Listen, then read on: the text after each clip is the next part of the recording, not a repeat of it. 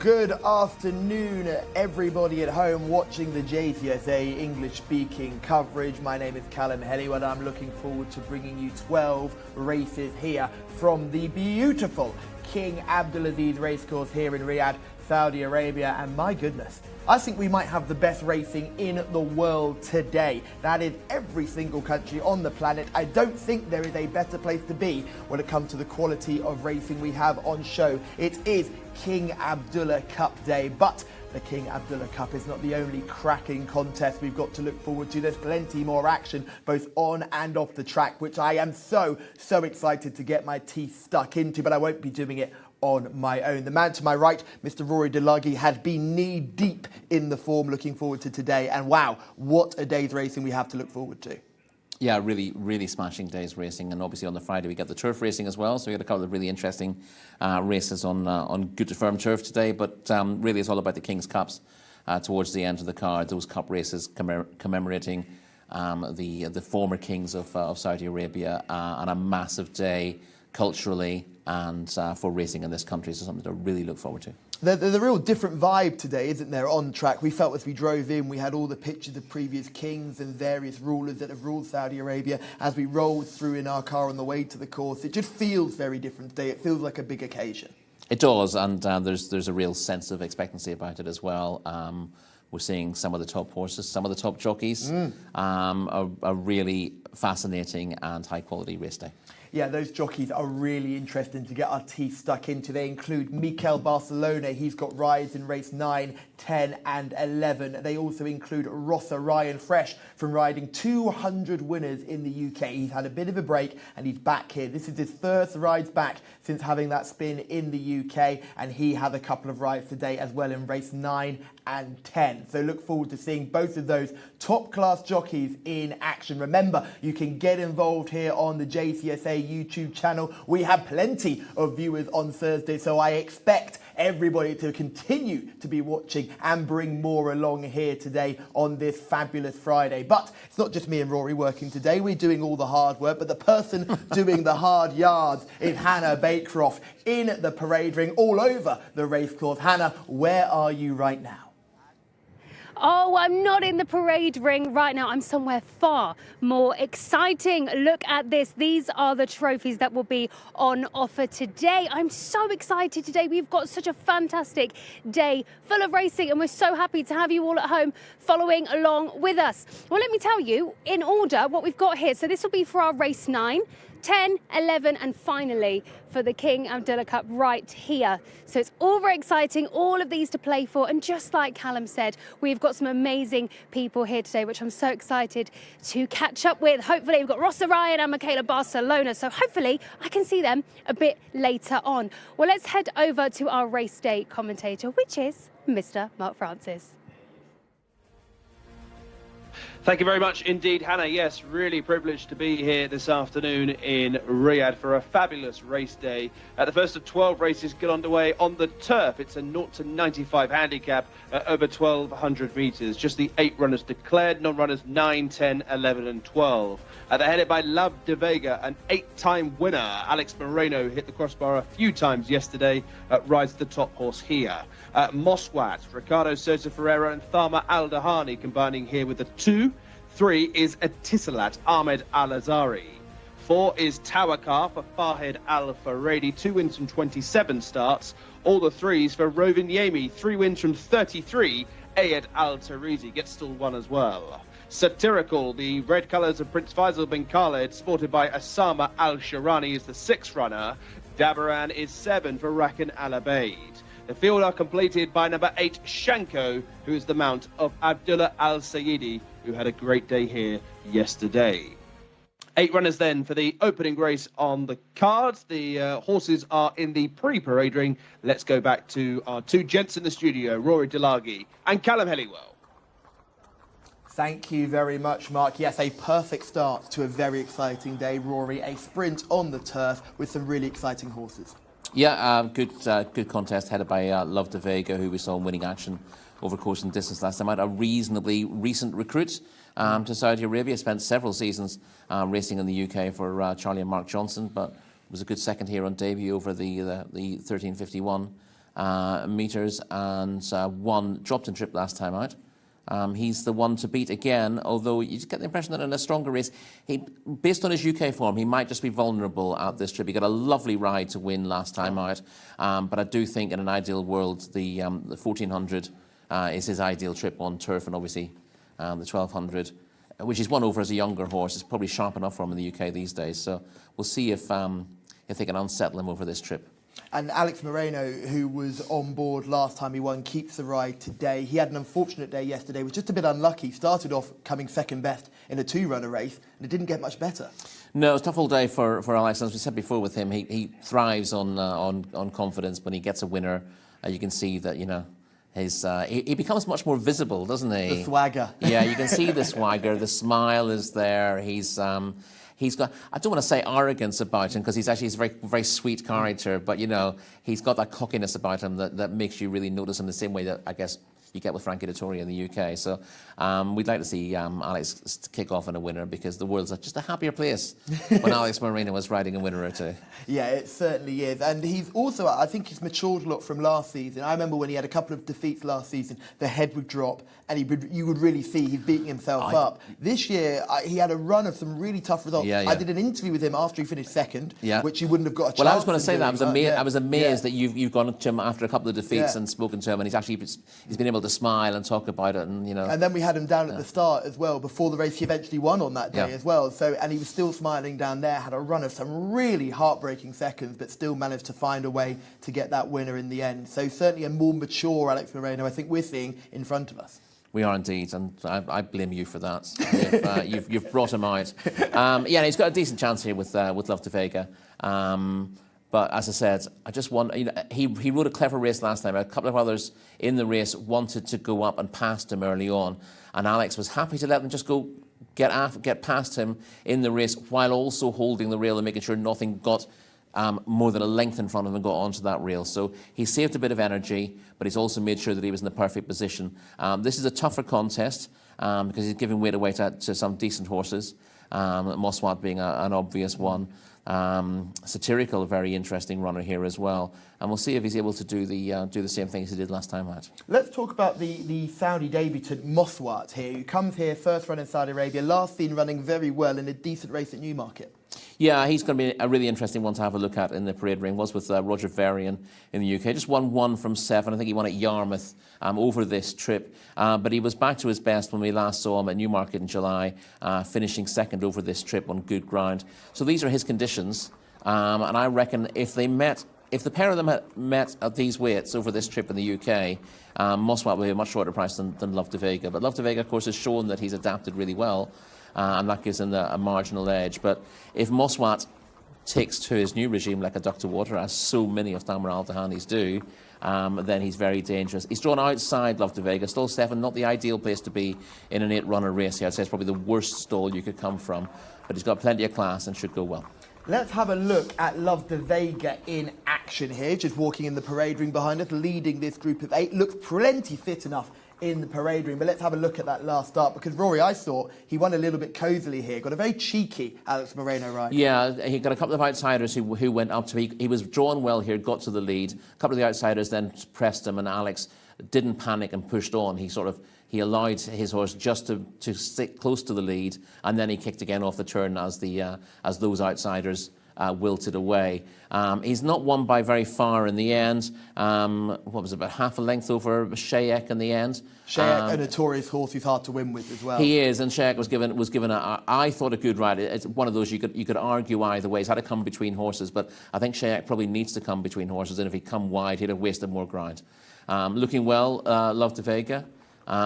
Looking young for his years as well. He's an 8-year-old now, isn't he? Oh no, he's not an 8-year-old. He's not a 6-year-old. I think he's a 6-year-old. I've got him as 6. Okay. But he's a lovely looking horse. He looks very fit. Hannah is already upside him. So Baycroft, it's over to you. Thank you, Callum. Well, let's have a good look, shall we, at Love to Vega. Like you said, yes, he's looking very well, very toned on the hind end for sure. Really looking great. And actually, there's this gorgeous shine on him as well. Real nice Albany colour. Full health, this horse. He looks really good. Like him to walk a bit quicker because his hind end does look a little bit stiff, but nevertheless, he still looks very fit and raring to go. Horse 2 is the next one we're going to be looking at, the newcomer, who is definitely fresh, that's for sure. He's been trying to kick out, actually, several times. But, of course, it's all very new to him here. Comes from, well, he's a handy horse for Roger Varian, so we'll see how he gets on. Looking very well in the coat, particularly, and also the hind end, which he's very on his hind quarters there, as he does decide to mess around a little bit. But he's been good compared to his kicking out earlier. Number 3 is the next horse we're going to look at, a grey. This is Etisalat, who's taking it quite easy, having a little chilled look around, has the headgear on. Doesn't look as fit as the other horses, but the fitness line on the hind end is visible. He looks good walking around. 5 is the next horse we're going to look at, Rovianemi, the 8-year-old, who's got a wild mane going on there. Looks like he's been previously hogged. He has the noseband, and body-wise, his tummy looks a little bit plump, but his hind end is not as toned and fit, let's say, as Love de Vega. Love de Vega definitely looks the best out of these horses, I have to say. But nevertheless, Rovaniemi looks okay in his coat, but I'd say he needs some more work. And then lastly, number 6, Satirical for the Red Stable. Looking a little bit fresh, definitely on his toes as he goes sideways and shakes his head a little bit. He has the cross noseband on, but his hind end looks quite toned and nice also. He's very deep girth, this horse. Plenty of room for that heart. So that's your parade ring update. Back to you guys in the studio. Thank you very much, Hannah. Yeah, interesting to have a look at all of these in the parade ring in this fascinating contest. Just off camera there, you were talking about Dabaran, Rory, horse number 7. Just an interesting pedigree for a horse that we've never seen run on turf before. Yeah, he's a horse who was trained in Ireland in his younger days by Mick Halford, and he won on debut before coming here.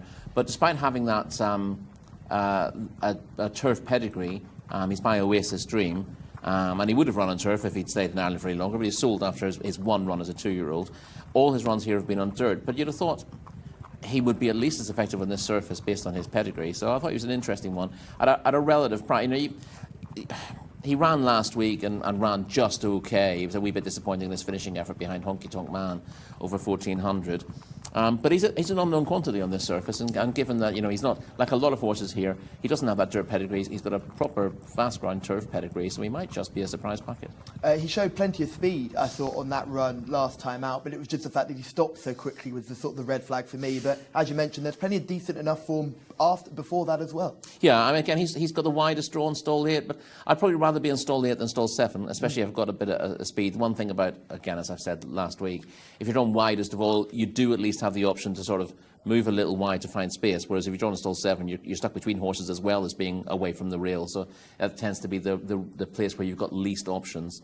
And as we've pointed out of this trip, if you've got early speed and drawn near the rail, that's the ideal scenario for you over the 6 furlongs on this tighter track than the dirt track. It is a lot tighter. We spoke to Keith Otterson beforehand. The ground is good to firm. Am I correct in saying that? Yeah, we had an interesting chat with Keith about the ground. He said, this would almost be firm ground. It's 9.7 on the going stick, which is nudging firm.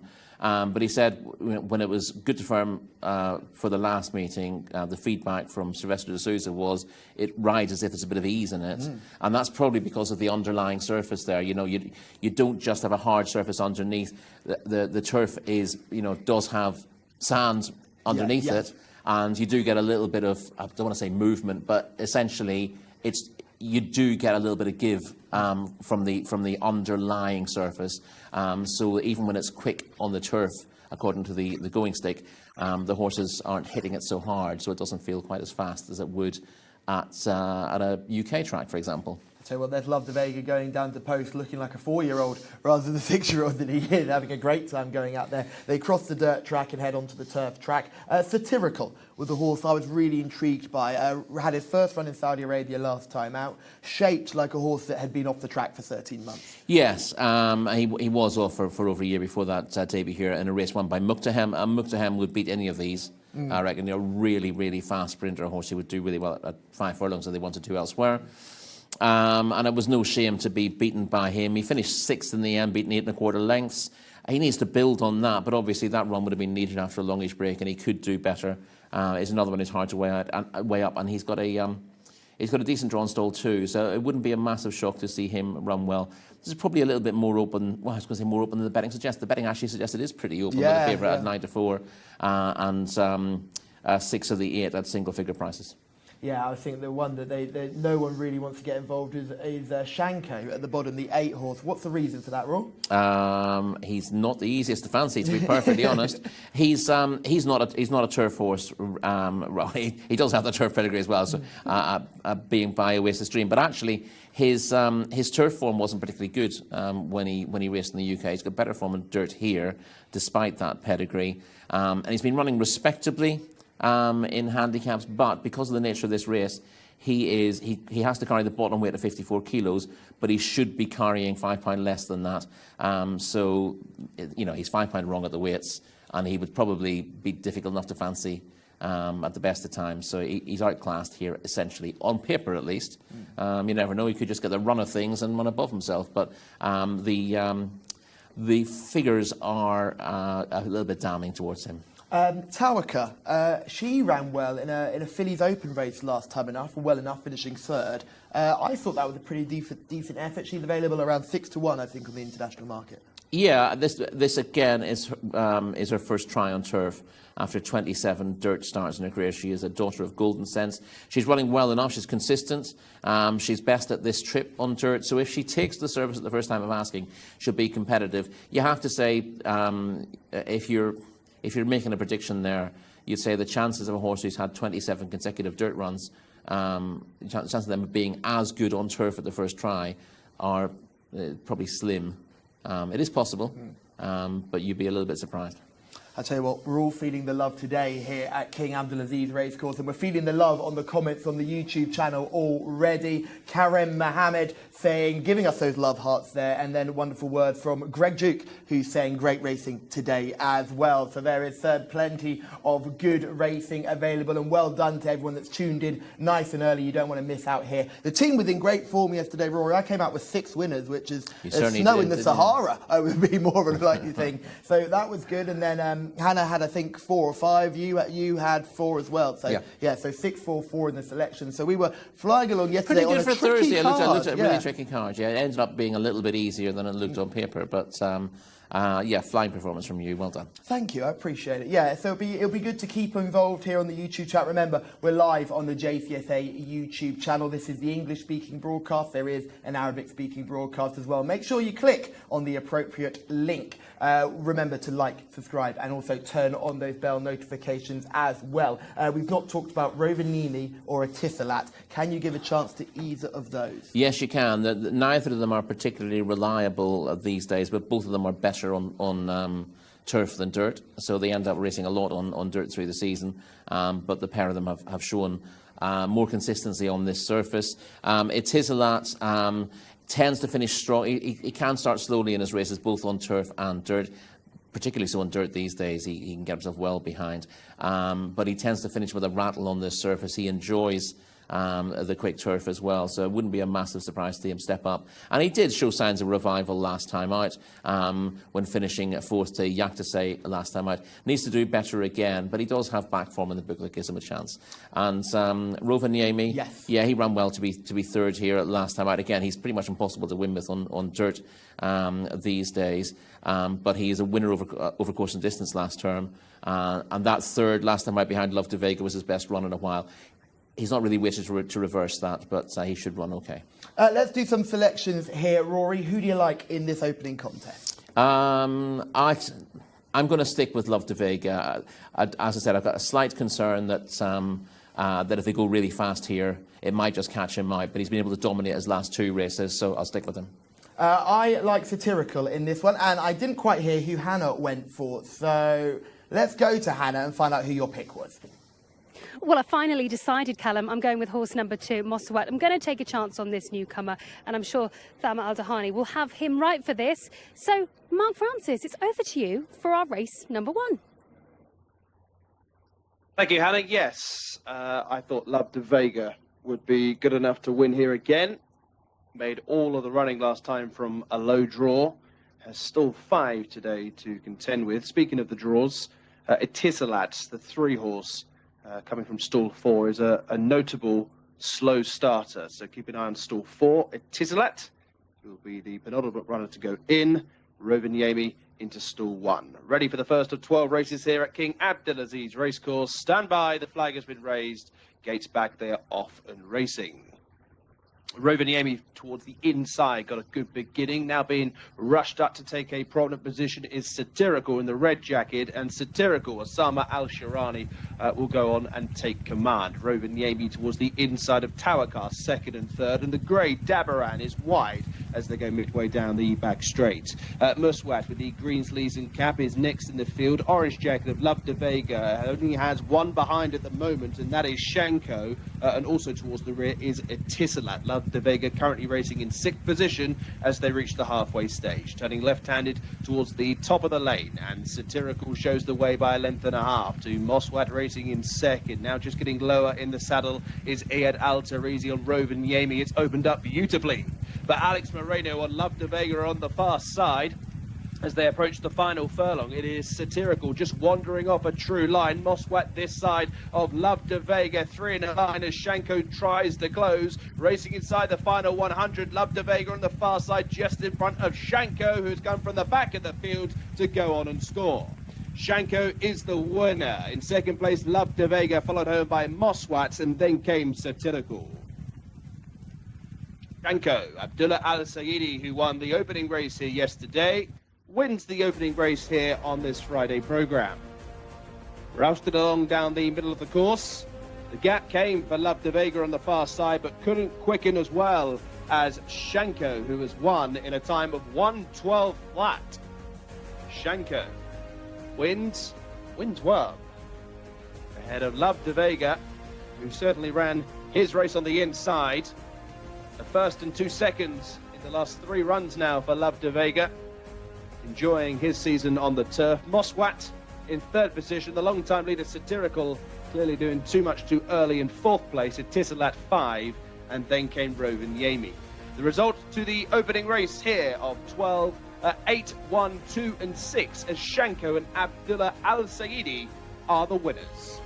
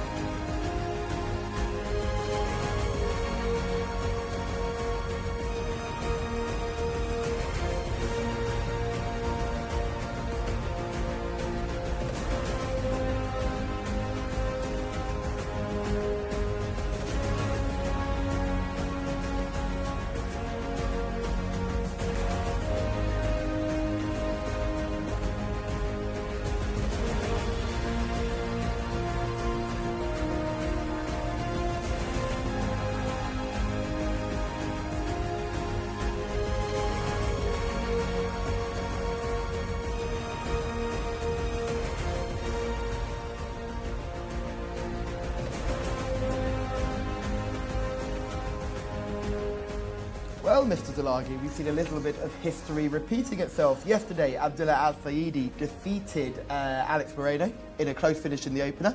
Well, it wasn't too close, was it? In the end, he won by 30-odd lengths. But in this occasion, Abdullah Al-Saidi has beaten Alex Moreno again in a much closer finish. On this occasion, guiding Shanko to victory. I always said about Alex before the race as well. I think he'll be getting sick of the sight of Abdullah Al-Saidi, who had a double yesterday, starting with that.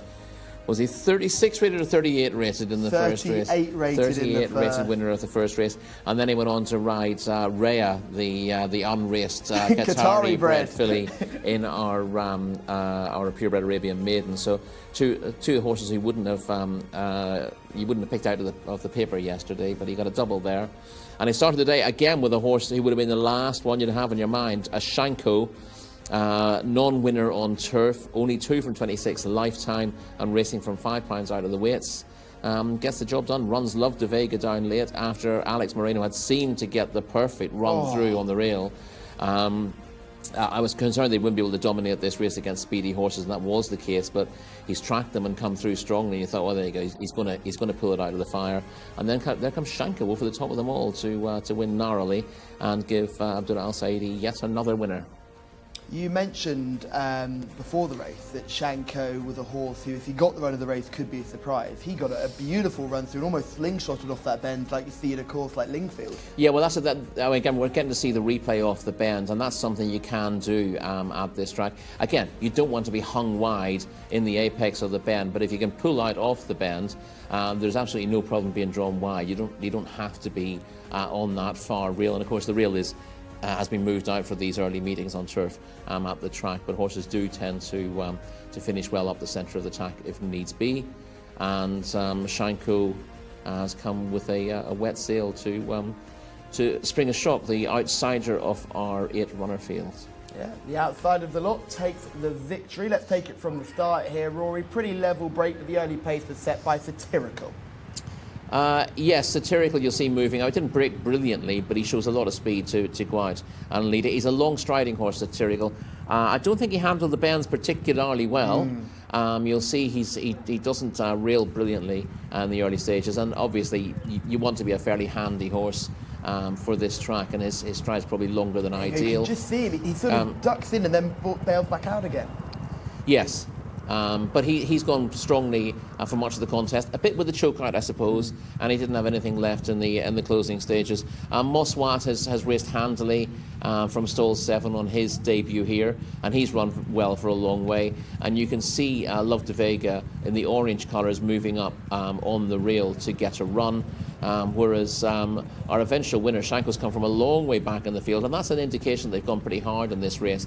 It's Rovaniemi in the same colours who was racing prominently there with a noseband, but Shanko in the white cap was last in the early stages, but has come with a strong late run. And he's run above himself here. The handicapper thought he had a bit to find out of the weights, but wins well.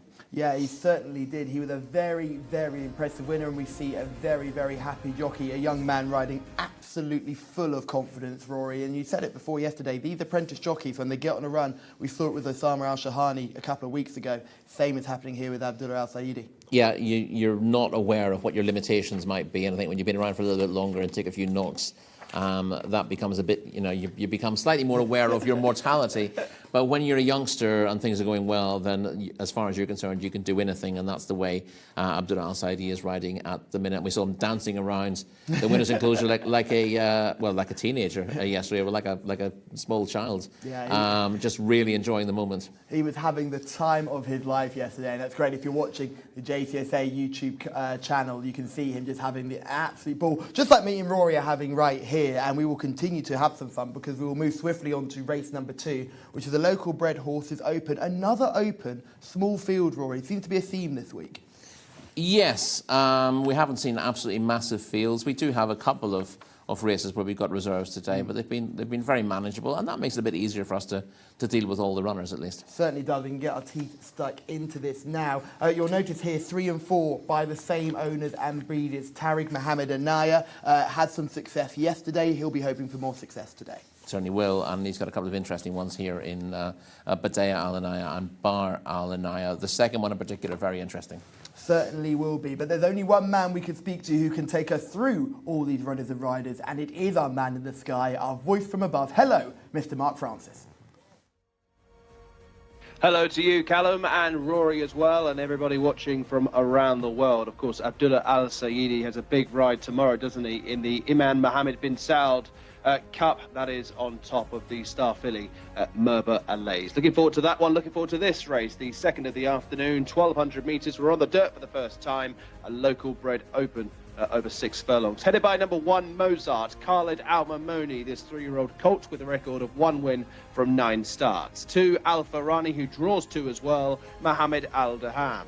The first of the debutants is number 3, Badir Al-Anea for Mohammed Al-Hubail, and also a first-time starter in the same ownership, Bahir Al-Anea for Abdullah Al-Firuz. 5, Majuz gets stall 1 for Azil Al-Sahani, and the bottom one on that caption, Naha Al-Shadaid, Alex Moreno looking for better fortunes. 1 over the page, the 7, drawn in 7, Najim Al-Diyen for Asama Al-Shirani, currently 0 from 2. Just these 7 runners declared then for the second race of the afternoon. Runners in the pre-parade. Back to Callum and Rory. Thank you, Mark. Yes, ticking along nicely here, already on to race 2. Horses in the parade ring. You mentioned number 4, Baha Al-Anaya, being an interesting debutant. Why is this horse interesting on debut? Do you remember a filly called December last season? I remember a filly called December last season. You may recall her winning the Group 1 King Khalid Cup in January, improving on her early season form under Wigberto Ramos, I believe, the winner on that occasion, and ending the season very highly rated. Well, this colt is a half-brother to December, right. And that makes him the most interesting one in the field in terms of his pedigree. The form horse in this race is Mozart. There's a slight concern that Mozart isn't quite as good as that rating. So it's not particularly high ratings, but was he rated 62? He is rated 62 here, yeah. Yeah, I mean, he was a long-standing maiden. He ran his best race when second in a maiden a couple of starts ago, and then won a 1,400-metre open, which looked ripe for the taking. Not a particularly strong contest. Nor is this, of course, so he could easily double up. But he's the form horse, but you get the impression that there might be something lurking in here, and if there is, I thought Bar Alanea was likely to be the one. Hopefully gets the thumbs up from Hannah in the parade ring. It is worth mentioning, though, that December did need a few runs to show what she was really capable of doing last season. And what's interesting is these connections, we know, tend to be very sharp with their choices, and these horses that turn up tend to be race fit and ready. So it would be no surprise to see either of these horses in yellow and black dot up on debut. Yeah, I mean, in fairness, most of them would be better for a run. Just you get a bit of know-how from turning out, and sometimes you can be as fit as you like at home, do everything right on the gallops. But when you're in a race, particularly in a big field maiden, it can be a bit of a shock to a horse to be in that scenario, and sometimes they don't do themselves justice. Which is why a lot of trainers like running their horses, their maidens, in open races where you can get smaller fields. And this looks a very winnable open race. We've mentioned Mozart being the 13-to-8 favourite. I imagine you're going to try and take him on here, aren't you? Well, before I saw any betting for this race, I made Mozart my pick, because my job when I write up these notes is just to give an idea of who the likeliest winners are. But when we're picking them out here, it's not just a case of, this is the favourite, I'm going for that. So I'm going to try to be against him. He looks very much on his toes and a little bit flighty. He's quite sparely made, and clearly he's got plenty of ability. And it may well be that his race fitness is enough to win this contest, but I'm definitely looking for something that might be capable of beating him, and we'll see if I can find it. Yeah, I tell you what, we had this similar sort of issue in the opening race yesterday, where we had a horse just getting a little bit wound up in this smaller field sort of parade ring aspect, where there's not too many other horses around, and you're just noticing that the connection of the 2, Al-Frani, are just holding back a little bit and allowing this horse to, you can go in front and do your thing, we're not going to follow. Yeah, so he shouldn't really, if any of these should be getting upset on the occasion, it shouldn't be Mozart, who's got lots of experience. He's had the 9 runs already, so he should know what it's all about. And here we got Badea Alanea coming in, looking like an old hand, strolling around the parade ring.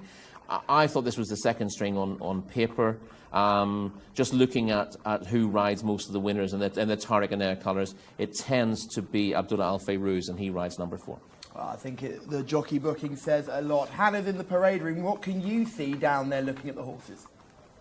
Well, Well, I know you've had a look at him already, but I'm looking at now Mozart. So earlier in the pre-parade ring, he was actually chilled out, and when he had to come in here, he reversed and bumped his bum on the rails. So ever since then, he started to be on his toes, something as silly as that. But apart from that, body-wise, he does look very great, really nice and toned on the hind end indeed.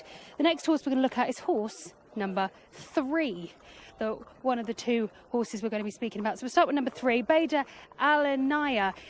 This one is particularly smaller in frame, a little bit more growing, I'd say, for this horse. I know she is a debutante, and she does have the D-ring snaffle in as well, just to keep that nice and steady on the bridle, and the cheek pieces as well, just to keep her straight and eye on the prize. Now, number 4, Baya Elanaya, is the better looking horse, a little bit, well, far more filled out of the two horses, and more toned on the hind end indeed. Coat wise, a really nice shine on it. That Albany colour is really coming out on this horse. So out of the two, that is going to be my paddock selection, as Mozart is continuing to play up. Now, the last horse we're going to look at is horse number 6, the biggest type of horse in this race. Out of all the 3-year-olds, this is the biggest one, had 2 runs. Naya Al-Shahid. Very gentle looking soul, having a good look around, but compared to Mozart, very, very chilled out. Nice toned behind as well, and underneath you can see those obliques as well. So the frame of this horse is very big, so I'm sure he will cover the ground very, very well. But as I said, my paddock selection will be number 4, Bear Alanaya, who definitely looks the better out of all of them. Back to you guys in the studio. Thank you very much, Hannah. Yes, interesting looking at Hala Al-Shadei there. A horse that's had 2 runs, a big frame of a type. You imagine certainly will come on going forward with age, from what I could just see there looking. Yeah, I'd imagine so. And you'd hope so, 2-year-olds coming out, or 3-year-olds rather, coming out at this stage of the season, which just turned January the 1st. I think these horses are going to be slightly more mature. No, slightly less mature, really, is what I'm saying. Sorry. I was going on that they're going to mature. Yeah, they're slightly less ready-made, if you like, than the 2-year-olds we saw coming out in the summer. Slightly less precocious than those, so there should be a bit of development to come from them. Mozart being the obvious one who sort of goes against that, given he's been on the go for most of the season already. And the question is whether the experience he's gained gives him an edge here, or whether you can say he's now fully exposed and he's vulnerable to an improver. And it's a bit of both, really. It really depends how clued up Bar Alanaya in particular is from the start here, and he's the obvious one to take the favourite on with. For a race where they should pretty much all be knowing what they're doing, we're seeing Najim Al-Dien, who is just proving a little bit more challenging here. The rank outsider, according to the international market, around 33-1. Yes, we were joking off air. That's because he's all in small letters on our race cars. Hannah is in the parade ring. Who have you caught up with? I have got Mohammed Al Khalifi here, and we're going to talk about his 2 horses, the ones we have just seen, and I did mention to you as well, number 4, Bear Alanaya, looked reasonably better, bigger in frame, for sure. Yeah, this horse is, I have a brother, win Group 1, December. He's a good horse, but he's still in green, and he take time to come here today. I hope he run good today, but he still have some time to grow. Well, talk to me about Bada Alanaya. Obviously not ran here before, a bit more growing to do. Yes, both of them actually, because we don't go to Taif in the summer, and these 2 horses, he was a little bit backward in the summer. He don't give me what I want from them, but I think this month he's improved a lot. That's why we put him in the race today, both, just to take the experience, and I hope he ran good today. Yeah, hopefully for a good experience. Thank you very much and good luck. Thank you very much. Great to hear from Mohammed Al Khalifi there, who's got these 2 runners in. Notice that he said these 2 were slightly backward, weren't running in Taif over the summer. He's been patient with them, and hopefully he can be rewarded for his patience. Yes, I get, but you also get the impression he's saying, you know, I'm running both of them here because they need experience, and we had that conversation before. When you might expect a horse to come to hand, and you want to run him in September, he's not ready in September. You want to run him in October, he's not ready in October. At some point, you've got to go, right, well, the only thing that's going to make this horse come forward enough to run is actually running him before he's ready to run, and then the experience of actually being on the race course makes something click, and then they can go forward.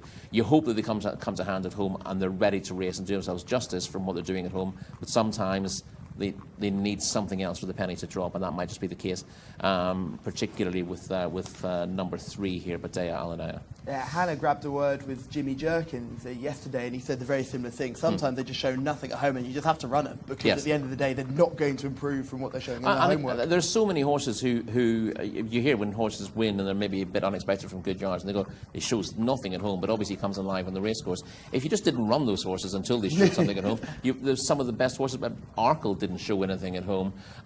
You know, you do have to find out at some stage. You don't want to embarrass yourself by running a horse who's clearly not ready to do anything on the course.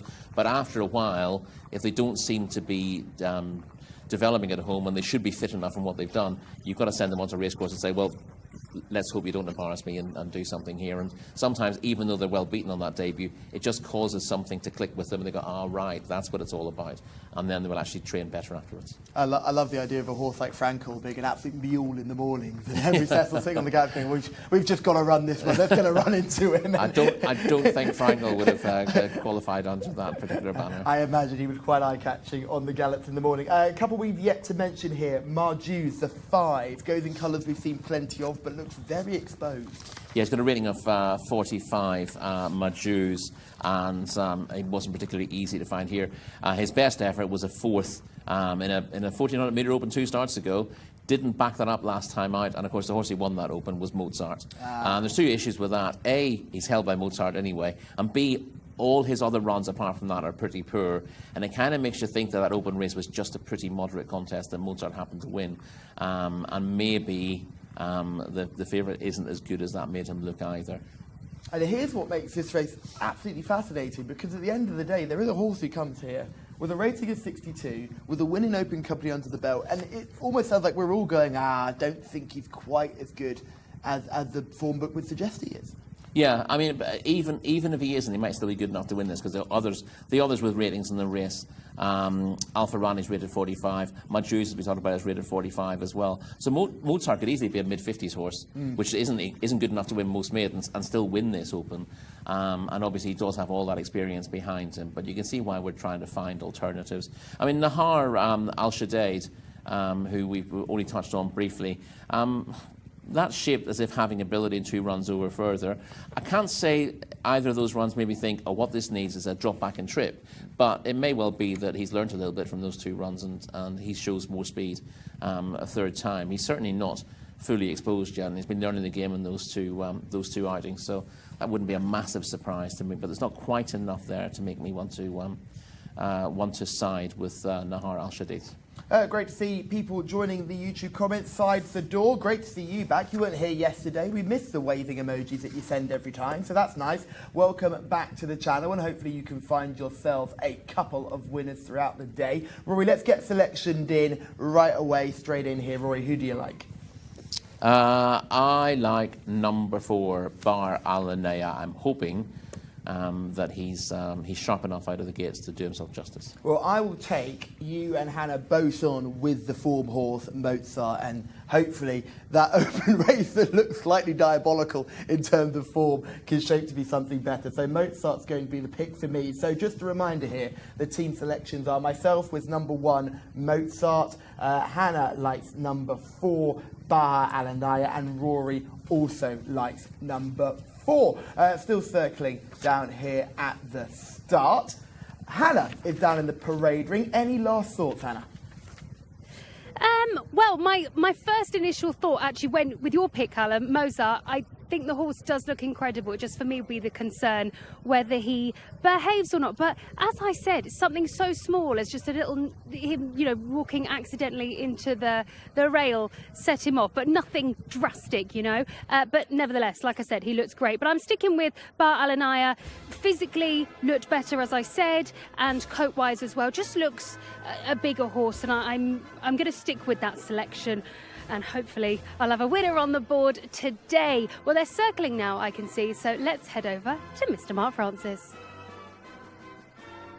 Thank you, Hannah. Yes, runners are loading for the second race of the afternoon, this local bred open over 1,200 metres. There is one of the first-time starters, Bahir Alanea, ridden by Abdullah Al Farouz. Second favourite in the market at 2-1. Favourite is Mozart, and I will side with Callum here.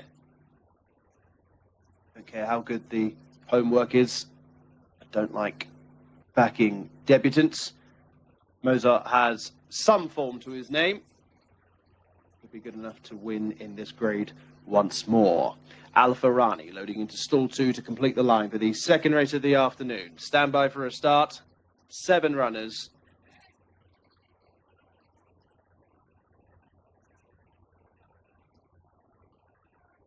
Lengthy hold. Or 2 trying to anticipate the start. Everybody's calm now.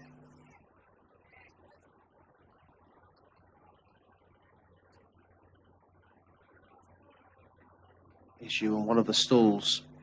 I think it's stall 7. Najim Al-Diyen.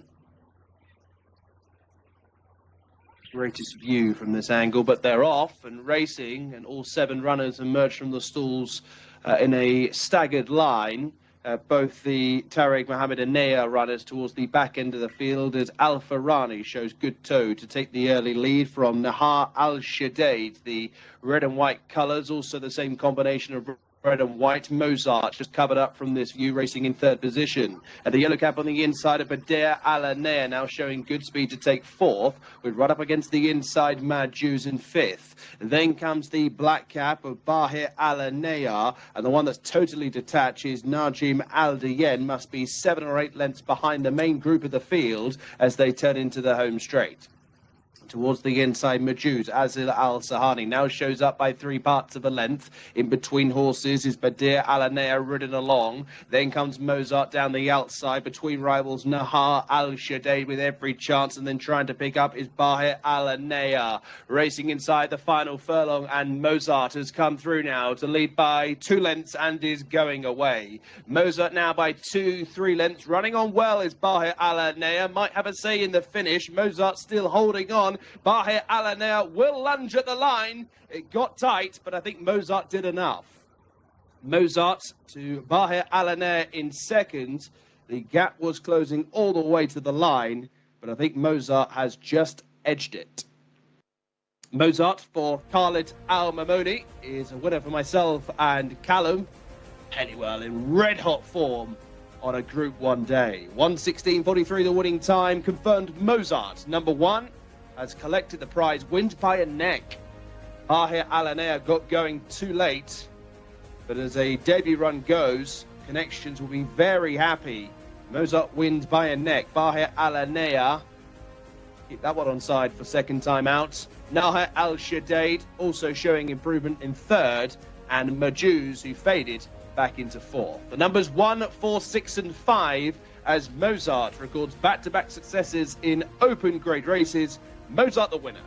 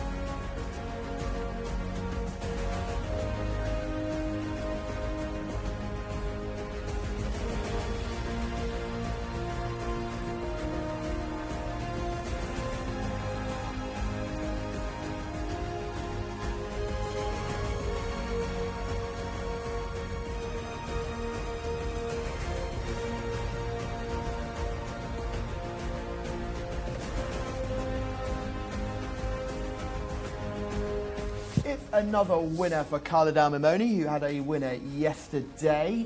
He's guided Mozart to victory, Rory, but that's not the story of the race, really. The eventual second is the biggest eye catcher you'll probably see today. Yeah, I mean, listen, he was making his debut, and that's the problem when if you're with debutants. They're not going to get beaten up on the races. He missed the break a little bit. He's then decided to go to the rail to track them. The gaps haven't opened up for him there, and Abdullah Al Fayrouz just waited and waited. By the time he pulled Bar Al Anaya out into a challenging position, the winner had got what looked an unassailable lead, but the runner-up has absolutely rattled home and got up 2 strides after the line.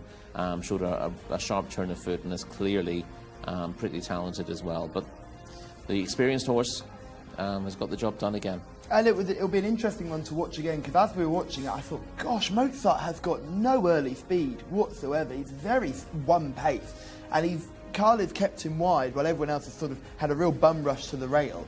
And they're coming around the bend. He was definitely in 5th place as they approach the bend, and he just squeezing, gets some more. But the way the runner-up has rattled home and nearly nabbed him in the end suggests that he really is a mid-50s horse, and the runner-up is probably a little bit better.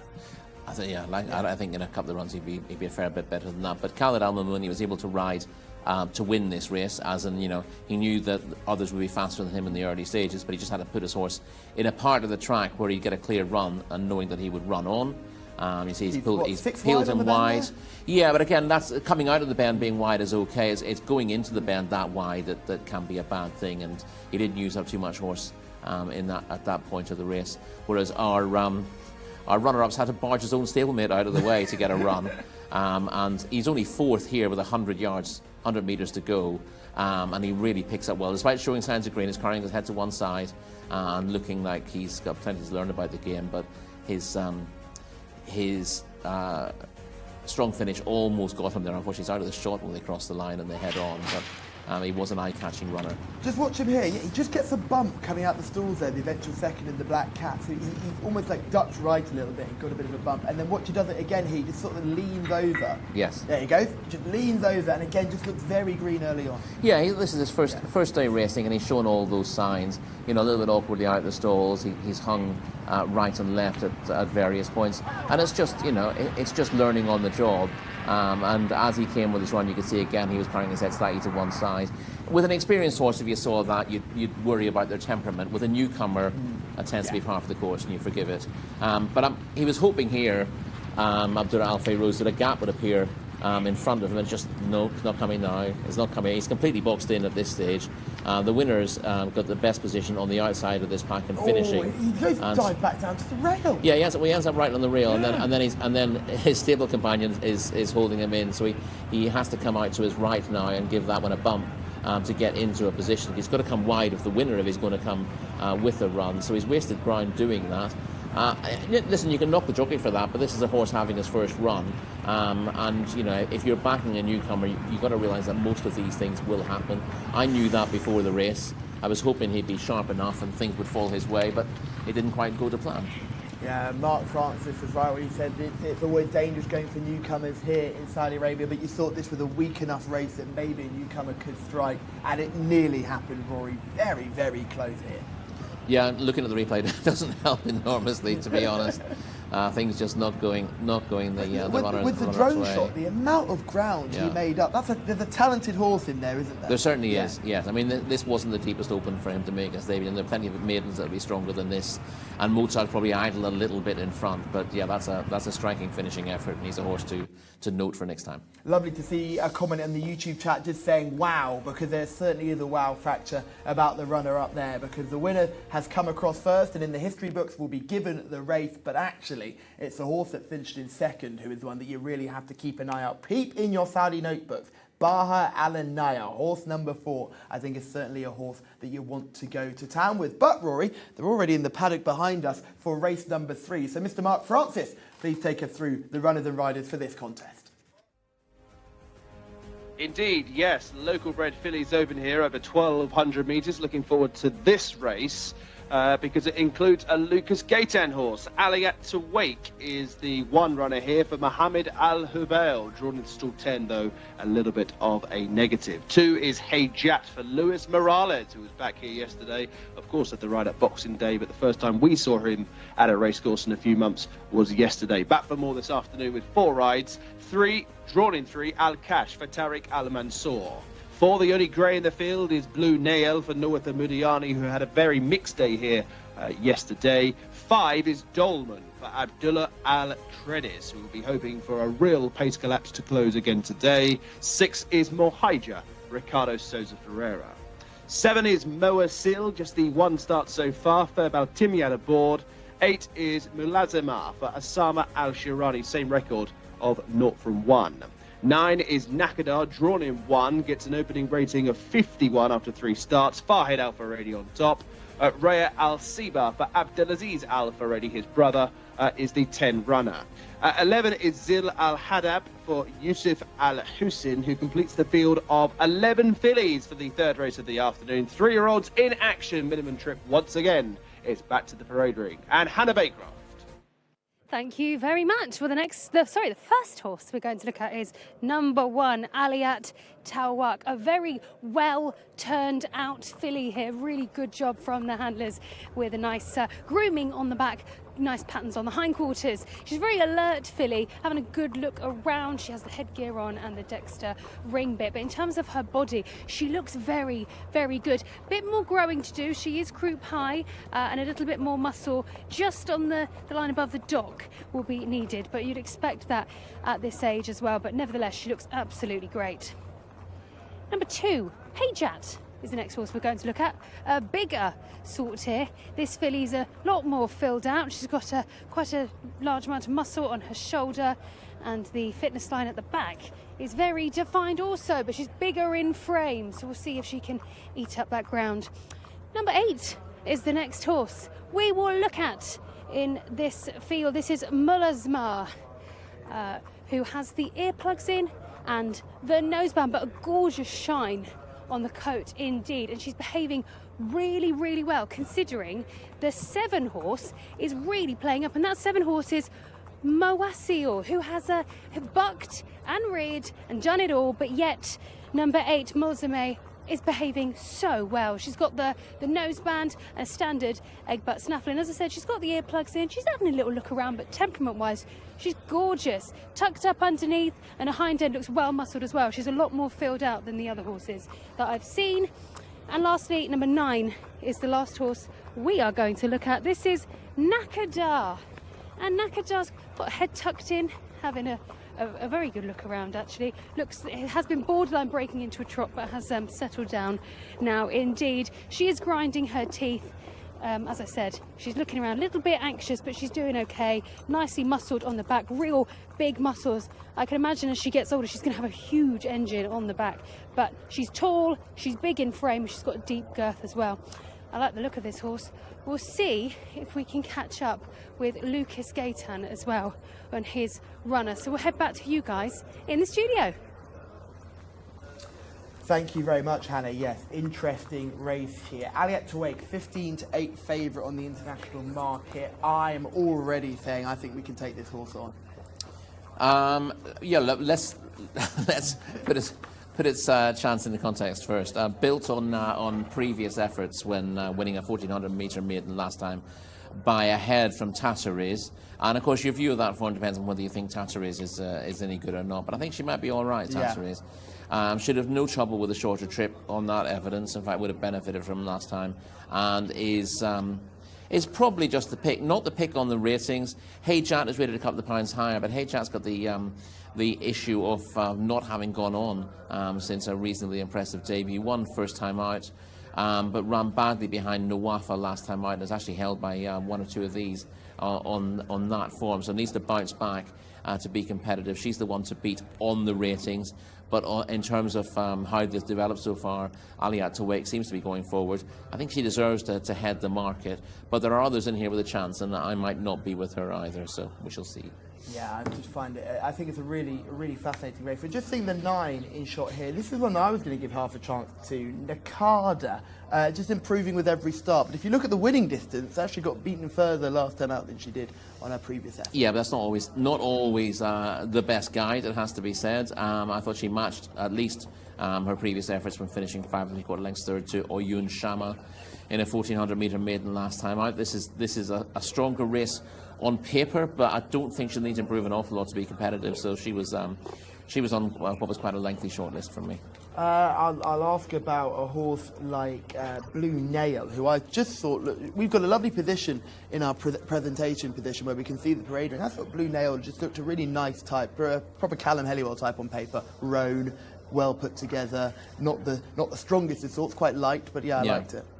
Well, she's not shown a huge amount to date, although she was in front of Al-Kashaf, rather, number 3 last time out, so should confirm that form. But, you know, Al-Kashaf's rated 37, Blue Nail's rated 45. She might be gradually improving, but she needs to do a fair bit better to win a race like this. Mark Francis mentioned that the 5, Dalman, would need a bit of a pace collapse here. Explain why. Well, he can go on well at the finish, Dolman. He has caught the eye a couple of times in his career. Put in an improved effort, 1 second to Dubamine over 1,400 metres in November, and had Hejat behind him in 4th that day. So Dolman could be an interesting one. Holds Hejat in that piece of form. That was over further and he needed every yard of the 1,400 metres. So dropping back to 1,200 is not ideal for this filly, but again, she's competitive in terms of the ratings, and if they do go hard in front, she'll be finishing off well. Let's go down to horse number 6, Morhija. What do we make of this runner? Has had plenty of experience, this one. Yeah, a little bit disappointing so far, Morhija, daughter of Requinto, but ridden by Ricardo Sosa Ferreira here, so she couldn't have a better man on board, really. Was behind Aliat Tawake here in November. And although she was in front of Hejat last time out, that says more about the way the Hejat has sort of regressed since debut than anything else, and she needs to improve in what she's shown. She's got a rating of 60, but she's no longer progressing, and she needs 1 or 2 of these to falter if she's going to win. Yeah, Moa Seal is the 7, one with the complete opposite end of the experience, who's just had the 1 run. Moa Seal, yes. Showed some ability when about 10 lengths 6 to Aziz Al Mohammedia here on debut. Should improve for that initial experience. Needs to win this, but again doesn't need to improve by a massive amount. And you couldn't rule her out based on the promise she showed first time out. Yeah, so let's move on to number 8. I know a horse you're quite interested in, Mulezama. Oh, Hannah is in the parade ring. Who have you caught up with? I've caught up with Lucas Gaitan, and we're going to talk about Iliad Tawake. Broke maiden last time out. How do you think she's going to go this time? I think she will do very well. We give a little break, 30-something days. She's a filly that probably she doesn't want to train or race near each race. So well, she puts some weight, she's calm, and I think she has the speed to do this trip. Interesting. Okay, so you kind of have to go with how she's feeling. She likes to have a good break in between. Yeah, she has speed. She breaks from number 10. I think she will have to push a bit early. But well, I think it's a nice race. Couple maiden fillies. There is only 1 winner, and I think she will do very well.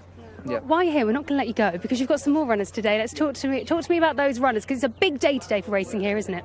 Yeah, we got Salam Al-Khair in the Cup for local imported 4 years old in the mile.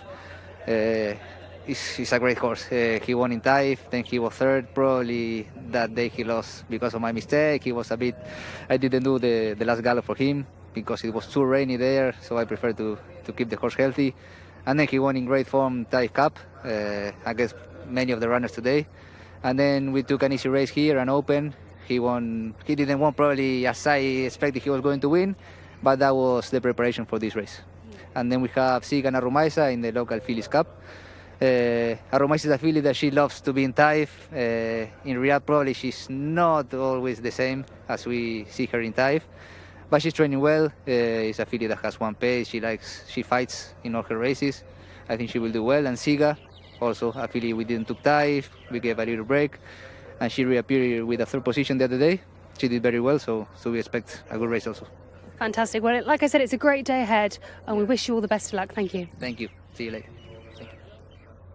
I'll see you later there from the trainer, Lucas Gaitan. Is that a clue? It's just an expression. Is that a Different way. clue? Oh, the English language never lies. Well, I mean, it literally means see you The later. thing you're going to absolutely hack up Not now. see you. Doesn't He see you means in the I'll winners see you in the winners enclosure. enclosure. He means I'll see you in the winners enclosure after Elliot Tawait bolts up, making your man in the studio, Callum Helliwell, look like an absolute fool because I watched the broadcast from top to bottom. Still going with Jcsa. The one we were talking about was Milesma, a horse from Connections that we know let their horses come on a little bit slower. I like this one. She was fifth of 18 behind Hiroshima here on debut and had a pair of these well behind her on that occasion. I thought she shaped really well in that contest. I think she shaped like the second or third best horse in the race. It was a bit of a tear up, and the winner came from the first two came from well off the pace. And Mullazimas ended up losing a couple of places in the last 20 yards. Finished fifth. I thought she shaped really well. I think she'll improve for the run as well. And I thought she's overpriced here, so she is going to be my selection. Love that, Rory. Nice and early in there with the pick of Samar Al-Shahani on board as well. You'd be happy with that young man. Not able to use his claim, though, in open company. Let's move on to number 10, because we've spoken about the 9 already. Raya Al-Sibar, horse number 10 on your race card. Mixed debut here is Bandini filly out of America. He ran 3 times without winning. I thought she was liable to need the experience. And finally, the number 11, Zil Al-Habd. Was behind Mullazima in that race we just talked about, won by Hiroshima, and was behind Aliat Tawik on her previous start, so seems to be held by that pair here. That would seem to be the right decision there, with a fair way back behind Aliat Tawik on that day. So your selection here is Mulazama. Raw. I am going to go with Nakada here. Hopefully just stepping forward with every run. Only rated 51, but I imagine he could do a little bit more damage here. We're both going away from Aliat Tawik. Rory, why are you not going in that direction? I'm not massively against Aliat Tawik. You just prefer another. She's got a rating of 63. She might be a little bit better than that, but she was all out to win last time out, and she's potentially vulnerable to improve her. And Mullazima's got scope to do better physically. I know she caught the eye in the parade ring, and I just really like the way she shaped on her debut. So I'm looking for a little bit of value. Hannah is in the parade ring. We never got a paddock selection from your hand. So who do you like in this one? I do actually like number 1, Iliat Tawik. I thought she was very gutsy in her last run, and on paper that is the one I selected, and after speaking to Lucas, that has finalised my selection. I've just got a quick word on horse number 6. This is horse on your race card, number 6, Mohija.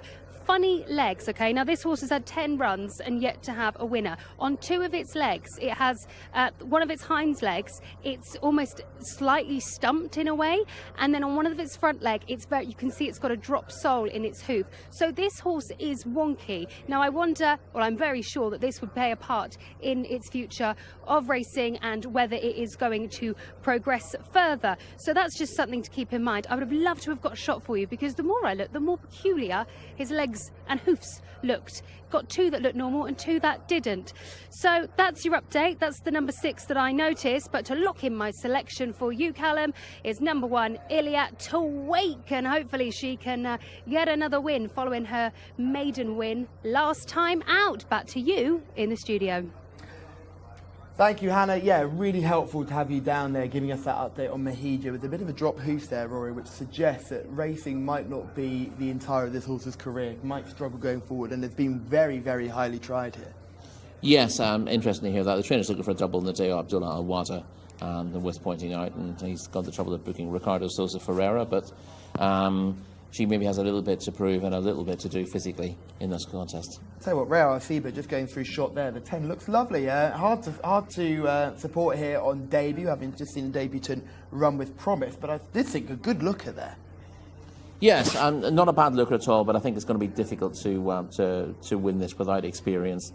I did go for a newcomer in the previous race, but at least we had a very strong pedigree there we don't really have with this filly. A bit of once bitten, twice shy for you there, Rory, I think. Quite possibly. We've spoken about all the other ones. Hejat just looks incredible in the parade ring. Interesting backstory with Hejat. Normally with these owners, they tend to buy in for expensive purchases, but Hejat, obviously in this race, a local bred individual. Yeah, and the question with her is whether she's able to keep progressing, because she's been disappointing in her last couple of starts to varying degrees. Mark Francis, I imagine you like Aliette to wake here. Am I right or am I wrong? Wrong, Callum. Wrong. Dolman for me. Kind of hinted it in the runners and riders that Dolman, she needs a real pace collapse, and yes, she is a filly, despite having men in her name. She needs them to go fast here. Aliette Tawake, who was tying up last time, might be a pace angle. One or two others that are less experienced might show too much here. Dolman she's due a victory, and she's only £1 inferior to Aliette Tawake. Top-rated Hejat runs off a mark of 65, but we're in open grade here. There are different conditions, of course, as per the weights they carry. This is Nakadar going in, or I should say Mulazimar. Nakadar's gone into 1, so Mulazimar is the last one to load.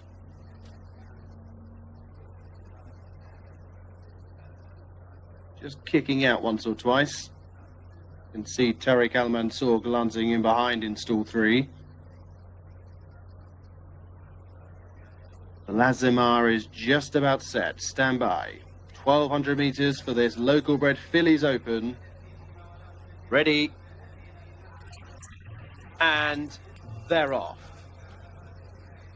Racing over 1,200 metres, very slow into stride was Rhea Al Siba, and also Dolman can't go the early speed here as they travel through the opening furlong. It is the purple jacket of Mohija who shows good early dash, with up on the inside Al Kash in the yellow and green silks. This is the leading pair. Aliette Tawake with a very handy racing position in third, only a length behind the two leaders. And then comes one of the greys, Blue Nail, racing in fourth position. Up against the inside, Nakada with the white cap in fifth place. Being pushed along is Hejat in the black colours. Wider out to find the maroon of Moa Seal. Then comes Zil Al Hadab towards the back end of the field with Dolman, and the back marker is Rhea Al Siba after that terrible beginning. Into the straight they come. Mohija towards the far side of Aliette Tawake, who travels better. Now being produced down the middle of the course is Nakadar, and Nakadar now takes over, approaching the final furlong. Nakadar just lugging left-handed back towards the rail, is now running away from the opposition. Aliette Tawake with no answers in second. Dolman is closing, but surely too late. Up towards the finish, it is a win for Nakadar. Close for second, involving Aliette Tawake and Dolman. Then came Blue Nail and Zil Al Hadib. It's another winner for the red-hot Helliwell, as Nakadar from stall 1 eventually found herself in the 3-path and got to the lead with a furlong and a bit to go. 1:16.06 the winning time. Farhed Al Faradi off an opening mark of 51. Clearly that's very workable. Dolman got going very, very late, as she so often does, on the outside of Aliette Tawake. Very tight for second and third, but Aliette Tawake has got second, beaten 5 lengths at the line. Dolman a further head behind in third place. Then came, goodness me, very close, possibly Zil Al Hadab in fourth position ahead of Blue Nail. Mohija, Hejat very disappointing, likewise Moa Seal. Nakadar is the winner of the local bred fillies open. Red hot Helliwell continues. Nakadar, Farhed Al Faradi the winners.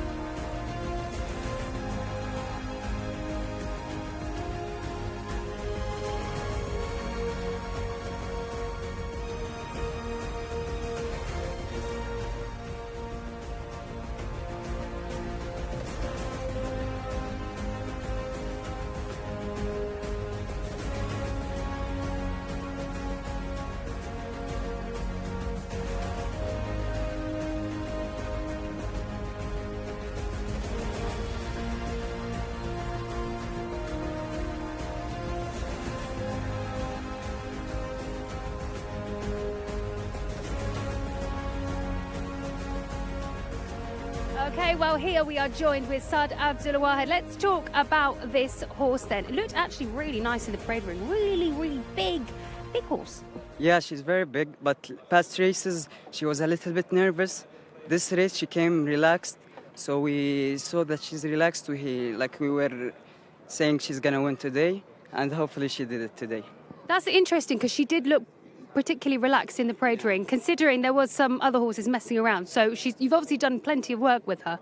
Yeah, we've done plenty of work with her because last 3 times she was so nervous, so nervous, but this time she came so good, relaxed.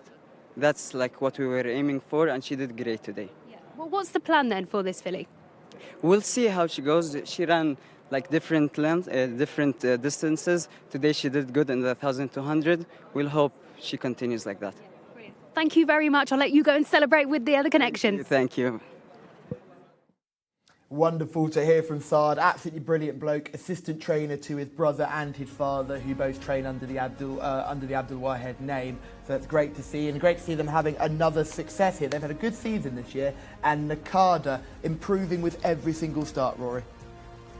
Yes, as I said, stepping up from maiden company, but improving, and didn't need to improve an awful lot more to get involved, despite what the figure said. Figure said she had a stone to find, but she'd run her career best effort last time out. She'd been going forward from run to run, and with Hejat in particular disappointing of late. She had a slightly better chance than the rating suggested, and well done you for picking her out as the likely winner. Yeah, I didn't think she was a likely winner about halfway down the far side. She got the break, but seemed to be well behind in the pace battle for the lead. But actually, it turned out to be the right decision to make because the pace sort of fell away early on in the straight, which explained why Dowman, who Mark Francis put up, saying he needed a pace collapse, came flying home, nearly took the second. Yeah, and you need to have a little bit of experience to deal with that. One or two of them struggled with the kickback that they were getting towards the back of the field, but those towards the head of affairs were probably doing a bit too much. This filly's gained enough experience in those 3 runs to date. She's got a bit of fighting spirit about her as well, and she's broken her maiden in fine style. As you can see, she was off the bridle coming around the bend there, but Rory, like you said, she didn't enter the bend wide. She entered the bend in a good position and was able then to come wide and make her exactly, challenge. which is what a lot of jockeys try to do here. And she's got herself out of the kickback, and once she has, she's run on very strongly. The runner-ups run a perfectly fair race, but she's done much the same as last time out. She's looked likely to win and then been a little bit weak in the finish. She clung on last time by a narrow margin, but this time she's had to cede best to an improving winner. A little bit of a drift towards the rail right at the end there. Would that be a concern for you? Or Not really. Yeah, not really. Okay. No. There was nothing close. It wasn't like she was doing it under she wasn't trying to throw the race away. No. She was just a little bit wayward later on, which you see often enough in these races. But she's explored every inch of the Riyadh track. She's broken from the inside, and then she's ended up having to come 4 wide around the bend. Yeah, she couldn't really hold her position, but those who are in front of her and going hard are doing a little bit too much, and she's pretty much in the right place, but she is all out at that stage to hold her pitch, and that's the key at this stage, is to make sure she can keep going forward. Now she's in a good spot because she's got past the horse who was in 4th place, and now she can take aim at the 3 in front, and she wants to pull wide out of that kickback, which will enable her to run on. So coming around the bend, you see she's now 3 horses wide, and now she can afford to peel away from them and come forward, but she's not, again, because of the way she's come around that bend, she hasn't lost that much ground.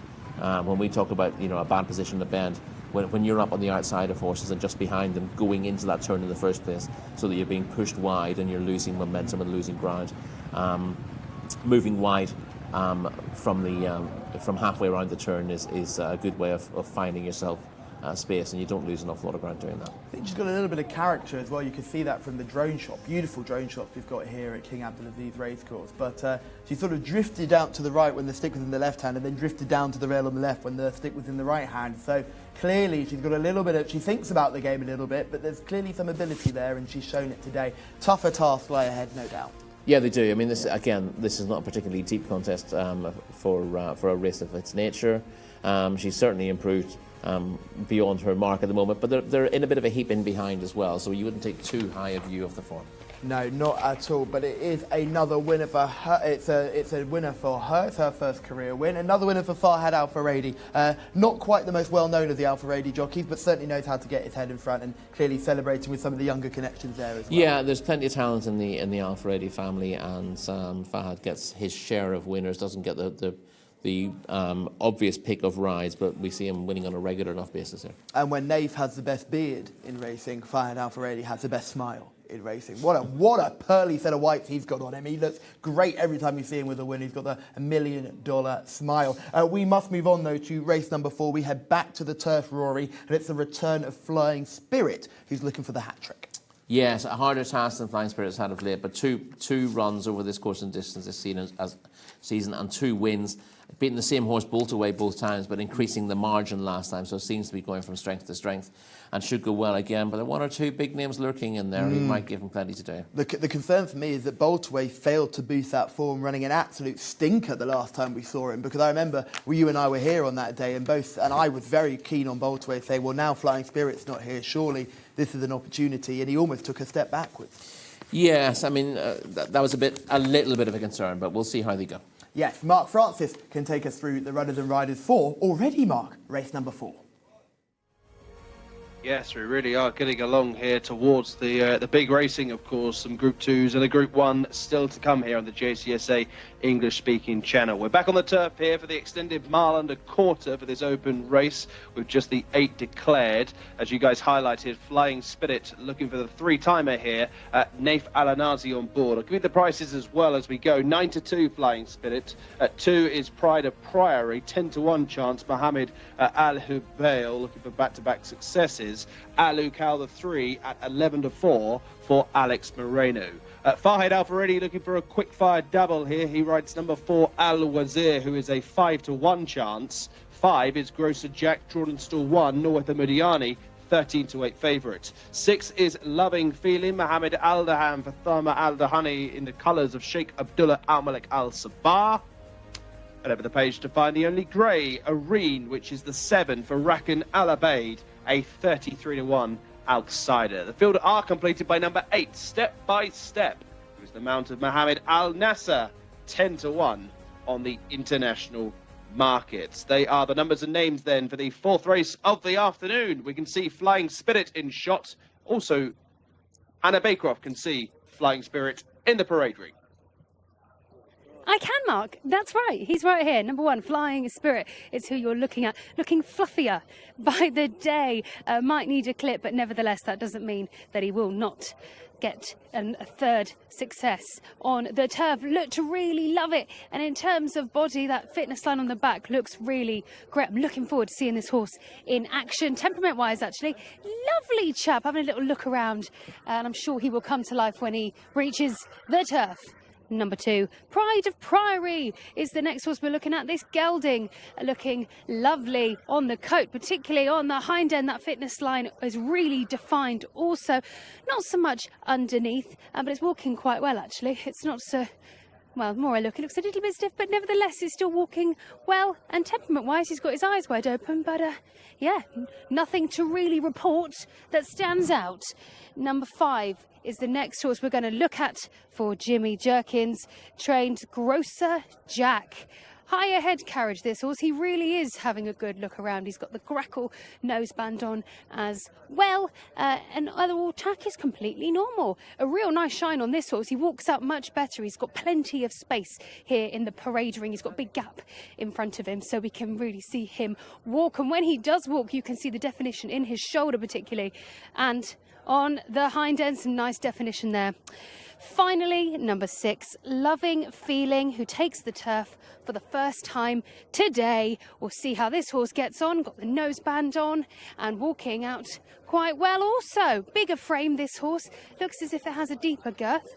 I'm now walking behind it, having a good look at him behind, and he walks quite nicely. Also, he wouldn't be the most defined in terms of muscle in the paddock, but he still does look very, very good, and I like the walk. The walk is okay. The hind is slightly stiff, but that is excused by the amount of muscle he does have on the engine part, so that isn't a concern for me. So that's what we have here in the parade ring.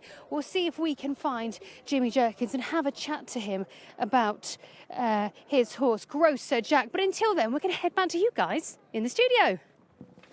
Thank you, Hannah. Yeah, lovely to hear from you and lovely to hear about those horses in the parade ring too. Let's have a look at some of these in action, Rory. Flying Spirit, the first one, beating Boltaway, who did not boost the form, but Step by Step is also in this race, finishing third. Yes, so we got to see Step by Step running reasonably well. Flying Spirit in not in the red stable colours, but the red colours with the white cap and the white spots on the sleeves. Comes through strongly to win this. Seems ideally suited by this sort of intermediate trip, the 2100 metres. And he'd beaten Boltaway narrowly on his previous start. Boltaway makes sort of laboured late headway to be beaten 2.5 lengths here. I think it was a length the time before. So he's clearly thriving. But as Hannah pointed out at the time, he was just beginning to go in his coat, and he's definitely gone on his coat now. And you just wonder whether that might be a sign that he's had enough for the time being. Pride of Priory is the next horse we're seeing, winning on the dirt last time out in really powerful fashion.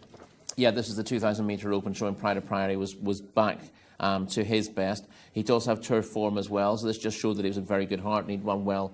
He'd run respectably on turf prior to that. As we watch Pride of Priory cross the line in good fashion here, he'll have every chance to double up today. Hannah is with Jimmy Jerkins.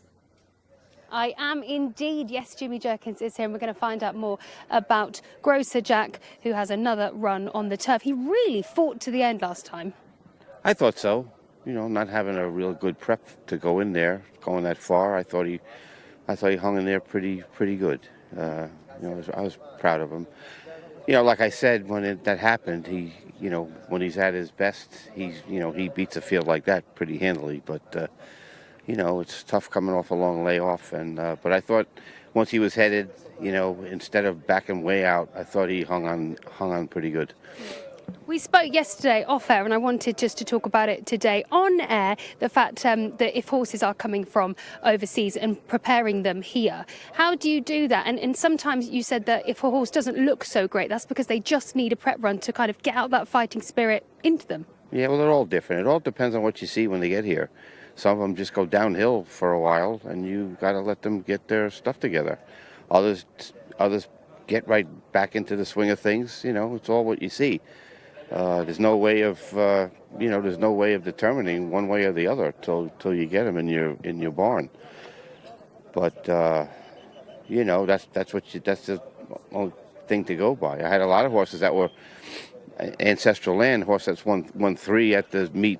At this meet was one of them last year we got, and he just looked horrible when he got here and didn't do good for a long time. We didn't end up even thinking of running them. So, that's it's just they're all different. You just gotta let them get their stuff together and take it from there. And whilst you're here, I'd love to talk about the weekend's racing because it's a huge day today. It's very exciting. Talk me about that. Yeah, it is. I see people dressed up that you don't usually see dressed up. I should be dressed better than I am, but I'm not in one of the big races today. Tomorrow I'll look a little better. But yeah, we're in Finest Sound. It's an awful tough spot, but if you're not in it, you can't. You never know what could happen. You just hoping some of the better horses in the race have an off day, and you're having a better day. And you got to get the trip, of course. I think the track's gotten a little quicker if the workouts from this morning mean anything. So that was good. I thought the track got awful slow there for a while, and it was really hindering some of the horses, and some of the form was going backwards. And I think that was making people scratch their head, not knowing what was going on there. But I think it's back to being pretty good. I think they rolled it a little bit last night, or the last couple of nights, made it a little, packed it down a little bit. And I think it's starting to favor speed a little better than it was the whole last month. Thank you very much for that. There we are, a track update. Thank you, Jimmy. It was a pleasure. Take care. Yep. Yeah, thank you very much, Hannah, and thank you, Jimmy. Rory, not selection finalised. I just need to say something very strongly here. I think there's one form line here that hasn't been shown video-wise that people can access at home, and it's the Neom Turf Cup from last year. It was the biggest race that we have on turf here in Saudi Arabia, and it featured a couple of these runners. Or the Prince Khalid Abdullah Cup, if you like, there before the you Neom go. Turf Cup, Yep. where Grosser Jack beats Alukal, Yes. and then both of them went to the Neom Turf Cup after that. But yeah, the Prince Khalid Abdullah Cup was a trial for that over this course and distance last season, and it saw Grosser Jack at his best winning that. But also Alukal running much better. He hasn't been running well this season. He's in here as second favourite today, but. The interesting thing about him is how well he ran on turf last term, and also you noticed that you thought he was looking very well in the parade ring, and it might just be that he's about to recapture his form. You're not getting a massive price about him, but if you think he's back to his best, he'd have a very big chance. And I think it's interesting how they've campaigned him here, because before he was actually a multiple winner on dirt before then going to the turf and then growing an extra leg. He had such a great end to the season last year. He even ended up running in the King Abdulaziz Racetrack Championship, where he finished fourth. So he was in great form last season, was off for 7 months, and it's just taken a bit of time to get going. But there were signs of life in the last run that suggests now he's going in the right direction, getting back on turf. I thought he looked an absolute picture in the parade ring, and he's going to be my selection nice and early here. I think Alukal, rolling back the years, getting back to that form of last season, could upset the apple cart. He's second favourite, so No, exactly, yeah. He's not quite as big as I wanted him I to think be. you once described the biggest shock of all time when a horse won at 7-2 here, but you know. Firstly, I don't like your tone. Don't like your tone. That's one thing we're going to get straight away. It would be a turnaround on this season's form. Yes, it wouldn't be a massive shock on the figures or on the betting forecast. But yeah, Alukal could bounce by. But there's a few other horses to mention here before we go there. Let's go to Al Wazir. Abdul Wahed looking for a second win in 2 races, having had the win of the last race. Has been in the Freeman Cup contest on several occasions last season. Below best in 2 runs this year, and there's no real turf experience to draw on, so that Al Wazir wasn't the easiest to fancy for all. He does have a touch of class about him, the son of American Pharaoh. That's very much a dirt pedigree, isn't it? Let's stick to number 6, Loving Feeling, a horse running for Salma Al Dahani. Usually you'd be looking at these Salma horses thinking this has a chance, but this is a rare Al Dahani horse I thought I could skip over. Was I wrong? Well, 25 makes him slightly tempting. He's rated 83, and Grosser Jack above him's got a rating of 100, so he's got it to do on paper. But he was placed on both his starts over this course and distance last year in weaker contests than this, it must be said. And I thought he was likely to have needed the run after an absence when 8th to Pride of Priory on dirt, the race that we saw on VT there a couple of minutes ago. He's liable to do a fair bit better than that, and I wouldn't be surprised to see him finish a lot closer to Pride of Priory this time around, back on the turf surface. But yeah, he does need the likes of Grosser Jack and Alukal to run below form again. Both of those have been below form, this season thus far. But you get the impression they're warming up to bigger races, and we think Grosser Jack particularly will be improving on what he's shown so far this season, which is why he's a shorter price than Flying Spirit, who beat him last time out. Yes, let's get a word about a Reed, grey horse number 7. Looks quite nice on screen there. A well-built individual, looks fit. Son of Giant's Causeway, so the surface should be fine, although Giant's Causeway gets plenty of winners on dirt as well, and of course run extremely well during the British Cup Classic. Yeah. Was off the track for 19 months before making his local debut last season, and didn't run up to the best of his previous form when he did so, and he's been off again since then. So he ran sort of behind Time Najid the other day, but was quite well beaten, just giving the impression that he might need another run to bring him to peak. So not the easiest to fancy. And even if he was at his best, he'd have about £20 to find with these anyway. Grosser Jack is a horse that we heard a lot mentioned from his trainer here. Last season he showed he needed a couple of runs to get into a rhythm. This season he's shown a similar level of form, but I don't think he's been disgraced in his previous effort. No, not at all, particularly last time out. He won, as I said, he won the Prince Khalid Abdullah Cup over course and distance last term. He's shaped better when a close 4th to Flying Spirit over course and distance last time out. I think he will reverse the form. Selection for you, Rory, here? I'm going to go with Grosser Jack, and I'm worried about Alukal bouncing back to form as well, but Grosser Jack looks ready to peak now. I'm going to go for Alukal. Hannah, who do you like in this one? Originally on paper, liked number 1 Flying Spirit, but I had changed my mind. Number 5 Grosser Jack looked far better, and although he had that higher head carriage in the parade ring, so it was a bit trickier to really get a good look at him walking. He's in his coat, he looks very well, and he just looks better. So that's my paper selection out the window, and in with the paddock selection, number 5, Grosser Jack. Mark Francis, it's now over to you. Thank you, Hannah. Yes, the runners have successfully made their way down to the 2100-metre start here for the 4th race on the programme. We're on the turf for the 2nd time today, and the runners are about to start loading. A reminder of the international markets: 11-8, Grosser Jack. Alu Cow is second choice at 3-1.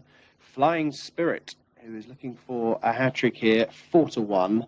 13-2 Al Wazir for the combination of owner and jockey who won our previous race. Alu Kal and Al Wazir now going forward with Areen, the grey for Rakan Al Abeid. White cap now for Naif Al Anazi, slotting into stall 6 aboard Flying Spirit.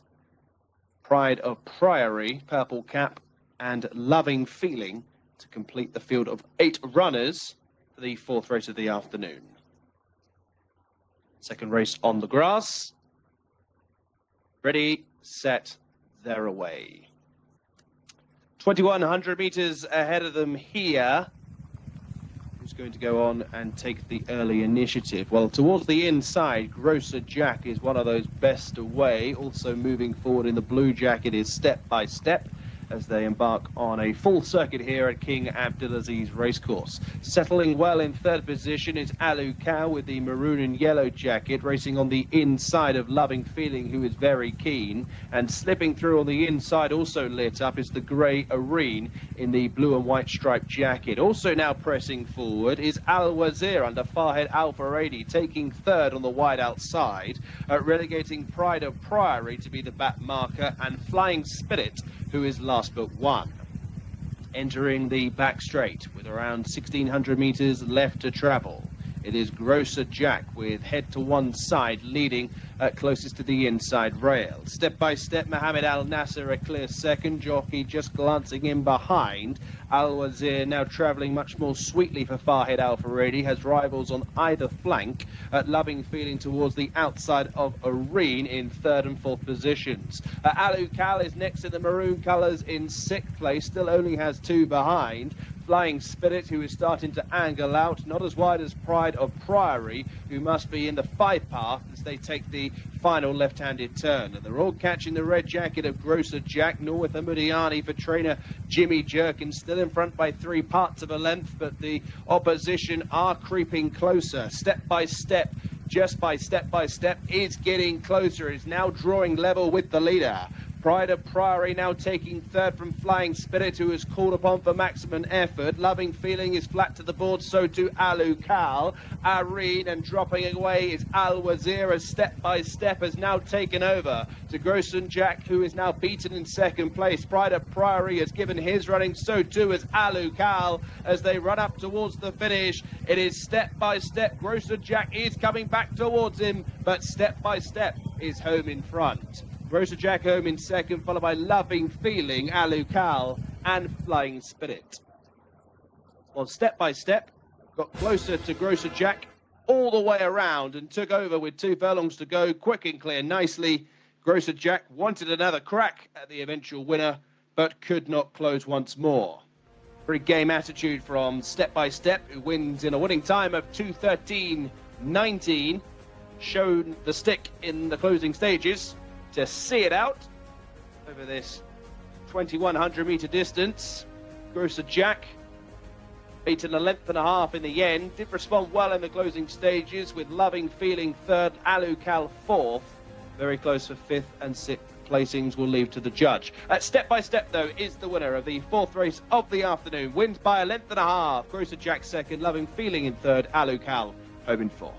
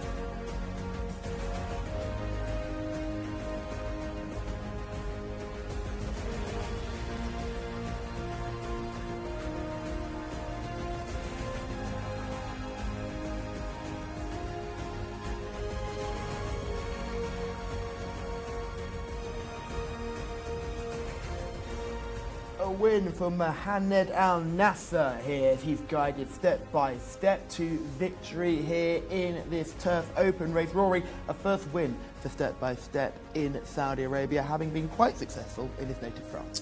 Yes, a useful performer who was actually in front of Jack last time out. I expected Jack to take a big step forward from that based on his superior form last season. But he didn't massively help himself in the early stages by throwing his head around and not really helping Nawaf al-Mudiani. He then got crossed slightly by Step on that one, went to the front before staying on again. But I think he'd have been better just blazing a trail at Jack. If you remember him as a younger horse, when William Haggis had him in the UK, I remember him going to Newbury and tearing off in front. Everyone expected him to come back and fall in a hole, and he just stayed there, won by a wide margin. And he's a little bit headstrong, and sometimes the best thing to do with horses like him is just give him Let a him head. roll. Yeah.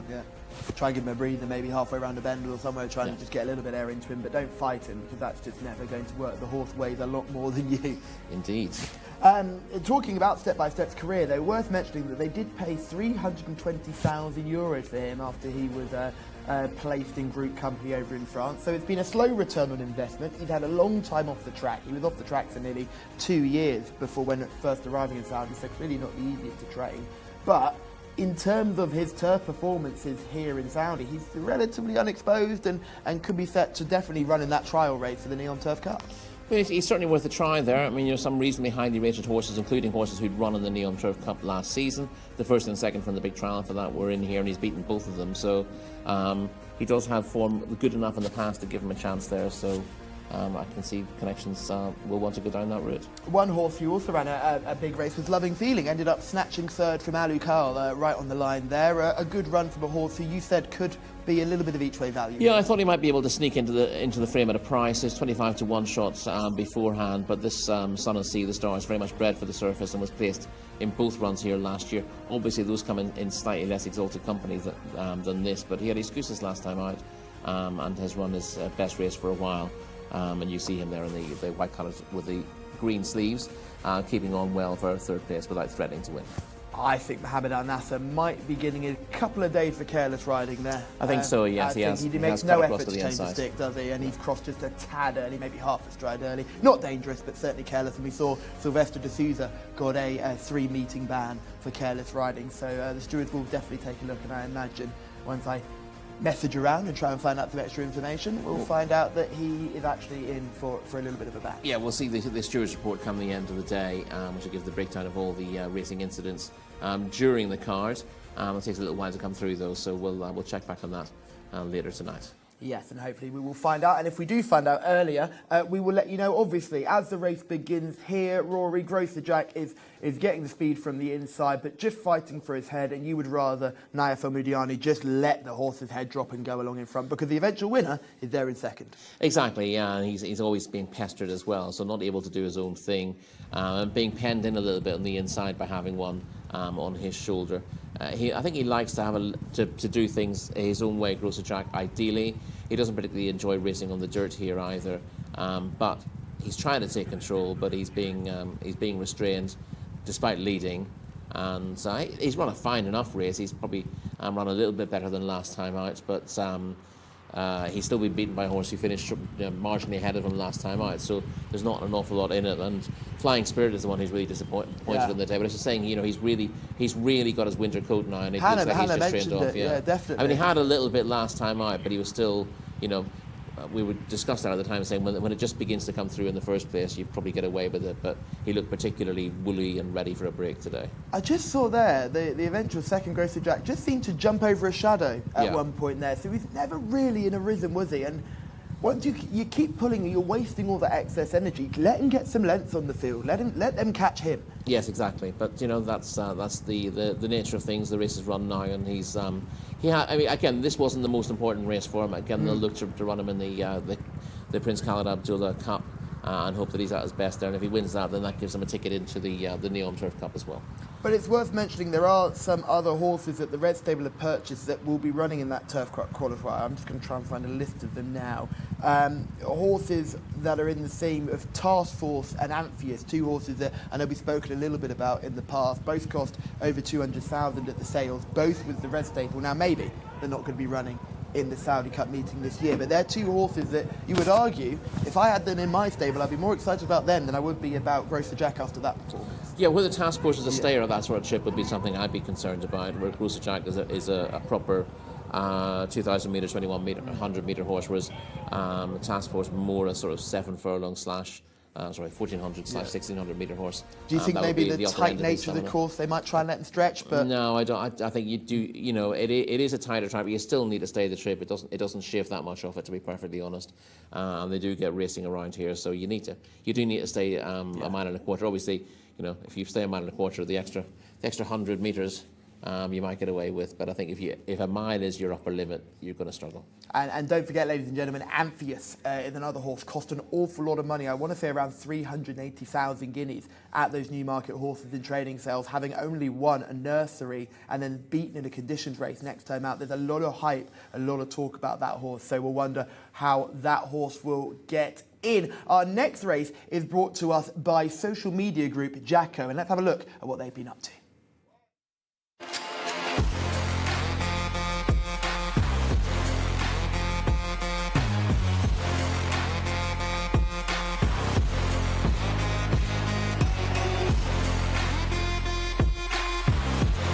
جاكو منك وفيك. Yeah, race 5 coming up here is a local bred handicap 0-275, sponsored by Jcsa. We thank all our sponsors for their help and contribution to this afternoon's programme. 1,400 metres here, 7 furlongs in total, and perhaps the last race in daylight this afternoon. Big field here, the biggest of the day so far. The field are headed by number 1, Hamdi, who is the mount of Abdullah Al-Credis. 2 is a non-runner, so let's go on to 3. Large 30 is a grey mare for Mohammed Al-Daham. 4 is Moatazan for Abdullah Al-Lawfi. 5 is Mohammadi for Abdullah Al-Farouz. 6, Motamasek for Alex Moreno, and certainly need a winner. 7, Mawala Abdulaziz Al-Faredi is the late call-up. 8, Al-Safa for Rakan Al-Abaid is next. 9 is Al-Handawan. We'll see some footage shortly in stall 1. Mohammed Al-Hubail. 10 is Dadan for Farwas Wanas. 11 is Kanaja Ricardo Souza Ferreira. 12 is Laith Al-Sarah Norweth Al-Farouz. And 13, Polaris for Tariq Al-Mansour. 14 is Thalik, drawn in stall 20 for Asama Al-Shirani. 15 is Dua'i for Khalid Al-Mamoni. And 16, Garda Albana, Noah Minyani, combining again with Jimmy Jerkins. 17, Kaboni Kabino Ospina for the White Stable. 18 is Motazama for Hamid Al-Yami. 19, Saif Al-Samlaya, looking to continue the good form of Abdullah Al-Sayidi. 2 over the page, 20 is Al-Azra Fahid Al-Faridi, already with a winner this afternoon. And 21 is Najim Al-Medamar for Salman Al-Rashid. Let's go back to the parade ring and see what Hannah Baycroft can see. See what I see? Yes, you can. Number 4, Motazam, is the horse I am looking at right now. Looks absolutely phenomenal. The shine on this horse's coat. Now, bearing in mind, the sun has gone now, so we're in shade. And the fact that this horse is absolutely gleaming. It looks like it's been hot oiled, actually. It's fabulous. The definition on the hind end of this horse as well is great. Underneath is starting to sweat up a little bit, and it really has dropped in temperature now. So that's something we'll be keeping an eye on. He's having a bit of a look around, but nothing too exciting and really nothing to actually cause the sweating. The next horse I am going to be showing you is horse number 9, Al-Handawan. Got the headgear on and a larger loose ring snaffle, a chunkier sort, this horse. I don't really want to say carrying condition because he is a bigger sort. You can really see he's got a big neck, which is of course the important part to the top line, that muscle to support the rider. But again, a nice looking horse, looks well in his coat, and nice definition on him. 16, Garda Albanat is the next horse we're going to look at. The parade ring is so busy. It's so wonderful to see. We're going to see now this horse, I said, number 16, has the earplugs in and the nose band. Again, a real nice shine on this horse's coat. But as he walks, he's walking very short behind. So a lot of stiffness I can see there. He's not walking out too bad. There is room for him to walk. So I'm afraid I think that is just him. And the final horse we're going to look at is number 17, Carberni. And Camilo Ospino takes the ride. Good job from the handlers with the turnout. They've added the patterns on the quarters there, so it's looking very great. I am just walking behind this horse, and he does look a bit short as well behind, but nevertheless, you can really see definition on the hind end. Now, the bell has gone. Jockeys are about to mount. Back to you guys in the studio. Yeah, thank you very much, Hannah. Let's have a look at Alhandawan in action. An absolute beast in the parade ring, built like a bodybuilder or a running back. Look at the size of him. He's absolutely gorgeous. Looking forward to seeing how he gets on. Rory, he shaped like the winner last time and got very tired late on. Yeah, he did. You'll see him in front here at this stage. This was a return to form from him, finishing third in the end behind Green of Truth in a winners of one last time out. Green of Truth, you'll see coming in the yellow colours and the yellow noseband from slightly further off the pace. And you get the impression again with the horses that are finishing that they've gone a little bit too hard in front here. I heard Jimmy Jurgis talking about it, the track really suiting closers more than it has done recently, but he thinks now that the track has been rolled and has been reworked. It is now suiting speed again.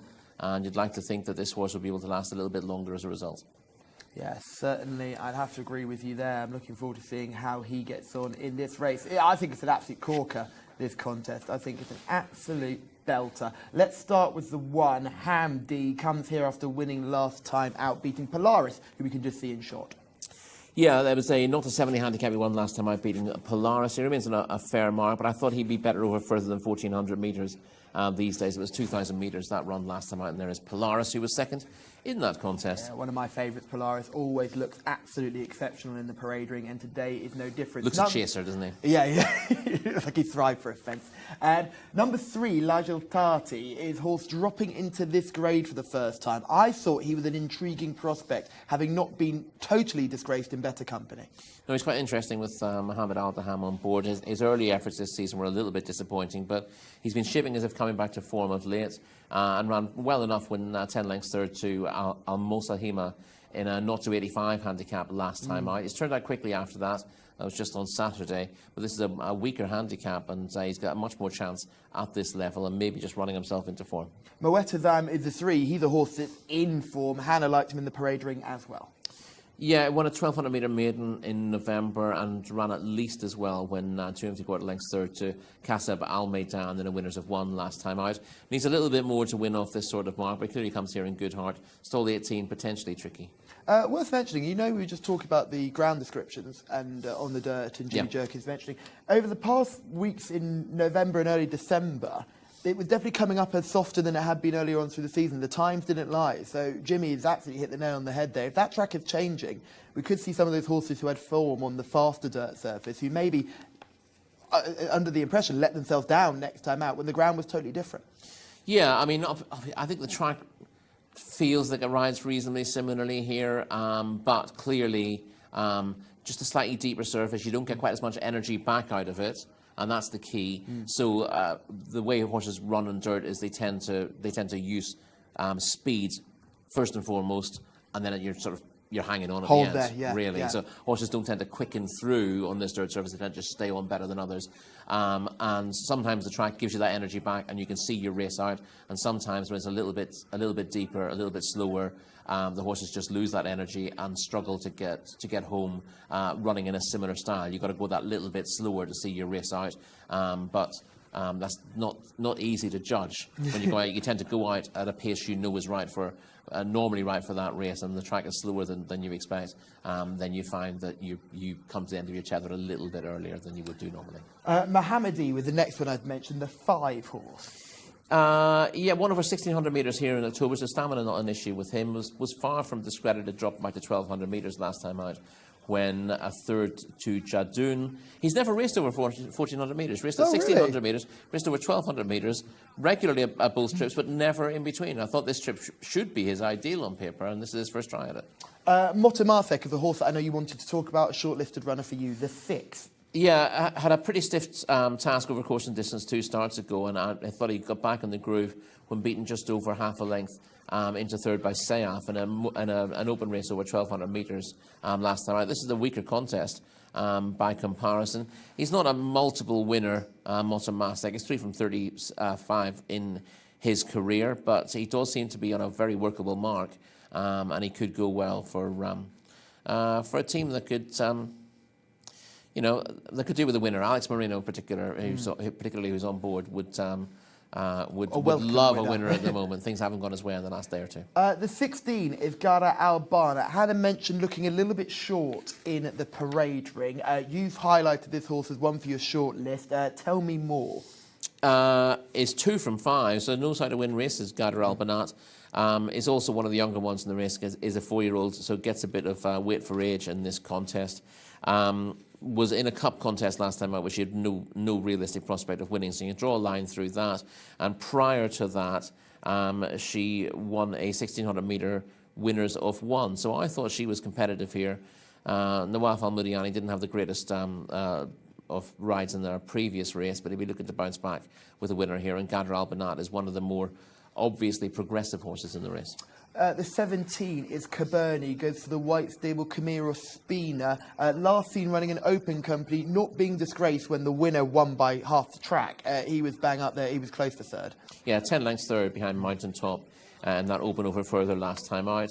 Won an 1,800-metre maiden on his penultimate start.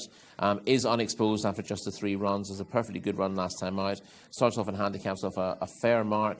And should go well if coping with a drop in trip. All the form has been over further, up 1,800 metres, 2,000 metres, dropping sharply back to 1,400 now. In fairness, not many of these white stable runners tend to lack for pace, so he may be able to cope with that. But the form is over a longer trip, and I do like to see horses running at their ideal trip in handicaps. It's nice to see this race features 2 Callum Helliwell Cliff horses in Polaris, who we've spoken about, and a Lazara sneaks in at the bottom, the 20 horse, beginning to find a little bit of form, steps back to 1,400 metres today.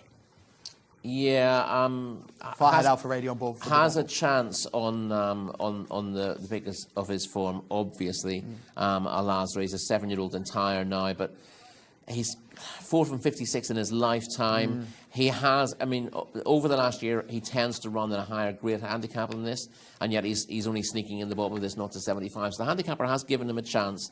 But the worrying thing for me is that he's had 18 runs over the last year without getting his head in front. He's been placed 4 times in that time, but he just seems to be regressing ever so slightly. As the handicapper gives him a chance, he seems to slip back a little bit. But if he can find the pick of his form this season, he'd go reasonably well. I thought he went on an awesome run last season and haven't quite lived up to that same level since then. Canager, we've mentioned in passing, that's horse number 11, well worth another mention as well. I'm trying to make sure we don't miss anybody out here, Rory. I've got you looking all over your notes. Yeah, has a chance on ran really well last week when second in a winners of 3 behind Ajzal. Prior to that had been third in a 0 to 65 handicap. On balance opposable. I've just got some breaking news for you, team. The winning rider of our last race, Mohamed Al Nasser, suspended for 3 days, careless riding. That has just come through. Let's get some selections here, Rory, for this really fascinating contest here. I find it really interesting. Yeah, I find it really hard to find a winner here, and I'm going to go for Gadar Al-Banat, who is one of the more progressive types and looks fairly drawn in stall 7, hoping that Nawaf Al-Mudiani can bounce back from slightly unfortunate defeat in our previous race. So Rory is looking for horse number 16. I'm siding with horse number 3, a complete opposite profile, dropping back in class. Lajal Sati is the pick for me. Hannah, who was your final pick in this one? Well, my final pick is going to be number 4, Mu'tazam, and the reason being because he looked so well and so shiny. So that is the decision I am going with. But I did like horse number 9. Very nice, big, powerful-looking horse. So we'll see how he gets on. But that selection's locked in. I see they're loading away there. So, Mark Francis, it's now all yours. Thank you, Hannah. Yes, the runners are loading into the stalls then down at the 1400-metre start. I reckon 5 or 6 out the back as Kanaja goes into 12, and Kanaja will be my selection here. She is due a victory, racing now off a mark of 73. Carlos Sousa Ferreira, certainly an eye-catching booking. Hamdeen and Polaris, along with Al Handawan, will be the final trio into the stalls. For this local bred handicap, this 0 to 75, sponsored by Jcsa. Under a big thank you to all our sponsors who are here today.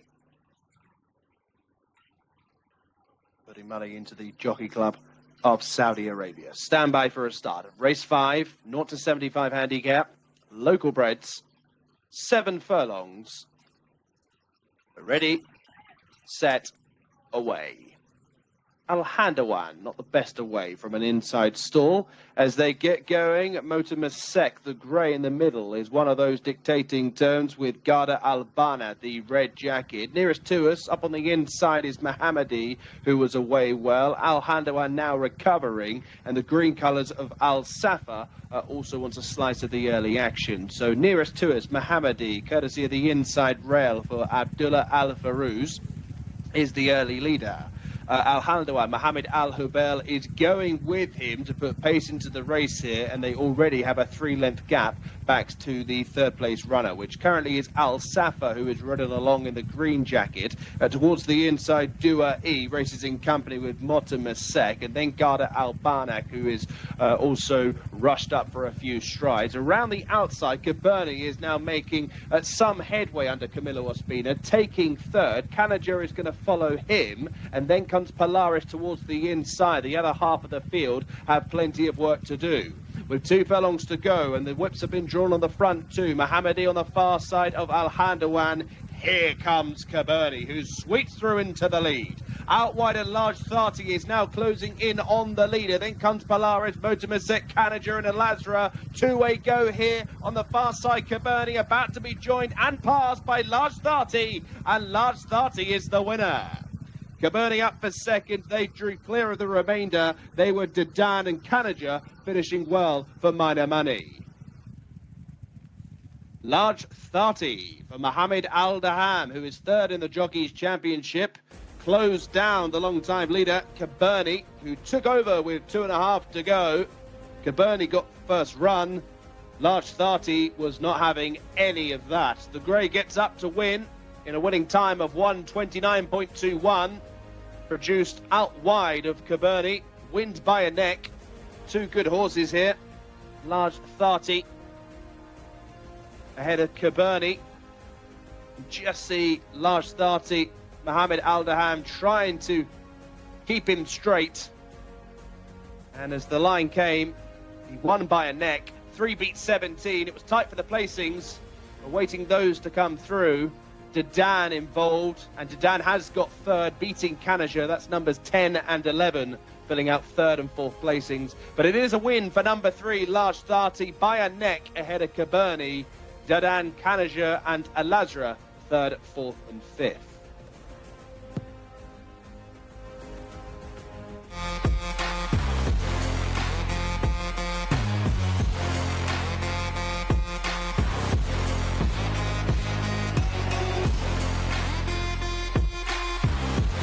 جاكو منك وفيك.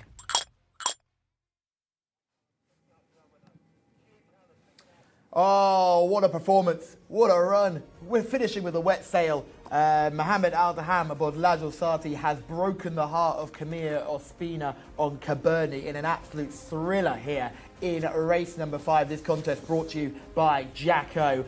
What a race, Rory, and a real sort of story of 2 halves. They went off very hard. Yeah, they went off very hard. The front 2 got a break on the others, but they were battling each other from a very early stage. Mohammadi and number 9, Al Handawan. The chances of them lasting home were reasonably slim. It was Cabernet who travelled well in that chasing pack, and he went to take the lead. You thought he was going to win at that stage because you knew he stayed further. The worry about him coming into this was whether the trip would be far enough, but it was set up nicely for him going that sort of pace. But Lajal Thati ignored the early gallop completely. It'd be interesting to see exactly where he was in the early stages. He was nowhere near the leaders, and he's come with a strong run from back in the field to pick up our runner-up close home and win cosily, if narrowly. Mohamed Al-Daham is no slouch, third in the Jockeys Championship right now. Could you argue that Camille Ospina may have gone too early? We'll have another look at it in the replay, but did he chase too early? Because he was really giving the beans to Yeah, Cabernet. but that's the thing. You can't really sit where he was and wait, because again, horses won't quicken on this surface. You basically set your stall out and go around. They're going too fast. I'm going to sit in about 8th or 9th place, which is what he's done, and he's gradually come forward as horses begin to weaken around him. He's got his clear run. He's set off after the leader. Won his race, and there's always a possibility there's something in a race like this where they go considerably too hard in front. A horse who completely ignores the pace has always got a chance of picking it up, but there's nothing that a jockey like Camilo Ospina in that scenario can do about it, other than to have sat further back in the first couple of furlongs. You can't change your plan halfway in a dirt race like this. Yeah, Mohamed Al-Daham is your winning jockey. He's just attacking Lajos Sati. We'll talk more about this race after we hear from Hannah. Indeed. Well, what a finish that was. And yes, Callum, you are right. Heartbreak for Camilo Ospina. Indeed. I was looking at Cabernet for my paper selection. Would have been close, but never mind. Can't take anything away from this winner. And what an enjoyable race we had. And we've got the all clear from the weigh-in. So let's hear from Mohamed Al-Daham now. Congratulations, Mohamed. What a good finish that was. Alhamdulillah, thank you. Thanks to God and the owner and the trainer. MashaAllah, this is a nice filly. I ride before one time. I finished 4, and today come very good. Yeah, she really closed in towards the end on the winner. Yeah. Because the filly no have speed and the distance a little bit short. And Alhamdulillah, the filly come very good today. I'll let you go. Thank you very much. Welcome. Yes, Mohamed Al-Daham is not hanging around for long. I think he wants to get onto those sponsors, Jcsa, and see if he can find out, see if he can get a discount code for the app or something along those lines. But he's had to come widest of all here. Doesn't strike me as the type, Mohamed Al-Daham, I have to say. He's had to come widest of all here to catch Cabernet, who set the stall out to try and catch these two horses that went far too fast in front. And he's got there in the end. And like you said, Rory, a shade cosily. First time in 0-75 company in a very, very long time, and has well and truly taken advantage. Yeah, this was a quick turnaround after running in a 0-85 handicap just last week. But that run, when third in better class, suggested that Lajos Sati was coming to form, and she's bounced back here. She got out of the stalls well enough. You see her sort of, she's the eye-catching grey. It's not difficult to find, but they really press on in front, and it's Mohamed Al-Daham. He wants to make sure that he doesn't get caught in a pocket where he is, but he's in no hurry to rush into this pace. The eventual second is right in front of him here, about 2 lengths in front, and Camilo Ospina is parked reasonably wide on the track, but he's getting a nice toe into the race. And you can see, if you're Camilo here, you can see how this race is panning out. You're going slightly better than the horses on your inside. They're all chasing the front two, but going nowhere. It's not cheap speed in front either. No, exactly. But you know you're coming past them, and you must think this race is there for the taking, because the horse you're on stays further. But Mohamed Al-Daham didn't go with that initial move of Camilo Ospina. As I said, he was 2 lengths behind when we picked the pair of them up together, and now he begins to make his move.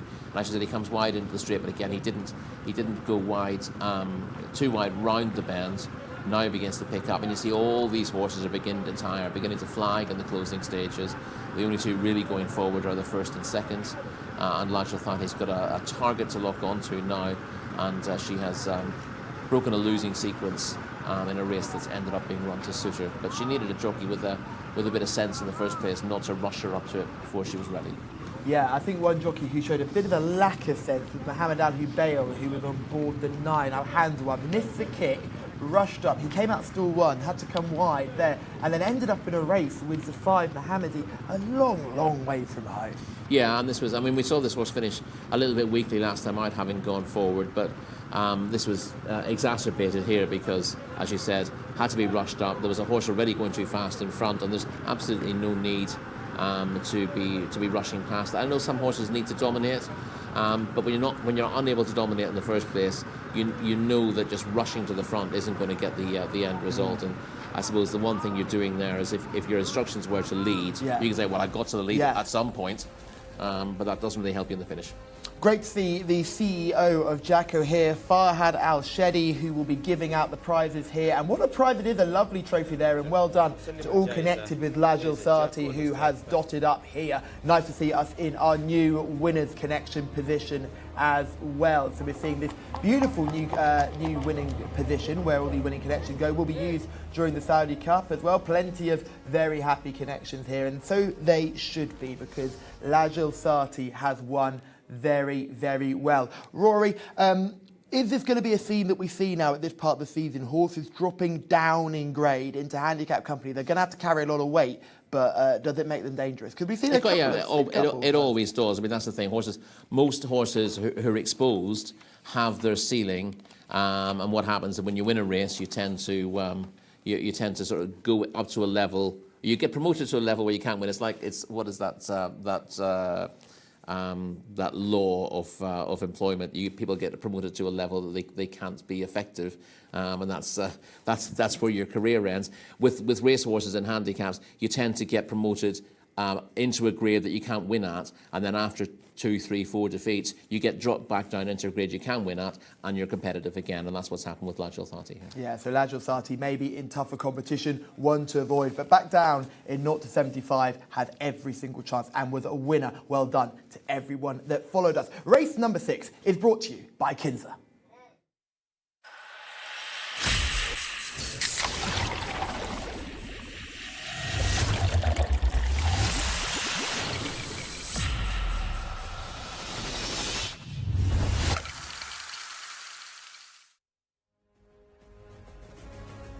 Yes, approaching the halfway stage in the programme here today. This is a open contest sponsored by Jcsa, and once again we thank Jcsa for their involvement here in the programme today. 3-year-old colts and geldings, fillies it was open to, no fillies declared. 1,600 metres the trip here for the next contest on the day, due off at 5:40 at local time. Let's whiz through these runners and riders. Number 1, Ez Al Yassa for Ayed Al Tarizi. 2 is a scratch. On to 3, Ala Brak for Adil Al Sahani. The rest of these, by the way, all maidens. 4 is Ala Ma'ek for Alex Moreno. 5, Al Mahit for Rakan Al Abaid. 6, Al Tarab, Mohamed Al Nasser looking for a double. The talking horse, 7, Falkier for Farwas Wanas. 8 is a scratch, so on to the 9, which is Majestic Champ for Rayan Al Ta'ash. 10 is Makam Tariq Al Mansour. 11 is Peninsula Power for Fahed Al Faredi. And 12, very short, it's just Kuz for Abdullah Al Farouz. The grey 13 is Saudi Moon for Mohamed Al Daham. 14 also out, so on to 15, Too Enticing for Ricardo Souza Ferreira. 1 over the page, which is number 16, We're Done, gets stall 10, Thurb Al Timyat is on board. Let's go back to the team paddock side. Well, welcome here to the Jcsa stand. I thought this was very appropriate since Jcsa are sponsoring our next race. So come on in, let's have a close look and see what we've got. So Jcsa is, I say an exciting drink because they've got loads of different varieties. So we've got a a Diet Cola, a cola right here. And this is a Saudi cocktail made of apples and mint, which sounds really nice. And then over here, if you're not one for sugar, you don't need to worry, my friends, because here we've got 0 sugar. I think that could be, it's lemon. Absolutely gorgeous. And we've got some lovely people here on the stand. They're just hiding at the moment, but they are here, and they're here to help and give out some drinks and things like that. And I hear that Callum in the studio has tried it today, so I'm very excited to try one. I am actually allowed to have one, so that's good, but I'll wait for permission to see which one I can have. So it's very exciting, and I'm going to be here, I think, until the next race begins. Do you want to come on in? And no one wants to come on in and show you the drinks, but nevertheless, it looks great here, a great variety of drinks, and I am very much enjoying myself. Callum, I bet you are jealous you're not here. Oh, Hannah, normally I'd be jealous, but I am also drinking Jcsa. and it comes with the old school can as well. So we'll do a taste test live on air. Beautiful sound when it opens. Oh, it tastes perfect. That is the perfect way to build up. In what way is that can old school? Oh, because it's the one what I'm used to, rather than the pulley top can that we have over here. The pulley top is old school. Oh, the pulley top old school. See, I thought the pulley top was something new. 1970s can. No. I thought the pulley top was new. Anyway, enough talking about cans. Let's talk about some horses in this one, Rory. We lose a couple in this race, which makes it a little bit more challenging, but we're seeing Ev Al-Yusir in this race here, who comes here for second place last time. Horse number 1, what do you make of that one? It was a debut winner in Taif and matched the pick of his form when 3 lengths second to Mayalea in a 1400-metre winners of 2 last time out. It looks to have a solid chance on that form. Stepping back up a trip, it shouldn't be a problem. Definitely one for your shortlist. The talking horse in this race has to be Falcaire, surely, horse number 7. Yeah, Falcaire is a very interesting one. Improved on his previous form in a length and a quarter second at Jeddah Beach in a course distance maiden last time out. Was 7.5 lengths in front of Al Mahit that day. Will confirm that form, you'd imagine, and really ought to have won that race had he been ridden right out to the line, but should be able to right that wrong today. Yeah, hopefully he can. It's a tricky little race here, because the more I look at it, the more horses I'm going to start finding to get excited about. I thought Majestic Champ, the 9, ran a really good race on penultimate start. Couldn't quite follow it up last time. No, yeah, it was a little bit below form last time. I was actually in front of Ez Al-Yusir when a good second to Tom's 2 in a competitive race 2 starts back. So if he's able to repeat that, then that would give Majestic Champ a decent chance of winning. It's just a slight concern that he took a slight backward step last time out. Let's keep going down here. Quaz goes for the FMQ Racing Team, has had the 2 starts and hasn't blown anybody away. Can we give this horse a chance here, the 12? Was on pace behind Tom's 2 on debut, and obviously held by a couple of these on that run that we've mentioned already. You'd forgive that, given that was his first start, but didn't really do any better last time out, and needs to step forward from the form that he's shown in those 2 runs. We've got a debutant in here in the shape of 2 enticing, I should say. I can't even read the English, let alone the Arabic words. So 2 enticing here, US-bred individual, Ricardo Sosa Ferreira in the saddle. What do we know? Very interesting on paper, 2 enticing, by Enticed, as you might guess from that pedigree, and a half-brother to 5 winners in the US, including Jcsa Milky Way, who's twice Grade 2 placed. So quite an interesting pedigree and must be of interest first time up. Very interesting. Hannah, you're back in the parade ring, having spent some time with Kinza. Who's caught your eye? I had a look at horse number 1, Ez Al-Yusir, who looked really nice leaving the parade ring. I have to say, a really gorgeous shine on the coat indeed. The next horse I was looking at was number 7, Falcaire, who's got the headgear on, given a little bit of a toss of the head, but a really good job as well from the handlers with the quarter marks. They do it well here, and a really nice shine on the coat. Remember I said that Albany colour? This is a bay, but still has a gorgeous shine. 9, Majestic Champ, full of dapples all over the coat. That's such an important thing to look at with horses, because if they've got dapples in their coat, they're really healthy inside. Nice fitness lines on the hind end, and the obliques are on show underneath. The final horse I'm going to talk about is number 15, 2 enticing, a real chilled out chap here. Got the earplugs in, looking a little bit fluffy underneath, but the rest of the coat looks phenomenal. A nice muscle on the hind end too, and not walking too bad either. A little bob of the head as well as he walks out. Very nice lookers in this race. Back to you guys in the studio. Thank you very much, Hannah. Yeah, looking at 2 enticing there. Caught the eye, a good-looking individual. Yeah, obviously we know that it's never that easy to win first time out here, but fits the bill on pedigree, has a little bit of size and scope, quite a nice mover as well, so certainly one to have on your shortlist for a race of this nature. Let's discuss Falcaire. Faraz Wanas maintains the ride. The ownership has changed, though. Now back in the colours of the white stable. This, for me, has to get a mention here, because this seems quite interesting, considering the horse that he placed second to with another white stable runner who won last time out. Yeah, that's Jeddah Beach, who was a warm favourite to win that contest and looked like winning by a wide margin for a long way. Just got very tired in the final furlong. Should have been caught by Falcaire, but Fawaz Wanas didn't ride with much enthusiasm in the final furlong and was beaten a length and a quarter. Had he ridden the horse out to the line, I'm pretty sure he would have won that contest. Obviously, had he been running for the White Stable on debut, I think he might well have won, but he now does sport those colours, and he's clearly. You can see. Yes, there's the trophy they're racing for there, which is quite a handsome thing. You can see why the White Stable would be keen to pick him up after that, because the winner, Jeddah Beach, is held in high regard. And of course, he absolutely bolted up in a cup race last week. And he looks to be going Saudi Derby route as well. That's what they're trying to do. Obviously, he needs to improve a fair bit to get there, but he's taken a big step forward from his debut. He has the looks to go with it as well. But the fact that Falcaire might have beaten him first time up means that he's quite an interesting horse to get your hands on. And he really, if he runs to that level again, he should be going very, very close here. I have had a lot of conversations with people from different racing jurisdictions about this horse, because everybody is interested in how Jeddah Beach runs, considering he's the son of Omaha Beach, who is a very exciting sire out in the States. So a lot of people have been watching this and are now watching this race because they're looking to see if the form gets a bit of a boost. Now, obviously, we're talking a very small fish in a giant pond when it comes to Omaha Beach's progeny, but each of them are very worth following. There's been a lot of chatter amongst the bloodstock community about that horse.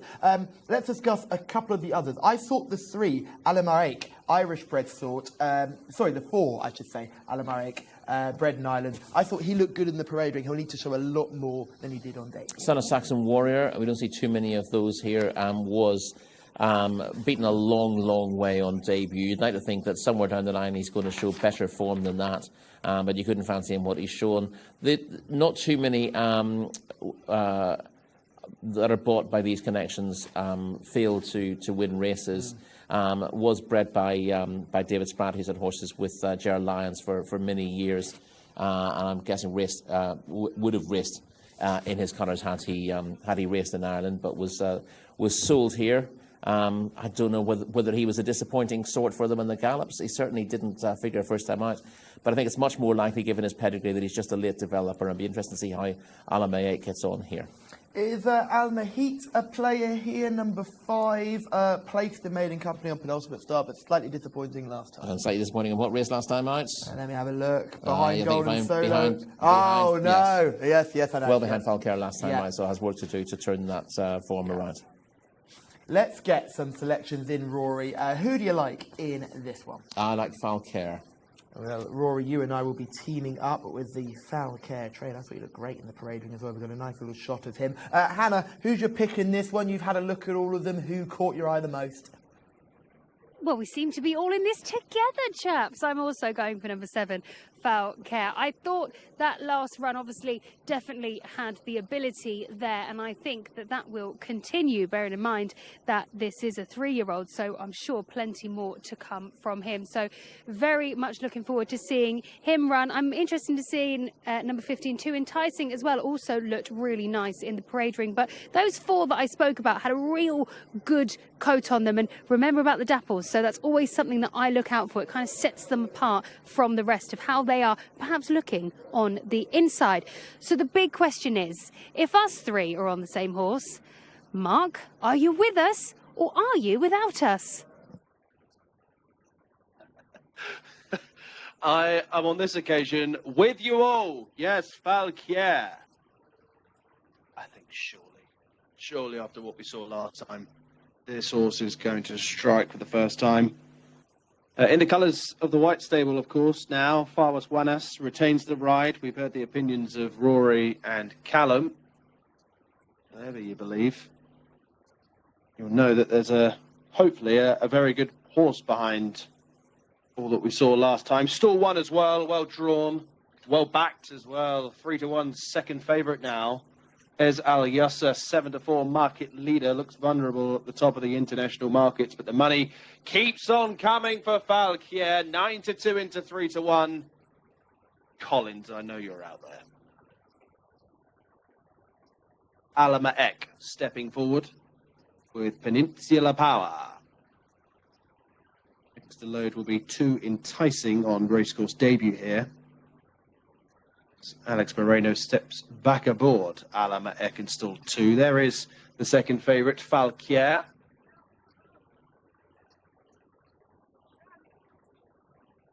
Makam and Ez Al Yasser, the favourite, into stall 15, will complete the line for the 6th race on the programme. 1,600 metres, this open race sponsored by Jcsa. Flags up, ready, and they're off. Slow to go, too enticing from stall 8. Trails the field by 3 or 4 lengths, and Falquier just getting a shake of the reins from Fawaz Wanas on the inside.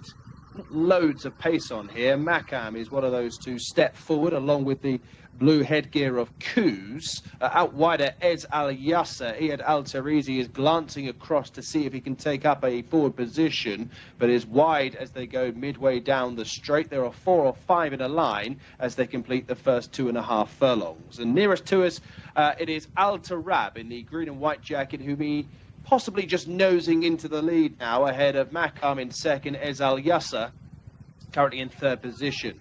Around the inside, we have Weird Done, who goes the shortest way, racing in company with Saudi Moon, and Falquier, who continues to race off the bit in 6th position. Alabrak races in 7th, ahead of Too Enticing, who is now making significant progress through the field. Right towards the back, Alama Ek doesn't have many behind, likewise does Kuz, as they come into the home straight with 2 furlongs to go. And the market leader, Ez Al Yasser, has now struck the front for the first time. Going with him is Makam. Falquier is firmly under maximum pressure now, but is running on well. Then comes Alabrak down the middle of the course with Majestic Champ as they come inside the final furlong, and Falquier has now taken over and is moving clear. Look at this one go, drawing clear of the opposition. Majestic Champ on the outside of Ez Al Yasser. Falquier, though, wins well. Second position for Majestic Champ, then Ez Al Yasser, followed across the line by Makam and Too Enticing. For the talking horse, got the job done. Falquier, well punted, and is a winner for all 4 voices on the programme today. Well done to Helliwell once again, Delagi, Baycroft. Don't forget about Francis. Falquier wins, piling on the pressure in the closing stages, was going further and further clear. I think this horse needs further, to be honest. 1:42.05 is the winning time. Was a step slowly away. Under pressure a long way out, but kept responding. And breaks the maiden by 7 1/4 lengths. Majestic Champ with good progress down the middle of the track to take second. Ez Al Yasser back in 3rd, was beaten 9 lengths in the end. Makam and Too Enticing put in the notebook at home in 5th position on debut. But we've seen a smart one here, and we've seen Falquier win for the first time.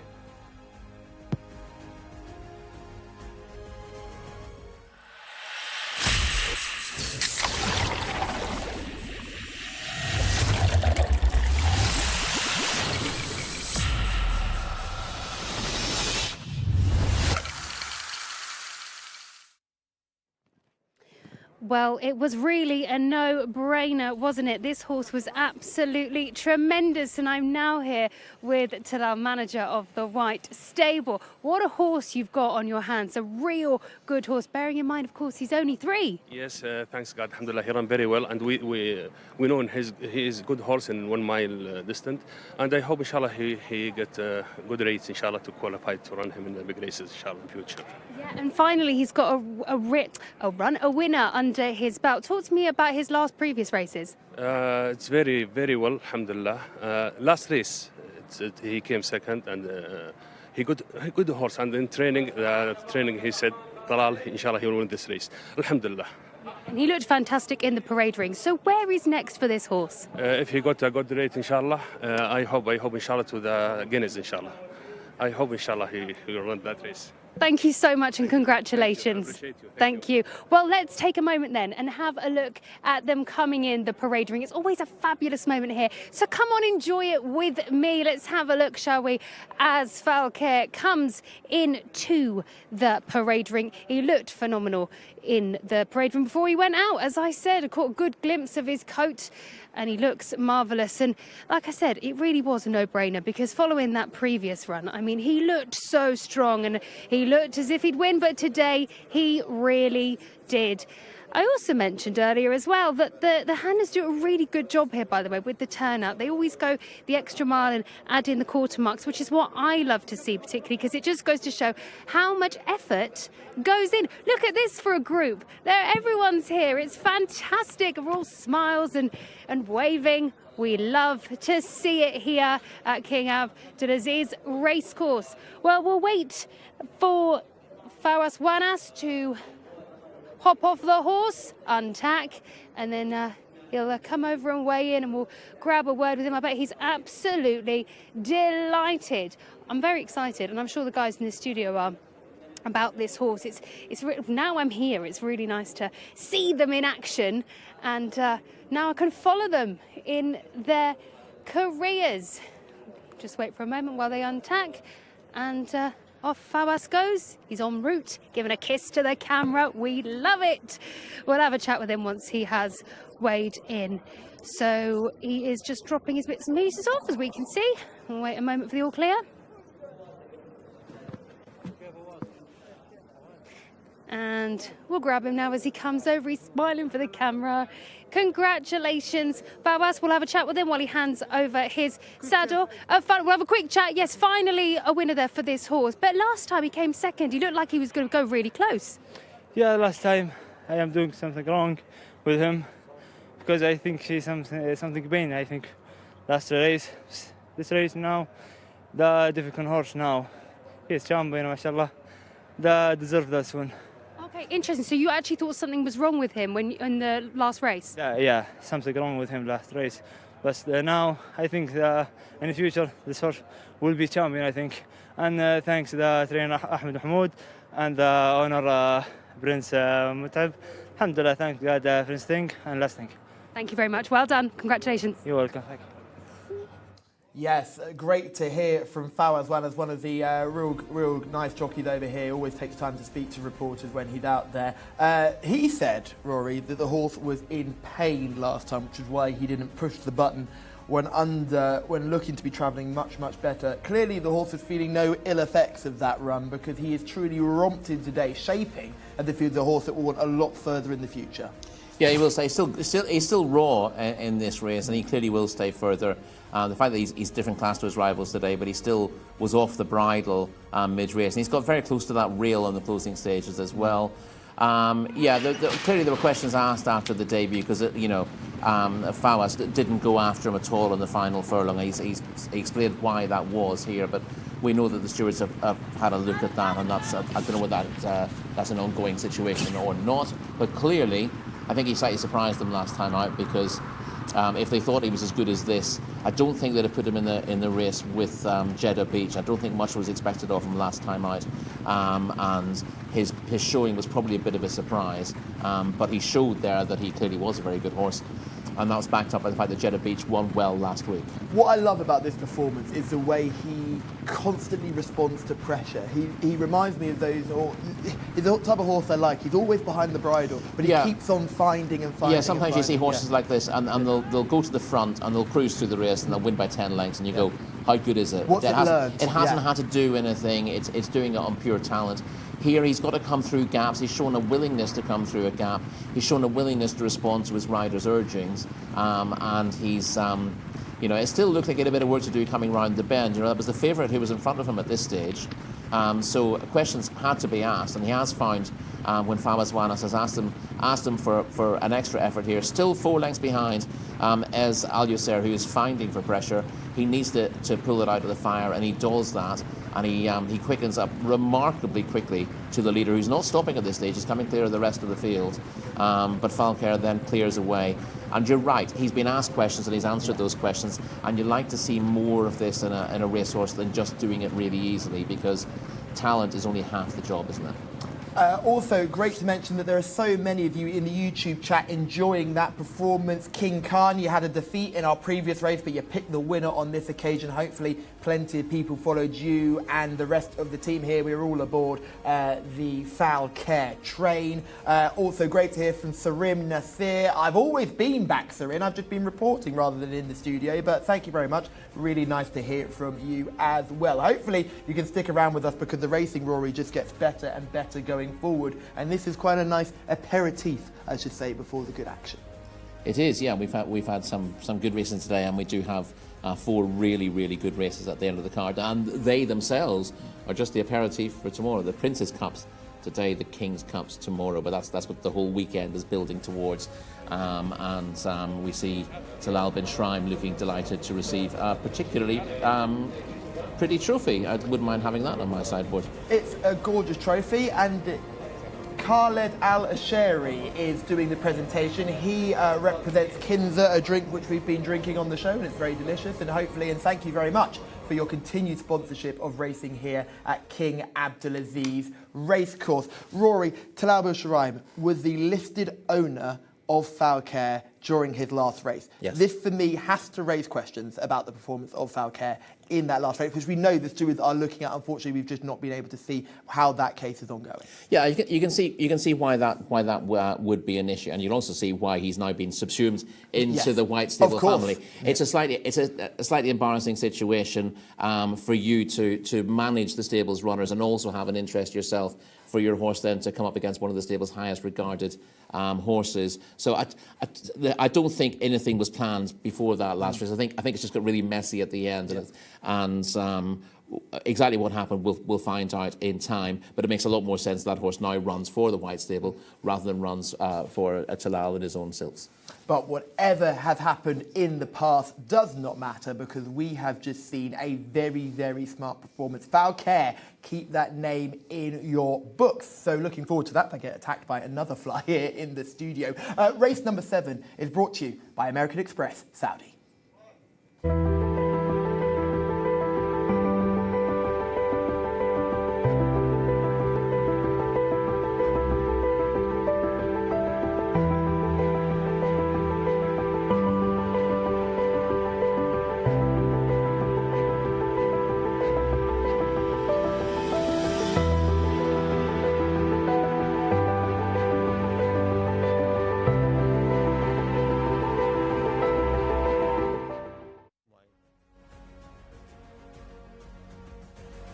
Seventh race of the afternoon then is the first for purebred Arabians. This is a handicap 0 to 70 sponsored by American Express Saudi Arabia. 1,800 metres ahead of them here, a mile and a furlong.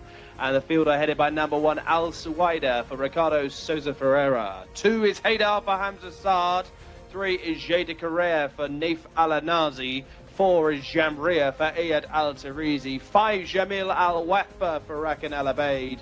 Jalmoud Abdullah Al-Kredis is the 6. On to the 7, Jason de Violette is the mount of Ahmed Al-Azari. Abdella Al-Hussein rides number 8, Hazm Al-Burak. Najashi is partnered by Mohammed Al-Hubail. And Farwas Wanas looking for a quick-fire double. He rides the 10, Ajdal Athbar. 2 more on that page. Alpha Miga is the 11 for Norweth Al-Farouz. And 12 is Sultana Al-Nawames for Asama Al-Shirani.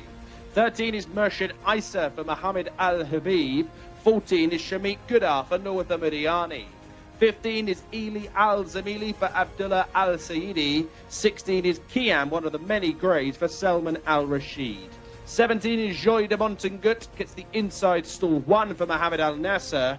18 is Kayed Al-Daham for Tariq Al-Mansour.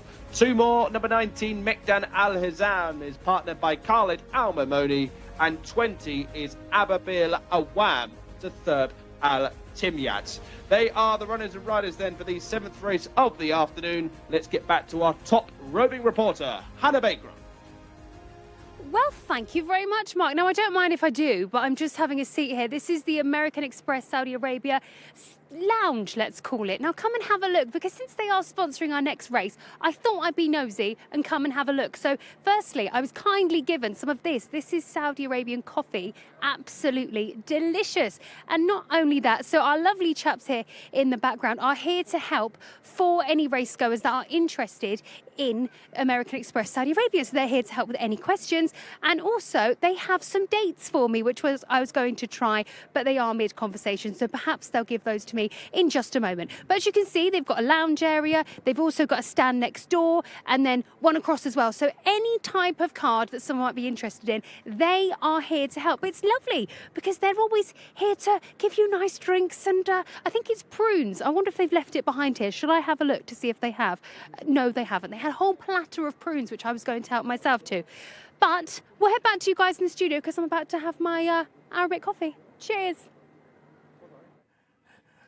Hannah absolutely loves Arabic coffee, and don't let her tell you any different. I think we should have gone straight back to her 2 seconds after that, so spitting it out. Not to everyone's taste, the Saudi coffee, and it comes in shots for a reason. I always think, yeah, it has to be done quite quickly. But it's if you love cardamom, if you love cardamom, or Saudi coffee, absolute dream. But it's great to see American Express here, and again, that feels like a new sponsor. Someone who we haven't seen associated with racing, especially last season. So again, just growing that brand, the marketing team here. Is that all your work as well, attracting new sponsors? Well, that's what I try and do. That's what I try and do. One of the many reasons you get top dollar here, yeah, isn't it? Well, I'm just out there shaking hands and making names. But yeah, no, it's very good to see the sponsors are here. And I do think this is 3 new sponsors who have yet to be involved in 3 completely different sort of demographics as well. Jacko marketing more towards like young people. Yeah, that's really interesting. And I don't want to start throwing out words for no reason here, but it's interesting to see a modern trend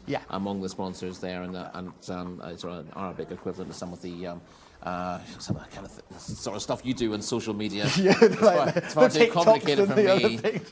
But yeah, that's clearly being pitched to a different audience, and that's good to see that Saudi racing is moving forward in terms of its demographic. Probably better than we are back home. Oh, I think that's what Prince Bandar made that big point, is that one of the only racing jurisdictions in the world that's continuing to grow at this point, and I think that's something that's really healthy. You see it happening in Hong Kong a lot, marketing to a very different audience than we see anywhere else in the world. These young 20-somethings who are really thriving. Japan, I mean, the youngsters in Japan absolutely love their racing, and it's a completely different outlook on the sport to what we have.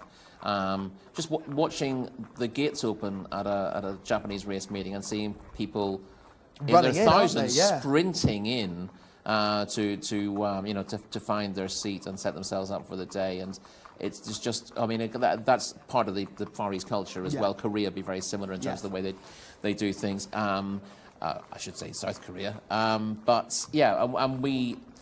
Sure, we need to learn from that as such, but we need to watch it and see what works. Take lessons from it. There's an assumption this isn't going to work, but you've got to be aware. You simply got to look at who your prospective audience is and what they want, rather than for years old people have been guessing what young people might like, and if you've seen your Christmas presents, you'll know that doesn't work. Young people don't just like socks and Lynx box sets, that's all. Let's look forward to this contest. Hannah is in the parade ring already. She's made her way straight back to the parade ring. Hannah, it's all yours, a tricky purebred Arabian race. I did indeed, Callum. I sprinted, but we are back in action, ready for this purebred Arabian race, as you said. Looking forward to this one. So we've got number 1, Al Suwida is the first horse I'm going to be looking at. This 5-year-old mare, having a good look around with the headgear on there. I always find it quite difficult to see that real definition in these grey horses, but you can see it there. Tummy's tucked up underneath. And does look raring to go. A little bit of a spook there, but that's just because the loudspeaker went off. Number 2 is the next horse we're going to be looking at. Nice liver chestnut. Haydar is the horse. A gorgeous shine on this coat. And this is a real good example of what I was talking about earlier. The extra shiny horses have a tint of another colour. So it's very auburn, a golden colour. Really, really nice with this horse. He's not walking too bad either. And actually, there are a couple of dapples really close to his dock. That's the top of his tail as well. Nice shape and looks fit. Number 6 is the next horse we're going to look at. quite dull in its coat, but it's a different colour than we normally see here. It's like a bay with a mixture of a dun kind of colour. Pretty face, but I wouldn't say it's the most shiniest coats I've ever seen, but nevertheless, he's got a very nice round bum. He's not so defined as some of the other horses, but it's a good bum. It's nice and round. Having a little look around at the camera as well. The next horse we're going to look at is horse number 9, another grey here with a cross noseband on. Having a little bit of a shake there. Nice ears, a typical purebred Arabian look as well with this horse. Walking quite well also. And then the final horse we're going to be having a look at is horse number 19. This horse was one that I looked at actually. It's another darker chestnut, very lean, quite a tiny frame on this horse, but looks very fit, very tucked up underneath, and a gorgeous shine on it as well. Looks a little bit flighty. And that's because they started to play the music here in the parade ring that actually most of the horses in sync are now shaking their heads. But it's got the earplugs in, but it's a real nice shine on it. Perhaps needs a bit more building up over the top line across the back. But again, these purebred Arabians, they do have that dip in the shape along with the high height carriage and tail. So that's a little look at a few of the horses here in the paddock. We've ground to a standstill. Hopefully there'll be no chaos. Back to you guys in the studio. Thank you, Hannah. Yes, great work down there in the parade ring. Let's have a look at some of these in action. First off, Jcsa ended a run of 25 consecutive defeats with a win in maiden company last time. Cheeky monkey, but at least has now got the head in front. Yes, that was a first career success in this maiden. It was a pretty dire affair, it has to be said. I remember looking through this and thinking, do you know what? Jcsa might win a race. And that is what happens. There were one or two other, was Barzan Al Rayla in this race as well, quite possibly. So yeah, Jcsa at least belatedly showed that she can win a race. Look at the tail, though. I find it hard to believe that she will follow up, though. But it's worth pointing out that every now and again you get horses who look hard to win with, who win once and then suddenly find it easier. Let's talk about the next horse. This is Al Suwaidi, top weighted here, dropping in class after a decent enough third, and shows a completely different attitude to the horse we've just seen. Yeah, just does keep plugging away, Al Suwaidi, and you can expect this to run a pretty solid race. Is, as you can see from this clip, is short of tactical speed, but should do better up and trip here. This was over 1,600 metres, so the 1,800 metres will help Al Suwaidi, who was tapped for two all the way round before running on there. That turned out to probably quite a good race, because we're seeing the first and second in our next purebred Arabian race, which is a 0 to 85 contest. Yes, exactly. Which would suggest that if you can repeat that form at this level, he'd have every chance. Yeah, it was Hashem winning it, wasn't it? Yes, yeah. In the Desert Orchid colours. Very close to the Desert Orchid colours. Also a grey as well. So you see a front-running grey in those colours, it tends to send you on a bit of a time warp. But yeah, that was a better race than this. So the step up in trip, the step down in class are a couple of reasons why you'd expect Al Suwaidi to take part. If you're watching these videos and trying to see horses which catch the eye, Al Suwaidi wouldn't be for you. But you have to bear in mind the kind of race you're looking at in comparison to what you're getting today in terms of both the class and the trip. Would it be a surprise to see Al Suwaidi actually more front-ranked in this sort of field? Yeah, again... just because the quality. Yeah, the trip, they go slightly slower, and this... we're talking a lower band of handicap here, 15 pounds lower. So you expect, overall the pace generally to be a little bit slower. Obviously, you have individual horses who can go herring off at a fair speed, but the group as a whole just tend to be a little bit slower all round. So it'll be easier for Al Suwaidi to hold the place. And again, the reason she was coming from so far off the pace there wasn't because she wanted to be at the back early on, or that was her style of running. She just couldn't go the pace. I think she's got a very similar profile to... who was the horse in the purebred Arabian race that was dropping in grade, but with a multiple winner? I think the form comes up later on in our next race. It's a grey that just got to the front, and it was the first time it'd been in front in about 20 starts, and just ran away with the race. This was last week's. Yeah, last week's racing, yes. Sinab or Thin... I cannot remember off the top of my head. No, we'll find it. It's we'll forward in the next race. I know exactly who it was, because I remember mentioning beforehand. you know, when this horse gets loose, he can win races, but hasn't Yeah. got look like doing it in ages. And then, of course, he finds a race where he actually couldn't get to the lead and looks a different horse altogether. Yeah, and obviously Al Suwaida could be just that type. Remember, a 5-time winner in the career as well, so certainly not to be ignored. In behind, horse number 2, we've not mentioned Haydar, who looked quite interesting, but then was beaten in better company recently. Yeah, I wouldn't worry too much about the most recent run. Was a winner 3 starts back. That was in a 0-70 over 2,000 metres. So similar sort of contest today. Slightly longer trip. Beat Jalmood that day as well, which is a solid piece of form. Disappointing 2 starts. Was beaten a long way last time out, but I do think sometimes these horses who are happy to win races, when they're not competitive, they sometimes just throw in the towel. So again, you don't want to concentrate too much on how far they're getting beaten. You know, I'd almost want a horse to take no interest in being beaten miles if I know it's capable of winning races, than have it, you know, run its heart out and finish 7th or 8th, because that's just a sign that they can't win at that sort of level. And that's why we often see them turned around so quickly, because if they do spit the derby out, they've not had a hard day at the office, have they? Exactly, and that's the thing. Horses who look after themselves turned out quickly is not a big issue. Horses who might have won but really lay it on the line to do so, they can leave their races on the track. Number 4, Jamria, I should say, another horse who shows a level of consistency that we don't often see at this grade. Yeah, in fairness, not really been running on an awful lot of handicaps, Jamria, so it'll be interesting to see exactly how competitive she can be when running in a series of these races. Was a maiden winner 3 starts ago, ran well, went 4th in a winners of 1 last time out. This is her first try at this trip as well, so a few question marks. We don't know exactly where she fits in terms of the correct handicap grade, and we don't know whether this trip will bring about improvement or whether it will be a step too far. Yes, we move further down to Jamil Al Wathbar, horse number 5 on the race cards, coming off a bit of a break.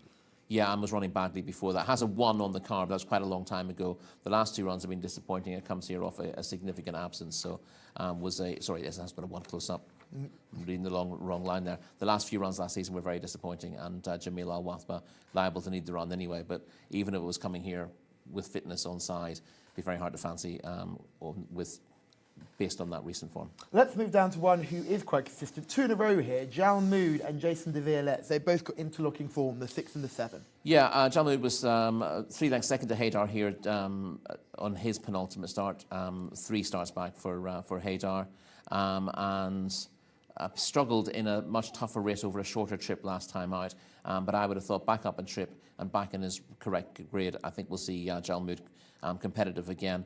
When he is in the right grade, he tends to be there or thereabouts. Trip and class were both wrong for him last time out. Yeah, similar comment for Jason de Violet, the 7. Yeah, has had less racing, so again, difficult to know exactly what Jason de Violet's ideal scenario is, but was behind Haydar, as you said, 2 starts back, when Jalmood was just in front.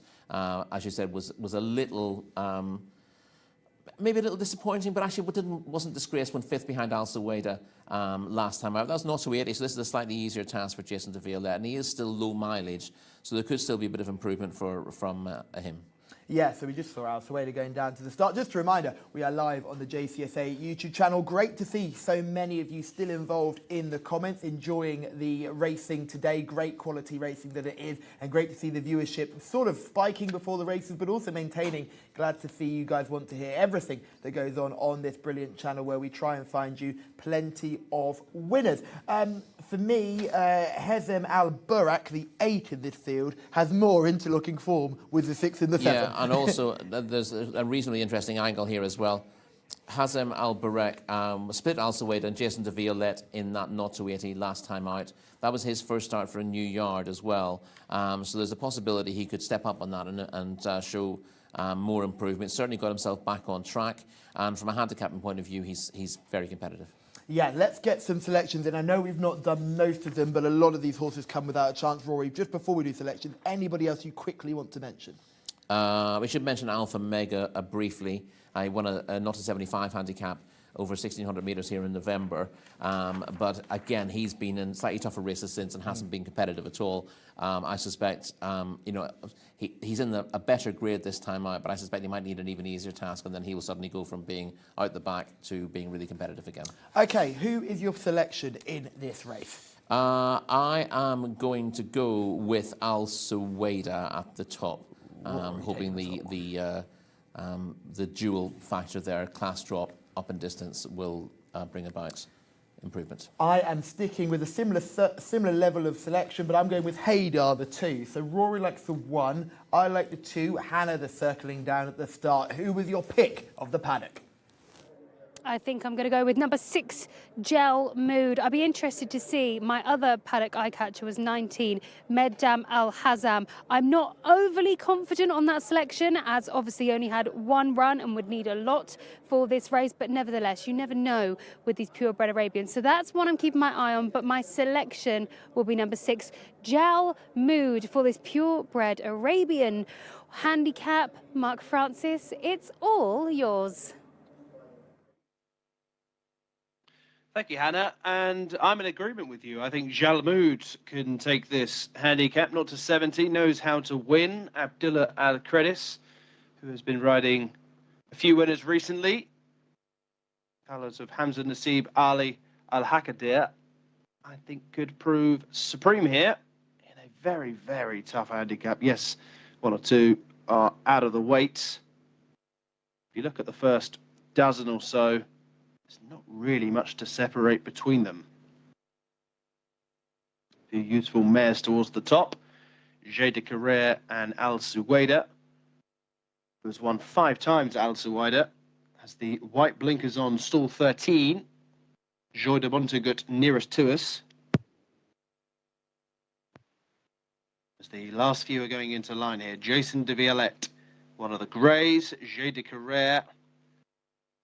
And also stepping into line was Haydar.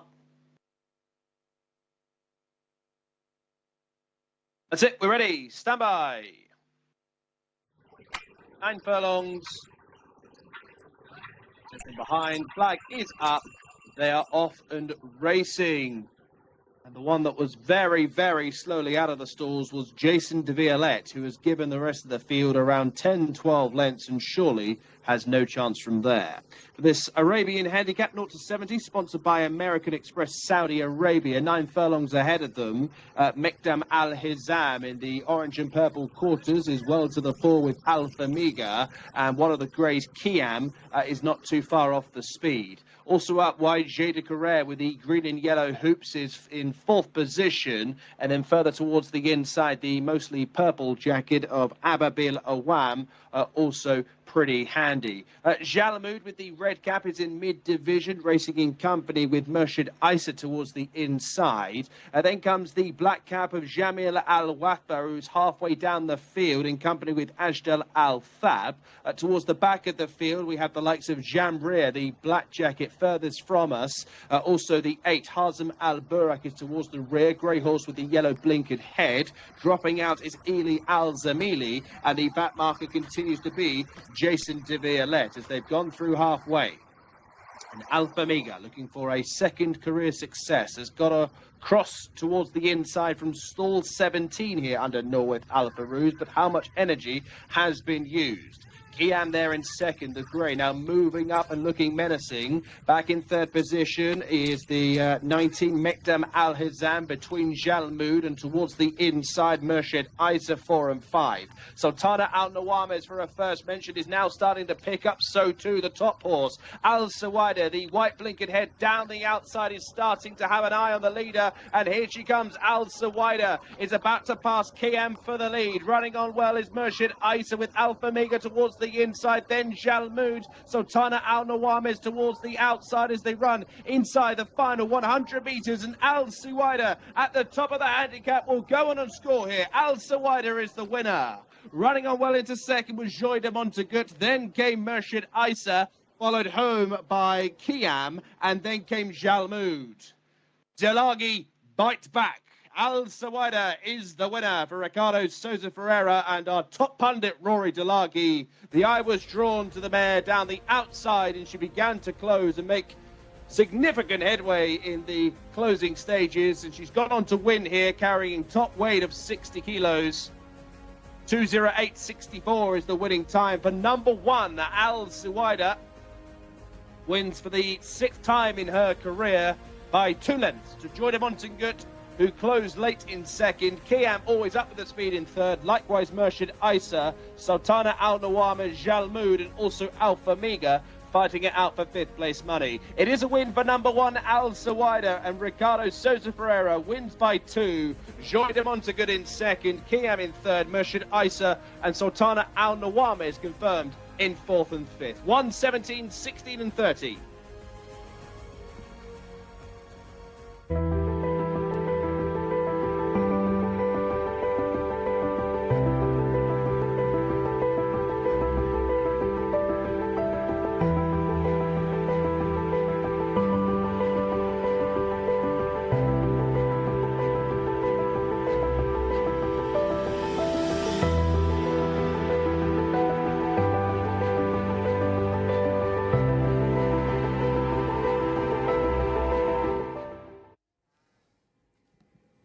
A win for Ricardo Souza Ferreira, who had been winless up until this point this weekend, so we'll be happy to get this horse's head in front. And Rory, Al Sawaida dropping in class, eye catcher last time, it was there in front of us. Yeah, eye catcher last time, if you know what you're looking for. Again, if you watched that video and you thought, why are you picking this out? It looks as slow as a boat at the back of the field. But in a better race over a shorter trip, serving notice that this proven winner was running her way back into form and got the drop in class she needed here.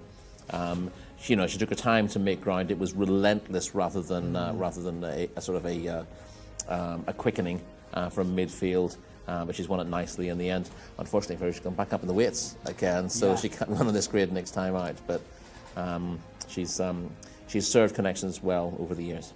Yeah, and again, like we said before, she's a regular, well, not a regular winner, but she's a multiple winner, which is so important here. You see, Jcsa has won 1 race. It was a bit of an egg and spoon contest. I think you can say regular. 6 out of 21 is pretty regular for a purebred Arabian handicapper. Did some of her wins occur in France, though? And those 21 runs are all Saudi-based runs. So true, it's not quite the right strike rate, yes, because they don't give you all the runs here, but still.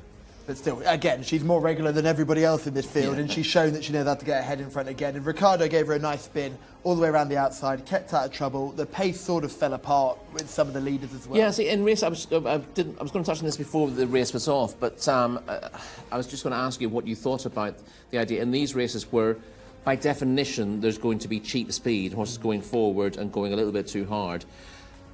Is the normal bias towards low numbers turned in its head because you want to stay out of trouble, and trying to go up the inside and stay out of trouble is very difficult, whereas keeping wide out of trouble is a lot easier? Hannah is with Ricardo. It's all yours, Hannah. I am indeed. Yes, good to have you back in the winner's enclosure, Ricardo. Talk to me about this horse. I mean, she was top weight, but it was no problem for her. Yes, last week I think he ran a race with the better horses, with more rating. Today is handicap for her. 1,800, I think, better. The trainer told me for jump good and sleep, She like a little bit sleep, and 800 comes step by step, and she doing well. Yeah, she looked like she real lit up as well. She's got a real fire in her belly to come and win. Yes, and I think she can do 2,000, I think. It's not problem. The problem is the travel. He likes sleep and just have 800.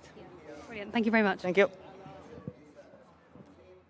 Thank you, Ricardo there. Yes, you can just see him widest of all round here, passing on the inside. I think that's the 12 horse, Sultan Al Nuamis, who ran a good race for a long way. Jalmoud for Hannah and Mark was bang up there as well, running a traditional Jalmoud race. Yeah, Jalmoud is a really solid performer, tends to be there or thereabouts, and that unplaced run last time I just came in a race in the wrong class and over the wrong trip. I tell you who ran a stinker, Haydar. Yeah, Haydar was the first horse stinker, which is surprising considering he was also dropping in class. Showed nothing. No, he was tailed off last time, and maybe there's something amiss. Obviously in a weaker race, but something clearly not right. one that absolutely fell out the stall, Jason de Violet. We gave that horse a good mention in the preview, but that race was over from the jump. It was indeed, yeah, a long way behind after 20 yards, and reluctant to come out of the boxes. Yeah, and then you can see Alpha Mega just making that move on the outside. I had minor frightening flashbacks to Alpha Mega making all when he won a race, and just got to the front quite easily, and I'm thinking, oh no, here we go again. Yeah, he's got to the front easily enough, but he's done plenty in front, and I think this is, although he has won, strictly speaking, in a better race than this, I don't think that was that competitive. I think he'll qualify for 0-65s reasonably soon, and I think in that grade, he's capable of getting to the front without having to use that much energy and blowing them apart. In a really competitive race like this, and although it's a 0-70, but a lot of these horses are close to the upper limit of that, and it's a really competitive race on paper. Yeah, it certainly is. And now we're going to watch where the winner comes from. Well, just at the bottom of the drone shot here, I love these drone shots. 3 greys in a row. One of them's going to go and win the race. Rory, take us through from this moment till the end. Yeah, Alsa Waiter is up on the outside of the field, the grey in the dark colours. It's black and grey, not the easiest to pick up, but she is going forward at the right time. Now, you know there's a bit of cheap speed in front. The front 3 probably don't count an awful lot at this stage. She's only in about 10th place still, but she's gradually making her headway. Now you see her sort of the slate grey. There are two in sort of dark colours. The other one is Najashi, who's just in behind there, who's shaped to be maybe even going better, but has found very little. Didn't find an awful lot when push came to shove. Now Alsa Waiter is widest of all off the bend and is into 5th place, and you can tell from this point onwards that she's going to get there. Again, she doesn't. When she does get alongside, I thought the leader, who was clearly tired, rallied briefly, or maybe just hampered her. There was a bit of a bump. Drifted and bumped. Yeah, looking at that from the head, and I thought, oh, she hasn't gone straight past here. Has she just thought about it, or has the runner-up rallied? But actually, she got a bump off him. That's why she didn't seem to go straight past. But when she straightened up, she's gone on well. Joy de Montagut has run on for a second, a big outsider. You're inclined to say she with a name like Joy, but he's just come from well off the pace and picked which suddenly makes him quite a dangerous proposition. And I don't think I think this is pretty close in behind. I don't think Kiam actually goes up at all for this, or if it does, it's going to be a pound and no more than that. Very, very exciting. So a cracking race here. Maybe, I imagine, the jockey on the 16 Kiam, who is Sultan Al Sharid, an apprentice there, 2 kilo apprentice. He might get a little bit of a holiday there. It's a tricky one, because he's just an tired horse who's shifting out because of that, and he might not be entirely aware of where the winner is coming from. Callum now showing not only can he pick winners all the way through the day, he can pick flies out of the air as well. I've just picked out my second fly. I've never seen someone look so satisfied. Here is Mohammed Al-Qatani, who is the American Express Saudi Chief Risk Officer, and he'll be presenting the award to our winning connections. Great to see again, as we mentioned before, another new sponsor getting involved here in Saudi Arabia, and hopefully you can sort me out with one of those cards that means I can sit in a lounge in the airport, Rory. That would be lovely, wouldn't it? That would suit you very well. Rayan Al Ibrahim, the winning trainer here, and Hafi Al Salman Al Haifi, the winning owner.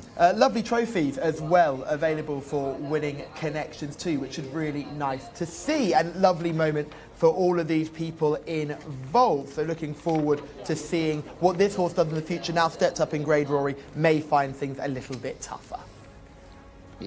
Oh, there's the American Express banner. That's what we wanted to see. I'll be hoping that makes its way into our studio sooner rather than later. The Royal Cup, obviously, Friday. And we've got the Princes today and the Kings tomorrow. Some really exciting racing. Hannah is somewhere on the racecourse. What on earth are you up to now? Well, I am here, and I don't know if you can hear me, right? But it's so loud here. The music is going off. It's so exciting. So I want you to, we'll say it here so you can hear, but this music and dancing that you're about to hear is called Arda. Now, this is the traditional dancing here in Saudi Arabia, and this is because today is a celebration of previous kings and current kings. So it's very exciting. Come and have a look. It's really entertaining. We saw this a couple of weeks ago. So for those of you that haven't seen it, this is your chance. Come and have a look. It's brilliant.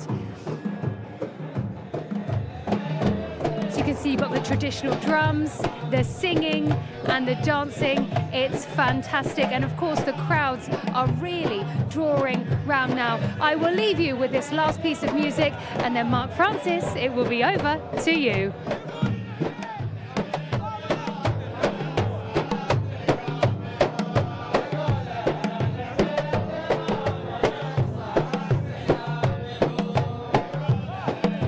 race day coming up here. Purebred Arabian Handicap. The horse is ready between 70 and 85. Hopefully the music can continue. 6:40 the off time, 2,000 metres for 4-year-olds and upwards. The field of 13 are headed by number 1, Hashem, for Sultan Al Mimoni. 3 wins so far in his 6-year-old career. 2 is Saab Athbar with Berto Ramos with a rare ride this afternoon. 3 is Aisha Al Shahania, one of the fillies here. Alex Moreno gets stall 1. 4 is Dira Al Kaladir for Abdullah Al Saidi, allowed to claim 1 kilo on this 12-year-old.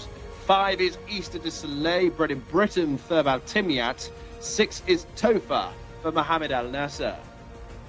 7 is Gadamfa Al Sham, the mount of Ayad Al Tarizi, 0 from 1 in Saudi Arabia so far.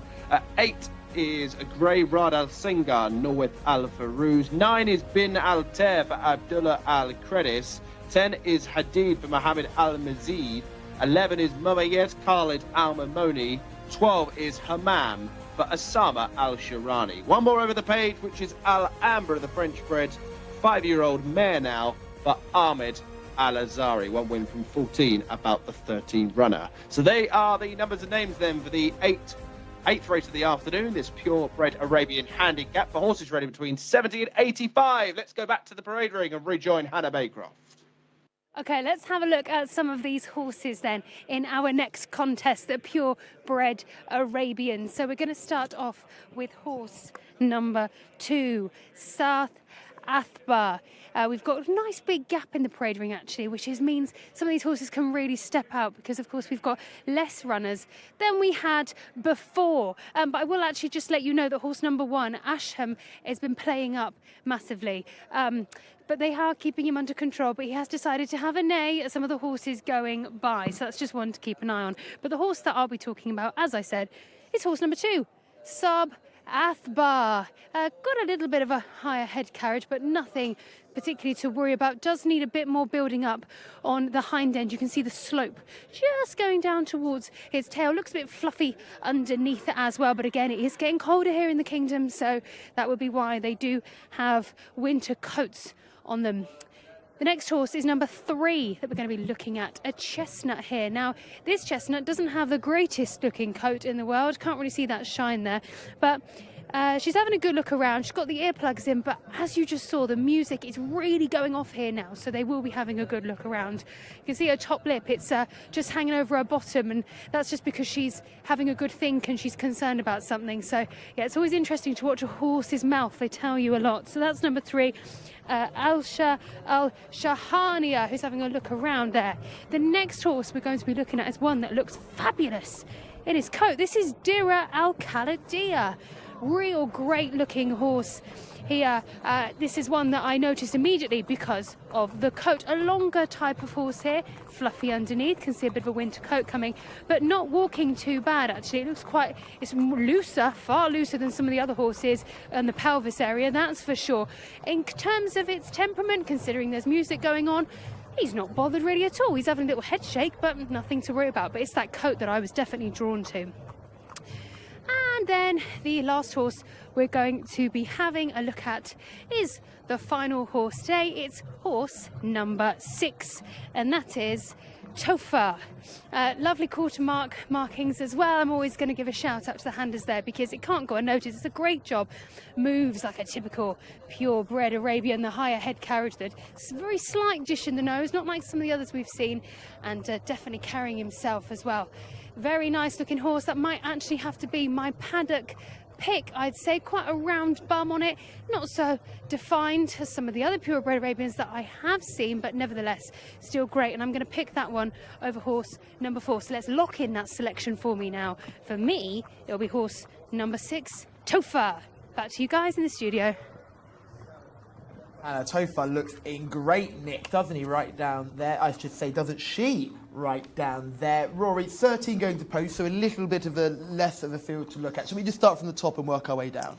We can indeed, Let's start with Hashem, horse number 1. Bounced back to winning ways after being a bit out of out of its depth 2 starts ago, winning from the front over 1,600 metres here last time out. And we'll get a chance to see that now. Yeah, let's have a look at Hashem. As you mentioned, Rory, this was a race where he was able to sort of roll along in front, set his own fractions, and look how far clear he was. But the eye catcher is the second he takes on again today. Yeah, you're looking at the horse in red blinkers in the old Native River covers we were talking about yesterday. They're a winner yesterday, didn't This they? is Riyadh Al Sengar, who runs on really well from a slightly unpromising position to finish second. Hashem had the race won off the bend and stays on well over the 1,600 metres, but he doesn't stay 2,000 as well.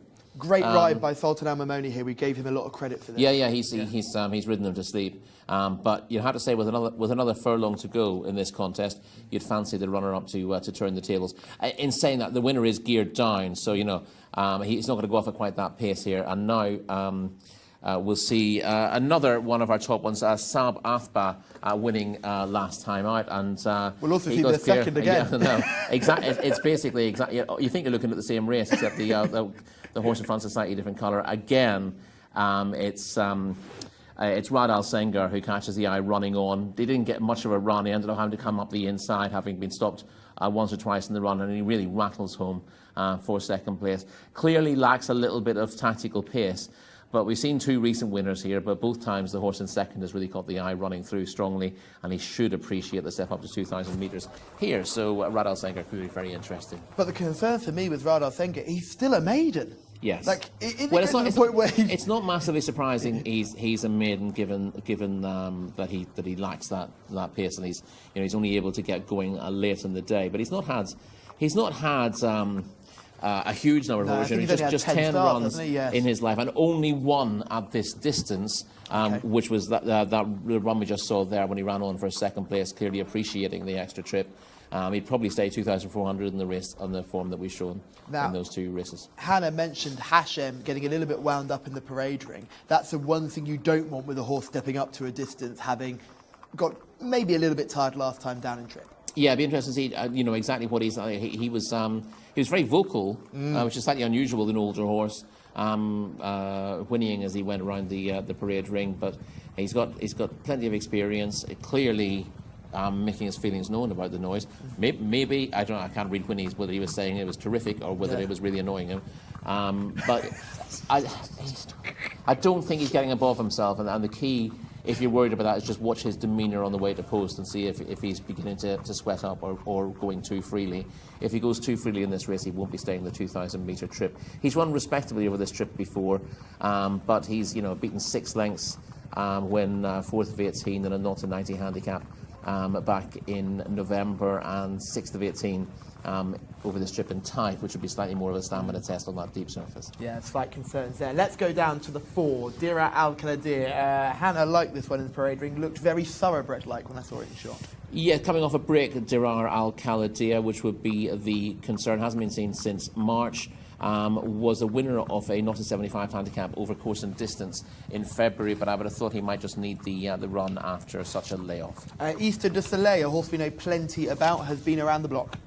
Yeah, we've seen Easter de Soleil plenty often enough in races like this. Hasn't run particularly well on her last couple of starts, beaten 21 lengths in a 0-95. Tough enough race last time out over 1,400 metres, but had a slightly easier task before that, was beaten 45 lengths into 14th, so she just seems to be in pretty poor form at the moment.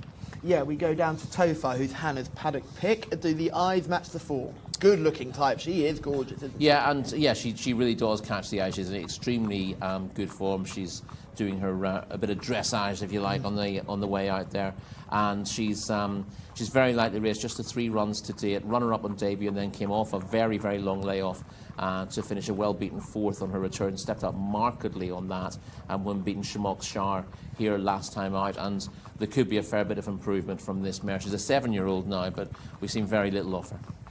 The 7 is Gandafa Al Sham, a winner in Qatar. Yeah, but hasn't shown an awful lot here. Was generally struggling to make the places in Qatar, mostly on turf. Yes. And then was beaten the best part of 40 lengths, when 15th of 16 in a 1,200 metre open here last time out.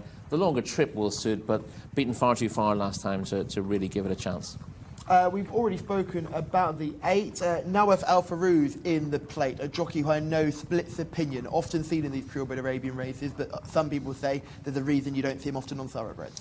Yeah, a little bit agricultural, it has to be said, and we've seen well, I think the horse and jockey suit each other a little bit. The horse is a little bit not for the classicists, it has to be said. You have to throw the kitchen sink at him after he goes nowhere for the first. Exactly. It doesn't. If you're with this horse, just ignore the first half of the race and start watching it maybe from the 2 furlong pole. It's long enough. You can go make yourself a cup of tea. It's a long enough race. Go make yourself a cup of tea and come back when they swing for home. That's when you can get excited. Number 9, Bin Altair. Bin Altair struggling for form a little bit at the moment. Has been running a slightly better races than this. But not showing enough really to be of interest. Unplaced on his last 10 starts, which is hardly enormously promising. Hadid is the 10. Hadid is another one coming off a layoff, so fitness would be a little bit of a concern, and was disappointing in a lesser handicap than this when last seen in March, so plenty to do on paper. Slightly less exposed than some of the others, but like you said, the 9 months layoff could be a tough Mumayez is the 11 here. Yeah, this one's extremely hard to fancy. Tailed off last of 11 on penultimate start, which is going back to March 2022, and then beaten 60 lengths from 11 to 15 here in a 70 to 90 handicap in July 2022, and not seen since. Pretty much impossible to fancy. The vets will have a look at that one down at the start, no doubt, because there might be a situation where this horse hasn't been seen in so long. Oh, we're looking at co-favourites of 3 in this race. Number 1, 6 and 8. That's Hashem, Tofar and Raid Al Sanga. Are you surprised that Saab Akbar isn't one of those horses that's mentioned? Yeah, I'd almost have Saab Akbar instead of Hashem. I think Hashem might just struggle, or Hashem struggle with the trip today. As I said, in the right sort of circumstances, he does just about stay it, but I think he's better a little bit shorter. And if he gets wound up in the early stages, he could run himself into the ground. But, well, we'll see if the market's right in the end. He's well drawn to go forward from stall 2, of course. We've got 2 more to focus on, which is Hammam and Alhambra. Can you give a case for any of those? Alhambra was a winner on penultimate start, but that was back in maiden company, if I remember correctly. Yeah, I mean, Hammam's not been running well. 11 to 13 in a not to 80 last time out. 17 to 20 tailed off in a not to 80 before that. This is a higher grade of handicap. Oh, he does have some good back form. He was second in that Taif Derby prep. That was, I remember. Yes, but that's a big standout. Only being a length and a half by Tagruda that day, and that single piece of form looks really good.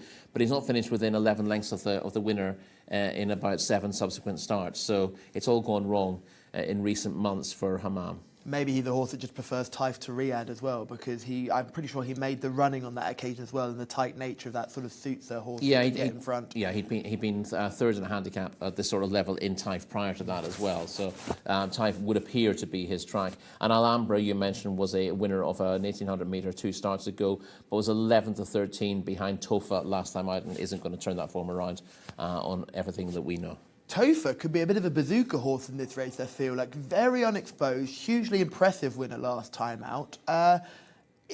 Hannah's pick of the parade ring, everything looks good. There's a reason why this horse is one of the co-favourites of 3. Yeah, if you want to throw a negative in with Tofa, it's we don't know exactly how she will cope with a big field handicap scenario, because we've seen in our earlier races, particularly the last one, you get a lot of horses in very close proximity. There's no quarter asked or given in these races, and of course she's coming through maiden, then open, and then a non-winners or winners of 1 rather last time out, and those have been slightly more polite affairs, if you like. Yeah. This is going to be nasty. There are some chiseled veterans in this that will be taking her into deep dark waters. Let's get some selection from you, Rory. Are you sticking with the 2 Saab Akbar?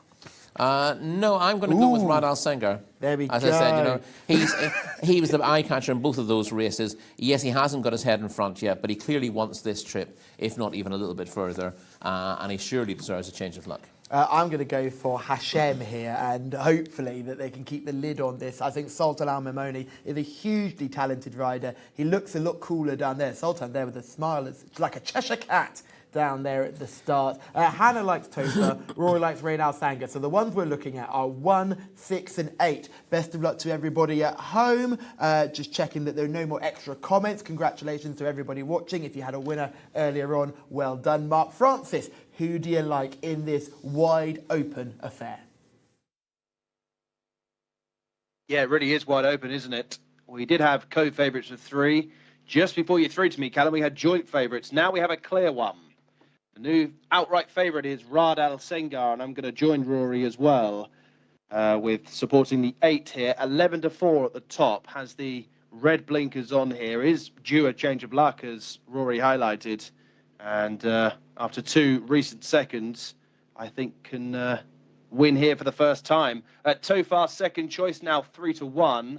Hashem 7-2, joint third favourite with Saab Afbar, who has been moving up and down in the market. Was as big as 6-1 at one stage, now 7-2, and then a big gap back to the remainder. So the numbers really we're looking out for in terms of the market, 8, 6, 1 and 2. But good luck wherever you're playing here. Second of 2 Arabian races here, a handicap for horses rated between 70 and 85. Hashem carrying top weight here. Saw Al Suwaida carry top weight to victory in our previous race, using all of the track here at King Abdulaziz Racecourse. At the 10 furlong start, we're just waiting on Hashem to go into 2, and also at the back is Dura Al Khaladir, the oldest horse in the lineup, 12 years of age. Slightly younger than the pilot, Abdullah Al Sayidi. They're in. Locked and loaded, stand by. Race 8 here at Riyadh is underway. Leaping out of the stalls was Hashem, one of the market principals. Leapt out of stall 2 and has given away a fair few lengths now from the back of the field. Will start to close up. Also towards the rear, Saab Athbar to the extreme left. Wasn't the best away from 12. Meanwhile, at the other end, setting the fractions is Tofar. Mohammed Al Nasser, horse with the noseband on the right of shot, is giving a lead to Easter de Soleil. Also up with the speed is Hammam in the two-tone blue on the left in third position. They join up with a round course with Bin Altair heading towards the inside. One of the greys with the red noseband occupying 4th place, just racing ahead of Mumayez in the striped silks, and also Al Ambra in the middle of the picture.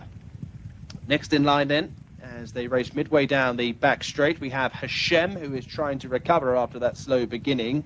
Also Saab Athbar, furthest from us, is towards the back end of the field with Dira Al Khaladir, and Aisha Al Shahania is now the back marker. 15, 16 lengths first to last. As now coming through is Bin Altair under Abdullah Al Kredis, to lead by 3 parts of a length to Tofa Racing in second. First mention for Riyadh Al Sengar, yellow sleeves, horse with the red headgear, now taking third. And on the inside, Hadid, and further out to find Hammam, who is pushed along.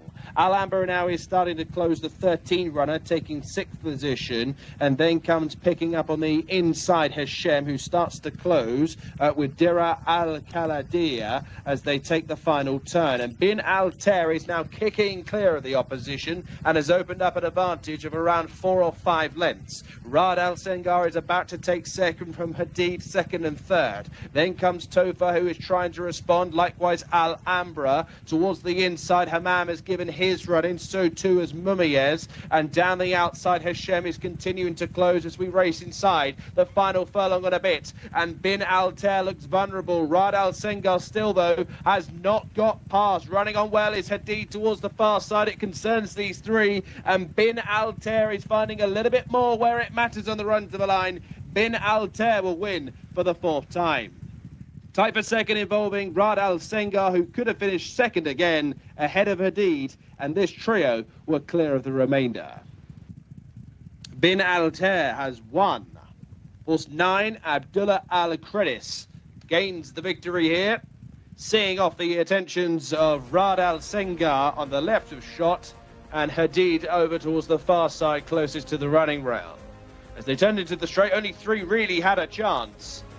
Most of the runners towards the back of the field given too much to do here as Bin Altair goes on to win. 2:23.28 Bin Altair, who was one of the first to get going and was best at the finish. Rad Al Sengar, for the third time in a row, will finish in second place, beaten a length and a half. Hadid a further head behind, back in third. This is Al Ambra getting up for fourth ahead of Hashem, and then came Saba Athbar. The winner of race 8 this afternoon is Bin Altair. The numbers 9, 8, 10 and 13. Stay with us here on the JCSA Group Racing all the way to the finish now.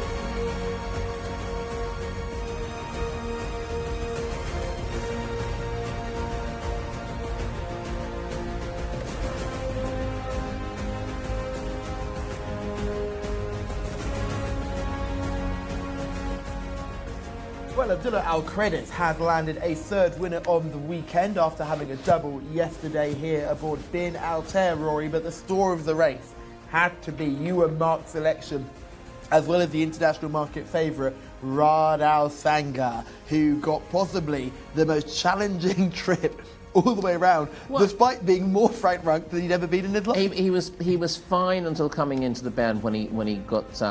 He shouldn't have been chopped for him because he was coming into a good position, but he had one coming up as inside, and his jockey had to ease him up and lose momentum and then try to come back into it again. But he rallied well enough to come alongside Bin Altair. But I'm afraid that Rad Al Sengar, I was happy to give him the benefit of the doubt because he's only had one race at this trip.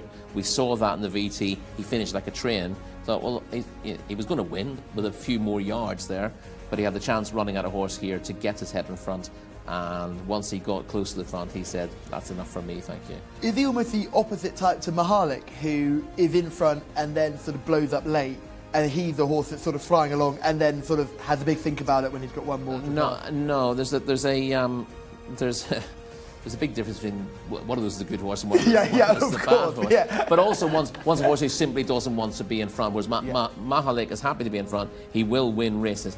We still don't know exactly what it is about him that means he empties late on in some of his races. The fact that he's not in an automatic handicap. And he's quite highly rated. But Rad Al Sengar, he's just a pack animal essentially. You know, we're talking horses are herd animals, and most of them are happy to be in the herd. Some are happy to lead.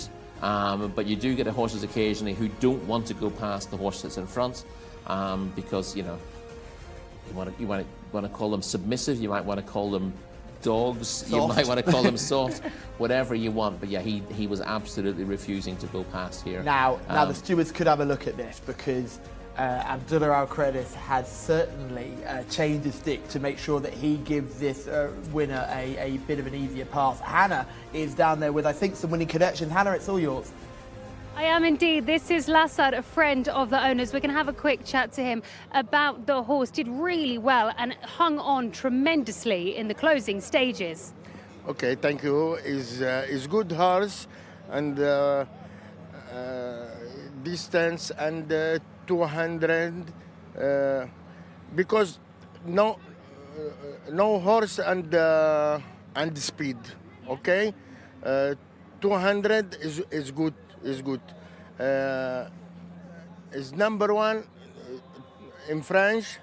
Here is number one in Arabia Saudi. Yes, he's come here and won, so he's got a winner in both places indeed. So, this horse has had 31 runs in total and now, 32 runs now and a 4th win. Where can we see this horse go next? Yeah, because I no long time and here and from Arabia Saudi. Okay, in 25 days and the come from France. Well, thank you so much for taking the time to talk to us. Thank you very much. Thank you. Wonderful to hear from Winning Connections there. Yes, clearly this trip helps because this horse has no speed. The race was lost at the start for Hashem, who reared up badly. Nearly took poor Sultan's head off, but he ended up finishing okay midfield. But watch the next time. But you can see the winner, the lightest of the second lightest of the grades in shot, currently in about 4th position, just going into 3rd and letting Tofar cut out the running. Yeah, that was disappointing from Tofar, though, wasn't it? I said I thought she might get mucked around in this race because she's not been in the heat of a really competitive handicap before, even though she looks the part and she's quite demure. And I thought, oh, she's going to get in the middle of these and get knocked around a bit. But yeah, she got herself out in front and she didn't have to go ridiculously hard to do so. So I thought it was disappointing that she's cracked as early as she has. As we said, our runner-up is in about 7th or 8th place on the rail. He's being pushed along a little bit here, but actually handier than you'd expect him to be. And he moves up threateningly going into the bend. But the winner is very well positioned, comparatively speaking, at this stage. And his ability to go through the race a little bit more on the bridle has been a plus. And essentially, he's managed to steal a little bit of a lead at this stage. Looked vulnerable late on and really, in normal circumstances, would have been run down, but we'll see those coming out after him, particularly in those quartered colours. Rad Al Sengar, who looks at this stage that he's going to come through. You see the horse coming up in his inside, and he just, that should have been his way through, and he's allowed something up his inside, which is also a big no-no, really. Mohamed Al Nasser, who's been banned for careless riding already earlier today, he left a gap on the rail for everybody to come through. If you're a supporter of Tofar, he's allowed 3-4 horses to come through his inside there, including the winner, who was stolen about 6 lengths at this point. Yeah, and yeah, it looked like a decisive advantage at that stage, but now you see how quickly the runner-up, Rad Al Sengar, is closing. And to be honest, he should have come straight past. He wants to make sure he's steering wide of the horse in front as well. What you don't want to do with a horse with momentum is lose that momentum by running into the back end of the horse in front. I don't see the stewards doing anything about this. If anything, the second is drifting to his left all the time. And I don't think you can complain too much about this. We see the jockeys keen to peel off in the straight and come wide of runners because that just helps them carry the momentum through. And yeah, I wasn't particularly impressed by the ride here on the second, but I wasn't impressed with the second either. And he had his chance. It was Hadid who came up his inside, wasn't it? Yeah. When I think he should have shut that door before that happened, but it wasn't the difference between winning and losing, because he would have got to the front, he would have got near the front earlier, and then dogged it earlier essentially as well. So, but you can see his jockey in blind panic at this stage, thinking he was going to win easily. It's so agricultural, isn't it? I mean, I know the horse isn't helping, but if you're the connections here, you had a different. I'm sure they had a different rider on the winner they had yesterday. I could be totally wrong. Yeah, I think so, yeah. You'd have to say it's time for us to make a change at jockey here, because the winning rider there, right, the runner-up, Nawaf Al Farouz, has just, I think he's been really, really poor there. But the standard does step up now. We've had two tricky Arabian contests. Now, we got through them. They've both been quite interesting. You've had yourself a winner. You've had an unlucky second. Now, we build up to the good stuff. Let's move on to race number 9. This is the Prince Naif bin Abdulaziz Cup. This is the first of our really interesting horses, and it features a young man named Rosser Ryan, who rides the one horse here. Rosser having his second season, hitting 200 winners in the UK, an ARC-winning jockey, a Breeders' Cup-winning jockey, and still found running around Wolverhampton in the depths of winter. What do you make of him as a rider? He's a terrific rider, and again, when you see him riding at Wolverhampton, you realise what quality he is. you watch the big race means the Royal Ascots and the rest of it. You know, you see some of the best jockeys in the world, and you don't tend to notice the ability of most of the jockeys because the standard is so high. But you see him riding at Wolverhampton, and he's a jockey who does things slightly differently. Everyone's happy to sort of do it by numbers. You know, you don't see people obviously doing things wrong, but everyone's doing roughly the same thing. You're riding according to the way you're meant to ride a race. And Ross O'Ryan strikes you as a jockey who can think about a race and do things slightly differently and change the result accordingly. And he does stand out. He's come a long way in a fairly short space of time. He's had 1 or 2 setbacks in his career as well, which have made the headlines. But he's shown himself to be above that. He's never got involved in any kind of drama. He just gets his head down and works, which isn't enough on its own. You've got to have the talent, but the talent doesn't take you there. You need the combination of the ability and the willingness to work as well, and he's got both of those. Yeah, he's got plenty of quality in the saddle. He's an exciting jockey, still so young as well, with so much to look forward to ahead of him. He's got these rides down in Saudi Arabia, already a winner on Saudi Cup weekend aboard Anaf as well, so certainly a jockey to keep on the right side of here. But for race number 1, Mark Francis, the first of our group races tonight. Let's get the runners and riders.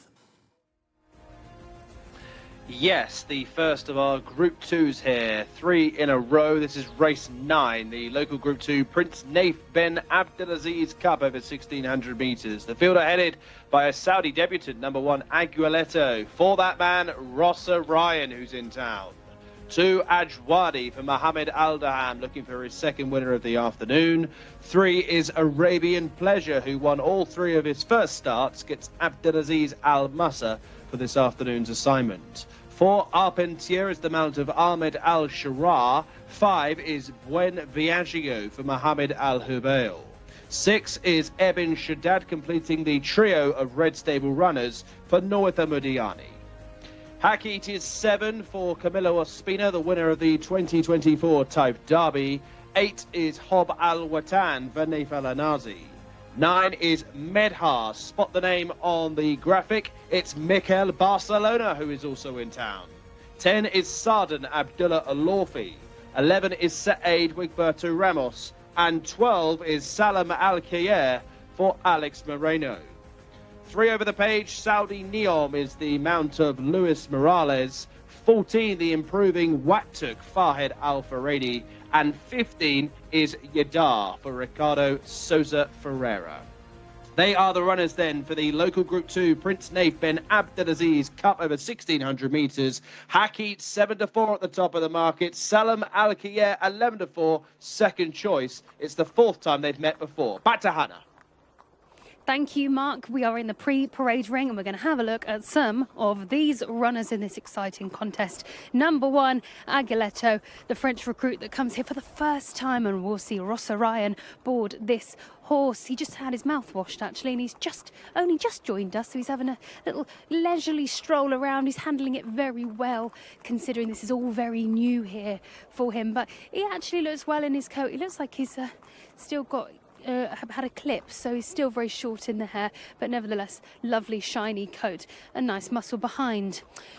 Now, number 3 is the next horse who has just joined us in the parade ring, Arabian Pleasure. Let's have a look at this colt. A gorgeous black colour with a beautiful shiny coat. Hind end is looking fabulous as well. Lovely indentation on that fitness line around the hind end, which is just around the hamstring. Lovely horse, lovely shoulder on it. There's so much I could actually just keep on saying it's lovely because it really stands out because of its coat. It's a big horse. It looks powerful. I really like the look of Arabian Pleasure. I even put in my notes, looks very strong, and he does indeed. Number 7, Hakit, the grey horse we're going to look at. Taif Derby winner under the regular rider, Camilo Ospina. We'll see how he goes today. Having a little head shake. He has got his ears back, but nothing to worry about at all. He looks great.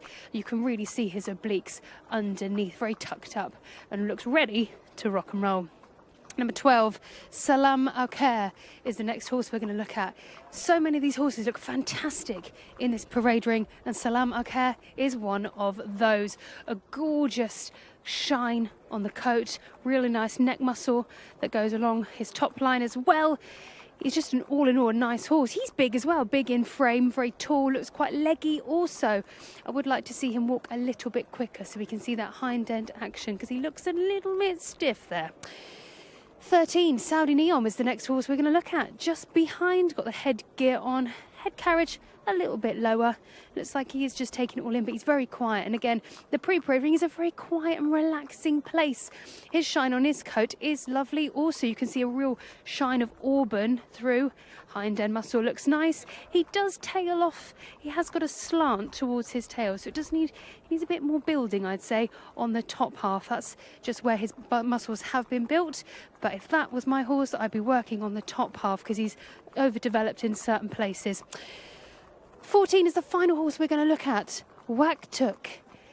3 from 4 for this colt. We'll see how he can perform today. Another stunning looking horse, particularly that hind end. I have to say, these horses look great, and so does Waktuk. He's having a little chomp on his bit there, having a little look around, but temperament wise, he's a real cool dude. I like the look of his body. He's perhaps not as tucked up as some of the other super fit racehorses we've seen, but nevertheless, he still looks phenomenal. I have to say, chaps, it's a tough pick in here because they do look very good, and when you get to this level of racing, that's when you see the real stunners. It's back to you guys in the studio. Oh, Hannah, you're fantastic. Great stuff down there in the pre-parade ring ahead of this absolute cork of a contest. First thing I had to say, I thought Hakit looked absolutely superb. Yes, Just a real stunning looking individual. Let's have a look at Hakit in action now. This was the win last time. Arabian Pleasure is the horse in behind, and he quickly says bye-bye and absolutely bolts in. One of the performances of the season so far. Yeah, won this by 12 lengths, and Arabian Pleasure was a horse who came into this with a not with a big reputation. He wasn't a talking horse. He was a horse who'd just done it. He won 3 times over 1,600 metres, improving every time. And he came up against Hakit here, and Hakit absolutely blew him away to win by 12 lengths. He was pushed out to the line. Obviously, they're keen to get the rating up as high as possible. It was frightening, though, the way he kept pulling away. The one I'm really impressed with is now my favourite, Son of Arrogate. Yeah, there you go. Yes, typical of the Sons of Arrogate as well. Want to be the last generation of his as well. Indeed, yeah. Let's have a look at Waktuk here. He's the one that comes into this race with a big reputation, has done nothing wrong so far in the career. No, he hasn't. Won all 3 starts this season. Waktuk looking very impressive in doing so. And as you see, he puts daylight between himself and his rivals in a good company here. This is the Jockey Club Cup, a domestic Group 3, and Yadar just losing out for second. Ibn Toulon runs on 6 lengths the winning margin there, about 6.5 back to Yadar, and those horses have been showing very good form. Not necessarily Yadar this season. Ibn Toulon had top class form last season. Before we get back to the parade ring, let's talk Mikel Barcelona. Rides in this race, he's got 4 rides today. Ross has got the 2. Big career move for him at the moment. He's just left Godolphin and has come to Saudi Arabia. Very similar to James Doyle when he left Godolphin. I know he's a regular visitor to Saudi Arabia, but he came here last season as well. What do you make of the move to Aga Khan after spending 12 years at Godolphin? A long time at Godolphin. Obviously, he was based with Godolphin in the UK for a couple of seasons as well. We'll remember him. Anyone with a connection to the sport will remember him winning the Derby on Pour Moi and the great commentary. He seemed to celebrate before he got to the line, and Richard Hoyle's coming out with the commentary. He's celebrating as if he's won the Derby. Always a very cocky jockey in his youth. He's mellowed and matured a fair bit now, and just to keep the job at Godolphin for 12 years shows that he's lost a little bit of that exuberance of youth, and what goes with that, the sort of negative side. And to be getting the job with the Aga Khan, you don't mess around and get a retainer with the Aga Khan. So he's 33 now. Yeah. Very much time for him to settle down and show what he can do as sort of a senior rider. He's had loads of Group 1 success, and this is a very good job for him to settle into and basically have. He'd be looking to hold this job for a long period of time. It's the kind of retainer you want to retire with, really. And it's an interesting moment because the Aga Khan, obviously, I can't remember the trainer's name off the top of my head, who just lost some horses. He's very unwell at the moment, but his name has completely slipped my mind. But the Aga Khan is going through a transition as well with their training, so clearly there's some movement going on here. We've had some big names in France retire recently as well, so this opens up an opportunity to Mikel. But remember, he was champion jockey in 2021 in France. This is no just a big name, I'll only turn up on the big Saturdays. The French champion jockey is hard to win. You think it's hard hard to win it in England. Well, the driving they have to do, the travelling around France, such a large country, it really is a labour of love. Yeah, and he's now got the work ethic to really go with that as well. And there is Rossa Ryan on board here. He's on Aguiletto, a horse who we know very, very little about, but that is the Iceman Commerce there, Rory. Indeed, yes. He's really got a big race temperament about him. Obviously, what I really like about Russell Ryan is that he wants to get a job done, and he wasn't going to come gallivanting around the world before he hit that 200 winners on home soil, and more than happy to do the hard yards to get it. And now he's, getting the rewards of that early in the new year. He can start looking at this year's targets when he gets back home again. We've got him here. Hannah has got Rossa Ryan. Let's hear from the Iceman himself. We have indeed, yes, Rossa Ryan is here. You have been mighty busy. An ARC, Breeders' Cup, 200 winners in the UK. It's all going on, and now you're here in the Kingdom of Saudi Arabia. Yeah, it's a bit surreal. I got a call last week to come, and I actually was away on holidays at home in Ireland, but it's hard to turn it down, really. Wow, so it was only last week that you got the call, and now you are here. Yeah. Racing moves pretty quick, so you have to move with it. But look, it's good to come out here. Be my first experience on the dirt, so we'll see what it's like. Okay, so have you actually been out? Have you been able to see the track at all? Yeah, I was here last year. Luckily, Anaf had look around here for me last year, so we'll see how we go there this year. Great stuff. Well, talk to me about this horse then. It's first time here. What order's been? I see you had a good conversation before the race. Be keen to see how this horse gets on. Yeah, the Prince just let me find my way. It's his first time on dirt.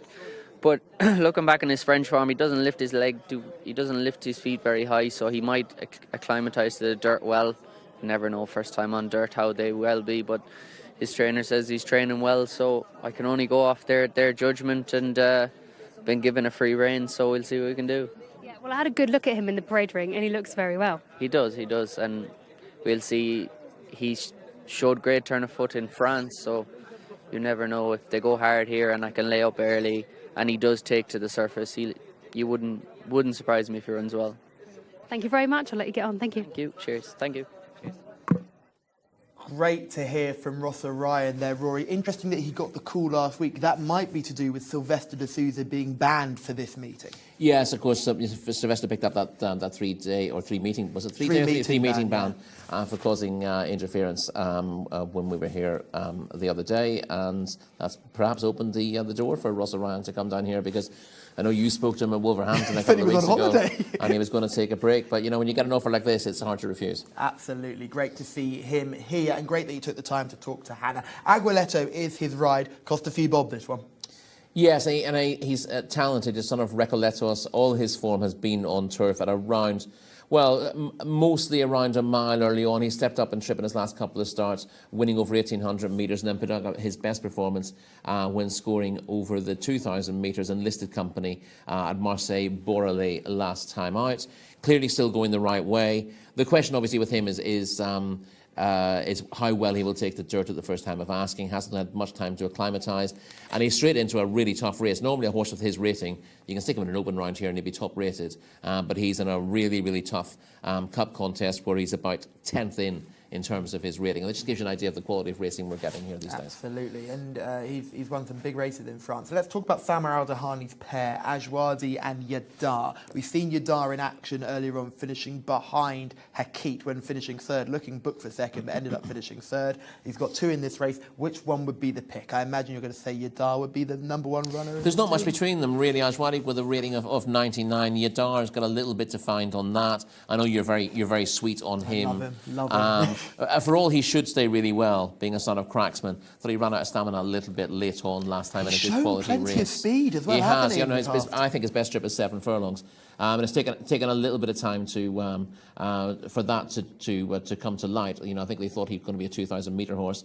This is more suitable to 1,600, but I think the slightly shorter trip, despite his pedigree, is ideal for him. Ajwadi's probably got a slightly better chance. It was a bit disappointing behind Final Destination last time, and his last win was quite an impressive one, but it was in a handicap, and not to 100, it has to be said, but it means that he's avoiding some of the very best horses in here, but nicely drawn in stall 3. He might finish best of the pair, but we always say that Thamer's horses win all the time. These are the races he wants to get them in, but he's pushing them really hard to get there.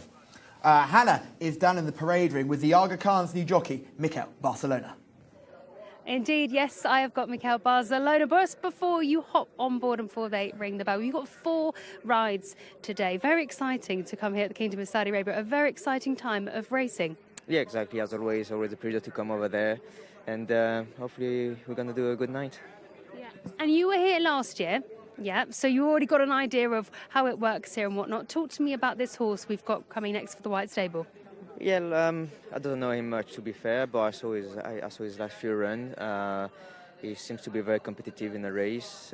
Still a maiden, but he should be able to do good, I guess. Yeah. I mean, you've ridden all over the place. How does it compare riding here in the Kingdom of Saudi Arabia to anywhere else? This is just different. The dirt here is completely different than it is in Dubai, different than it is in America as well. You need to also who like them, and actually it's pretty good for us to ride on this kind of surface. Brilliant. Well, thank you so much for your time. The bell has gone. I'll let you get on. Thank you. Bell has gone, he should get on. Yes, we were talking about the Aga Khan. It's Jean-Claude Rouget is the trainer who's just leading some of those horses. We send our best wishes to him and his family as they go through this tough battle. Let's talk about the White Stable runners here. We'll start with Hakit, obviously, but they've also got Medha, who will be the mount of Mikel Barcelona. Yeah, as Mikel was saying, he doesn't know the horse particularly well. And the trouble with Medha in this race, he's an 80-rated maiden. He's talented. It's not a practical joke. He will win races, but this looks a really tough ask for him. Like, he's been beaten by Arabian Pleasure. He's been beaten by Salam Al Khair. Yeah.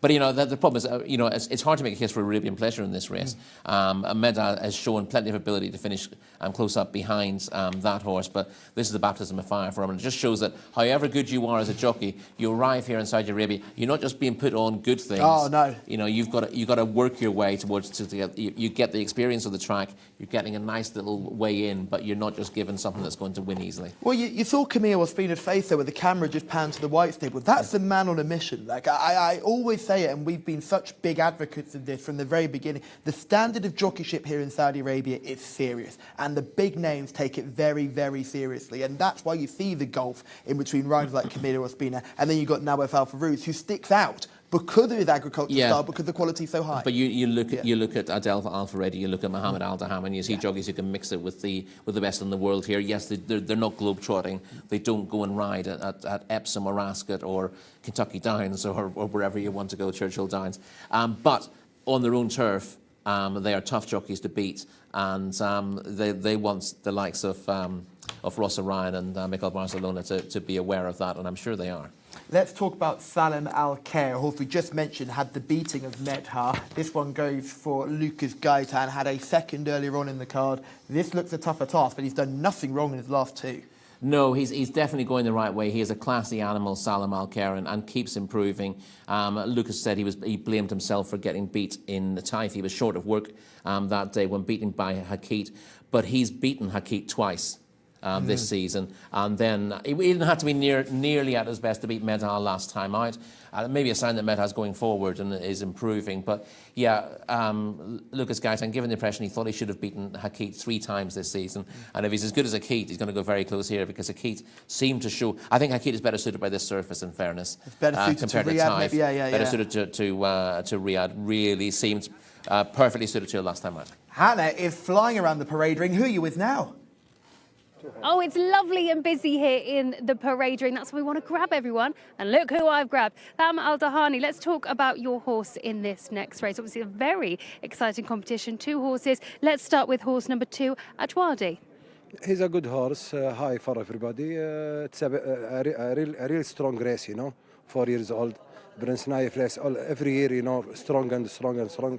Today, cannot choose the winner for sure, because there is so many horses first time meet each other, I hope for everyone a good luck, and also for my stable. I have a 2 horse, one Ajwadi. He's in a good form.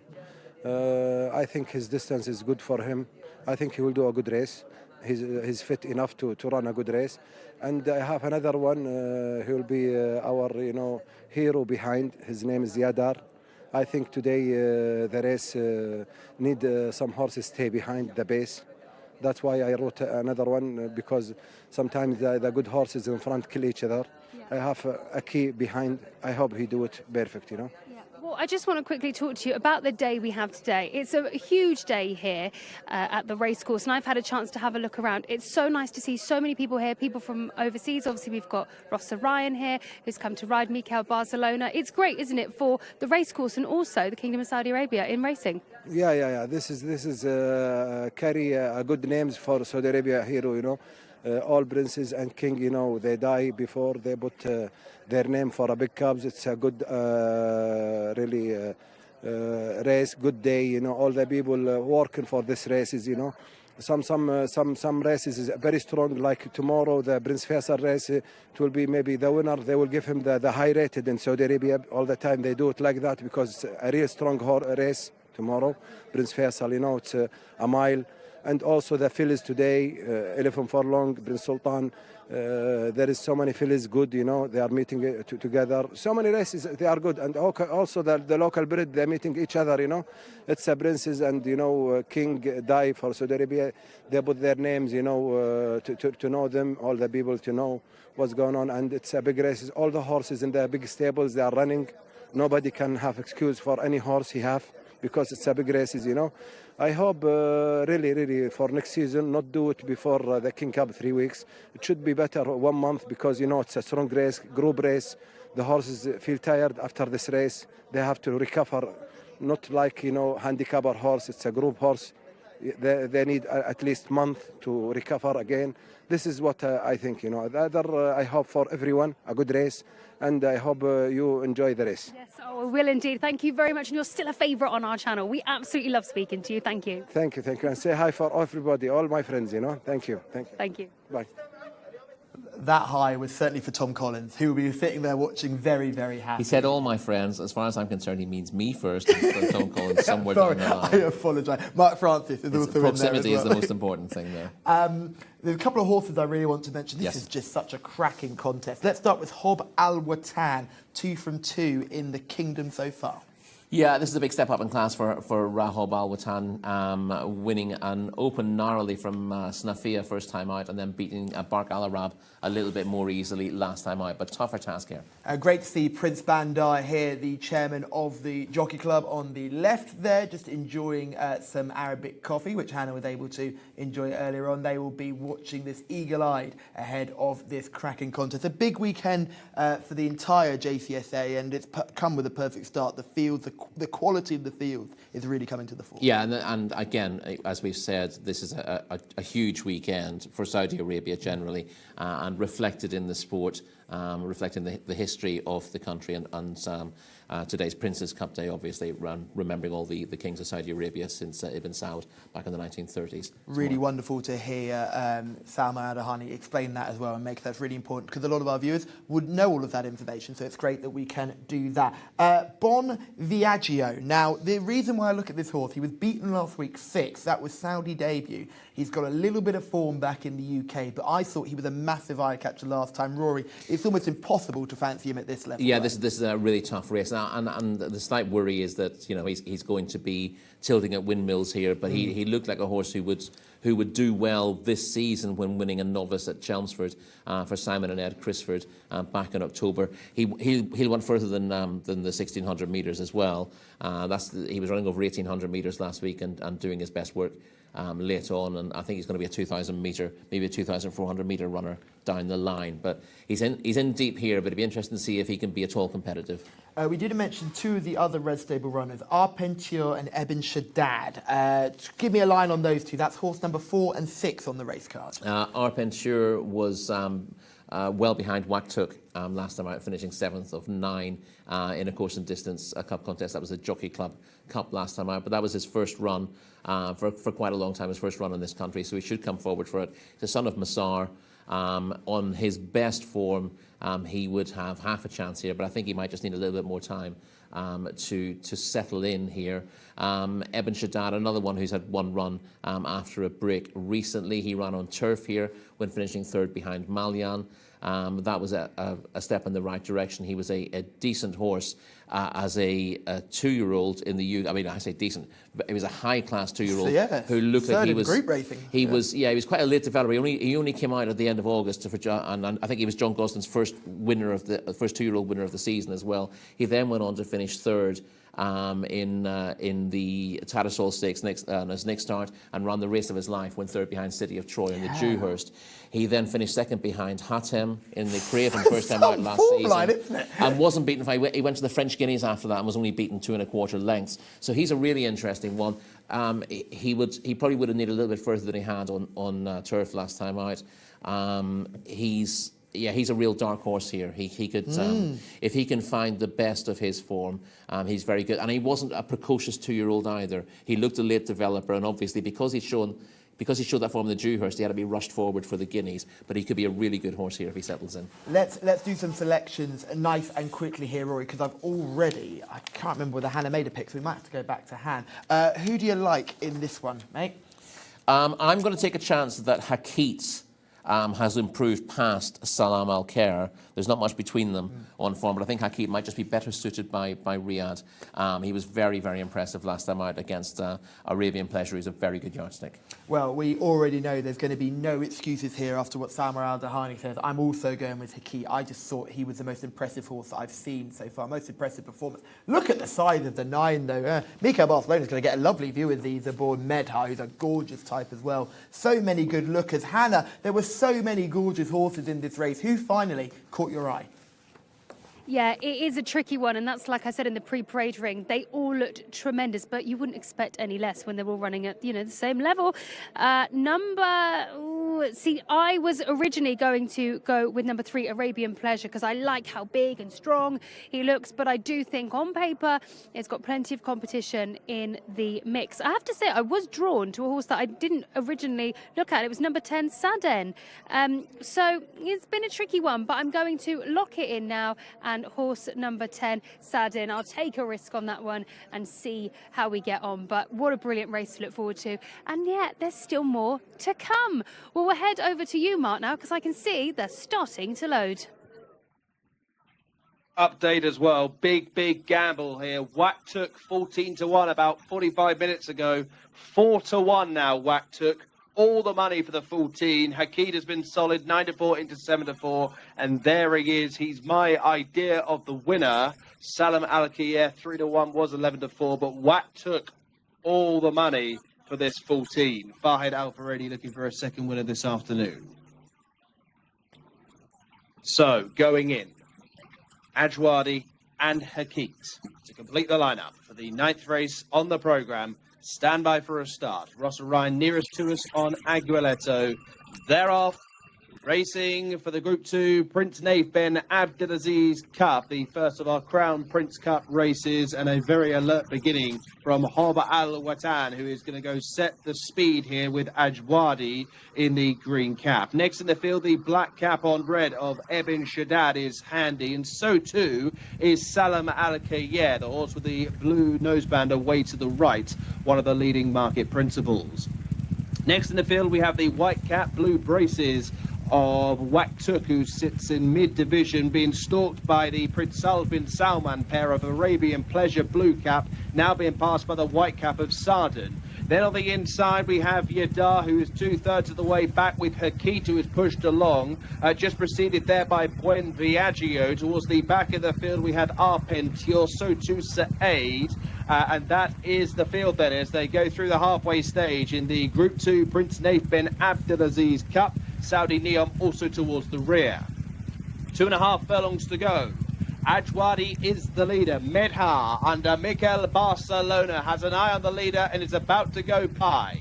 Back in third position, we have Waktuk, who is running on well with Buen Viaggio. Then comes Arabian Pleasure and Salam Al Khair. Hakit is starting to pick up, going into sixth position down the wide outside. The leaders are starting to tie up, but they are clear. Inside the last 150, and it is Medha, this side of Ajwadi, who is responding on the far side for Mohammed Al-Daham. It's really tight between Ajwadi and Medha. Ajwadi is the winner.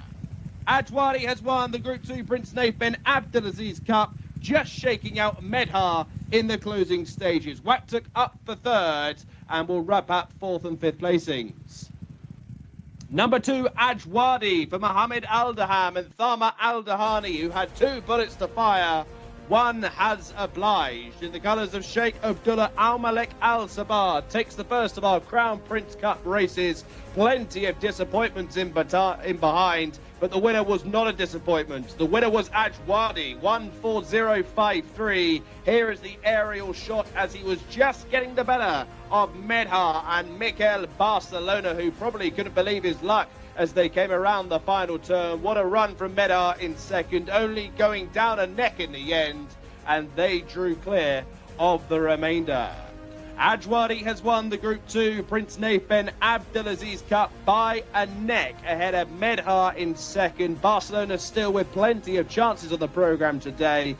These two went on then from the third place horse, which was Waktuk, who continues to improve. A three-way go for fourth place. Hakid on the near side of Arabian Pleasure and Buen Viaggio between the pair. The numbers 2, 9 and 14, the first three home. Ajwadi wins for Mohammed Aldaham and Thama Aldahani.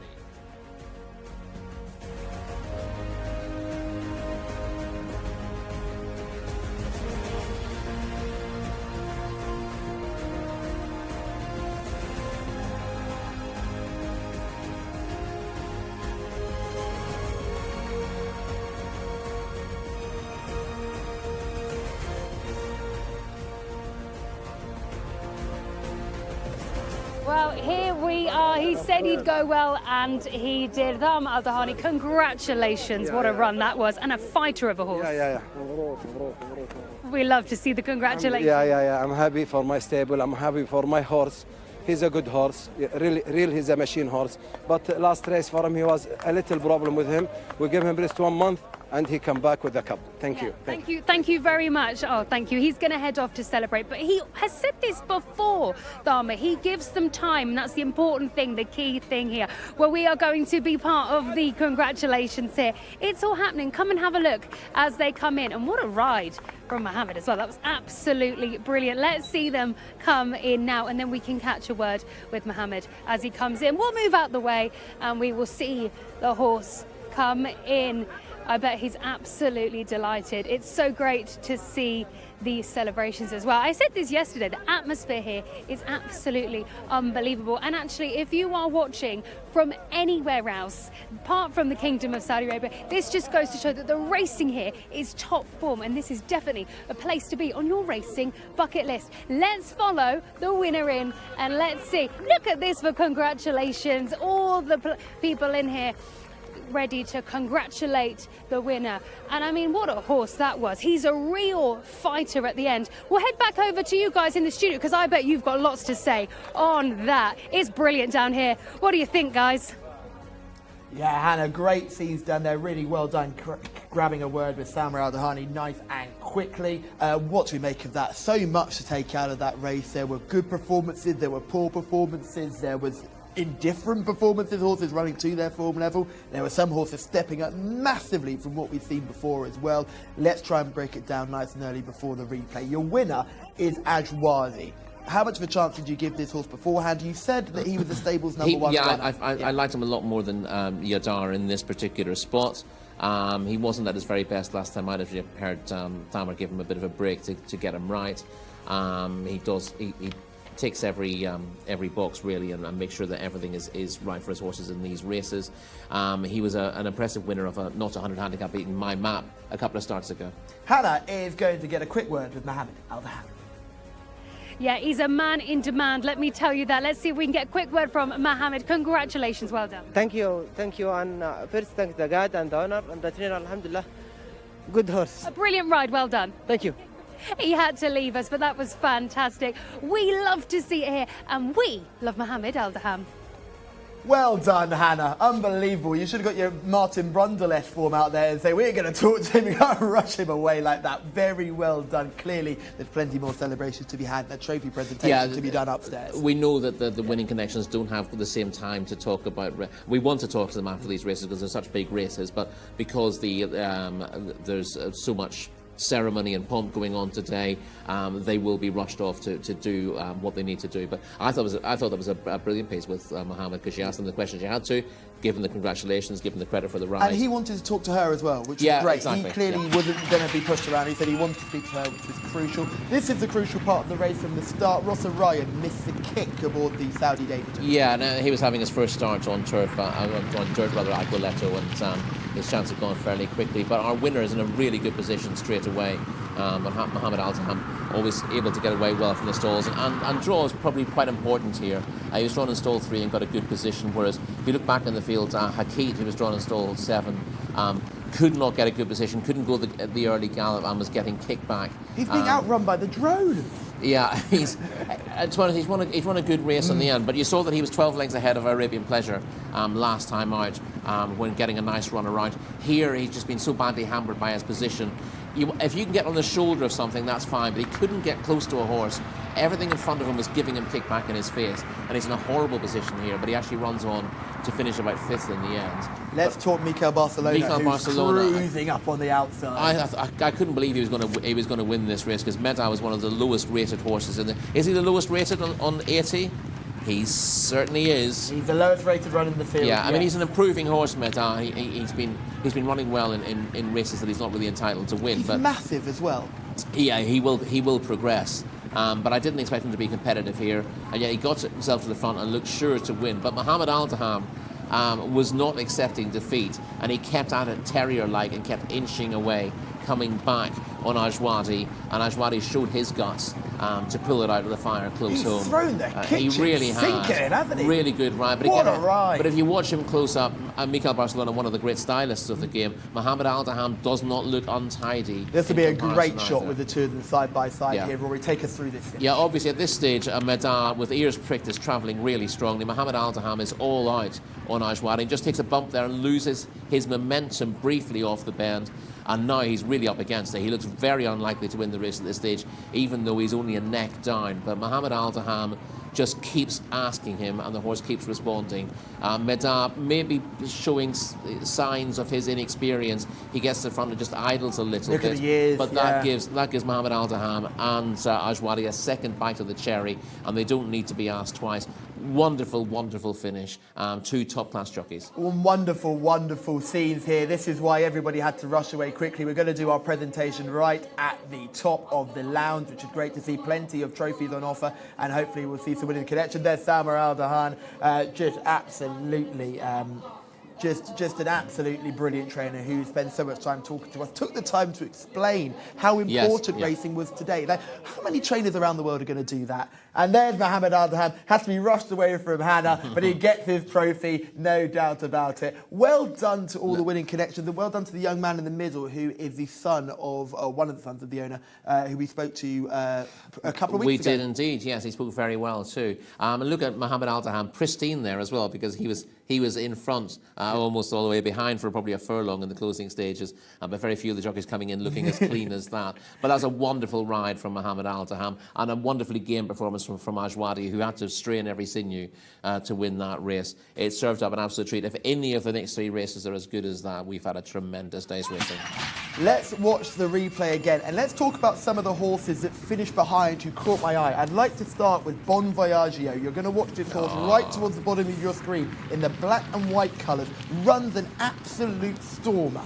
He does, which might be a little bit of shame as far as his handicap mark goes, because he can do some damage off a mark of 85. But in fairness, nobody here is particularly keen on winning handicaps, winning opens and winning cup races are what it's all about. Apart from these owners. And this is true. They do. Their horses are campaigning a little bit more with handicaps in mind, I suppose. But this is a good run from a horse who will need further than this. 1,600 metres is going to be a bare minimum. He was a 2,000 metre winner in the UK on his final start in novice company, but still only a baby and learning the game. So this is a good run from him. Couldn't go with them early, but he's kept on bravely to finish on the heels of the placed horses. And Bon Voyagio should give connections an awful lot of fun over the next year or so. The other one we need to mention, Salam Al-Khair. Lucas Gaitan's horse is not running to the level that we've seen them before, or was he running in weaker races beforehand? No, well, I thought struggling in Riyadh? No, I would say that his runners over the last week or two haven't been finishing their races. I thought Salam Al-Khair actually travelled as well as anything. until the turn for home. And he's got no luck there, did he? He's about 6th at this stage, but when push comes to shove, he can't find anything off the bridle and he gets passed by the finishers. And we've seen 2 or 3 of Lucas's horses looking like they've got races won at halfway in perfect positions. We'd expect his horses to put the races to bed from there. But what is it, 12 or 13 consecutive losers for the yard, which isn't an awful lot in the grand scheme of things, but this is the trainer you expect to be striking with one from every 3 runners. Yeah, so now let's talk about Whack Took, the money horse. The gamble came, and at one point it looked like the gamble would be landed, but the front 2 never came back. No, they didn't come, but they battled together. They helped each other a little bit through the latter stages of the race. Whack Took has run well, but he's run around a little bit under pressure in the final 2 furlongs and hasn't quite delivered the big challenge that looked likely. A big run again from Arabian Pleasure is a horse I like. You see him on the rail with the blue cap in the Prince Saud colours. He was put in his place by Hakit last time out, but turned the tables today. He's just a really likeable horse. He's not particularly flashy, but you know he won 3 on the bounce over 1,600 metres here from the end of last season through to the early stages of the season here in Riyadh, and he's confirmed the form he was showing earlier on with his good performance. Wonderful scenes here as well with Winning Connections, able to all get up and get this picture together, because obviously not everybody is allowed up to the lounge. So now everybody can get this picture for the mantelpiece. Yeah, and that must be something special to have as well. Certainly is. And Salma Al-Dahani is your winning trainer. Sheikh Abdullah Hamoud Al-Mesek Al-Sabah is your winning owner. That is his son in the middle with the trophy raised the highest. Remember, these are the owners who had Hartem, sold him for an awful lot of money, but had no bad blood about it whatsoever. No. They were so proud of what he achieved for them. Absolutely, in a wonderful horse. We had his form line. I'm showing up in this race with Eben Shaddad as well. We don't tend to see Sheikh Abdullah Hamoud Al-Malek Al-Sabah he was here a couple of weeks ago, wasn't he? Yeah, because Salma was like, we need to have a winner, lads. But yeah, he's a fairly rare visitor, but his horses are regulars in the winner's enclosure here. He's going to be, he may well be champion owner this season. Yeah, let's talk about Mohammed Al-Dahan's right there, because they were up with the pace early. We saw Hob Al-Watan up there with him. That's Naif Al-Anazi. That felt like cheap speed. I know he'd won his last 2 efforts, but this was a much tougher contest. What fascinated me was that he was able to stay in front, and then when push came to shove, found a bit more. And that's purely because his jockey's so tight, so neat, next to, as you said, the most iconic stylist jockey riding today, really. Yeah, absolutely. It was jockey and horse in perfect harmony here. He hasn't deliberately held a little bit back for the finish, as it were. You see jockeys riding like that where they think, oh, I know there's a little bit left in the tank. He basically just asked his horse to give everything, and the horse willingly answered that question. So he got himself in a very good position, but he was going as fast as he could go while able to see the race out. He looked vulnerable off the bend. He was passed, probably just lost a bit of impetus. There was a little bit of a bump between the pair of them, which was no one's fault. And then you thought, well, now he just weakens out of it and finishes maybe a 3-length second, and it's a great run from him. But Mohammed Al-Dahan was in no mood to accept defeat, even if it was an honourable defeat. He kept asking, and Ajwadi, bless him, he couldn't have had much more to give, but he kept finding that little bit more. The door was open for him with Medad just idling a little bit in front, but most horses in that situation would just go, I've done too much already. And this horse and this jockey just found extra reserves to win the race narrowly and produced the perfect result, I think, for everyone. Now, Mikel Barcelona will be hoping for better luck in this next race. He has a ride in this next race, and Mark Francis can take us through the runners and the riders. I certainly will, Callum. I'll give you the prices as well. Local Group 2, second on the programme, Prince Badr Ben Abdelaziz Cup.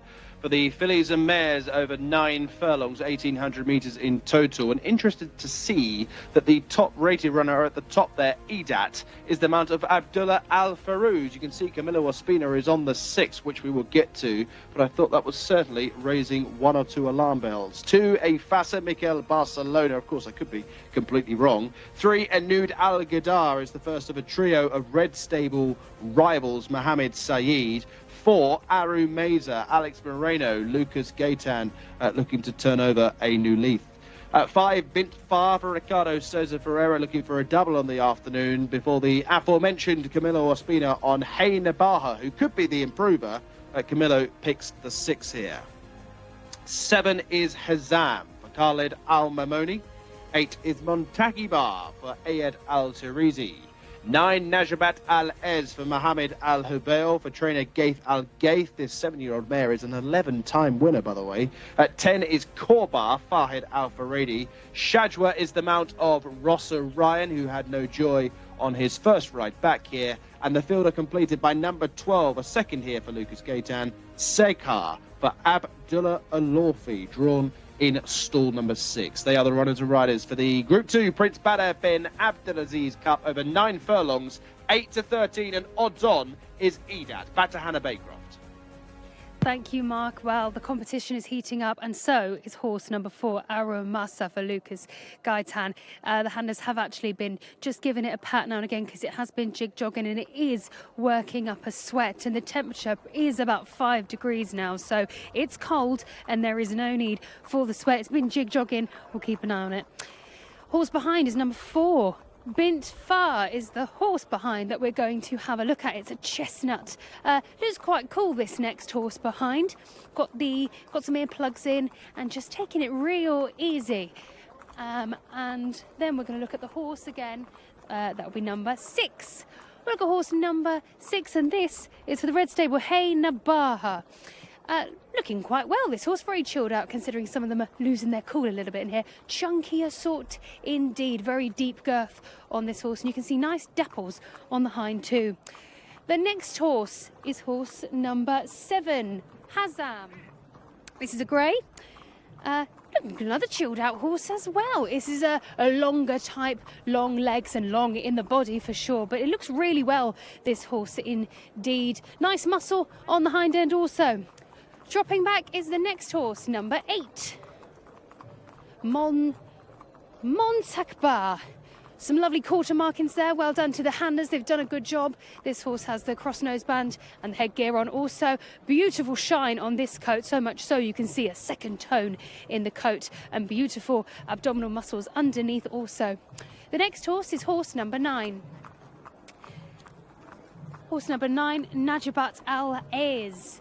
A bit more condition on this horse. You can't actually see the definition that you can see in some of the other horses, which would be a paddock negative for me, but nevertheless he's still a big type, a big shoulder on this horse and a big head also, but doesn't look out of proportion whatsoever. But I would like to see more muscle definition across this horse as a whole.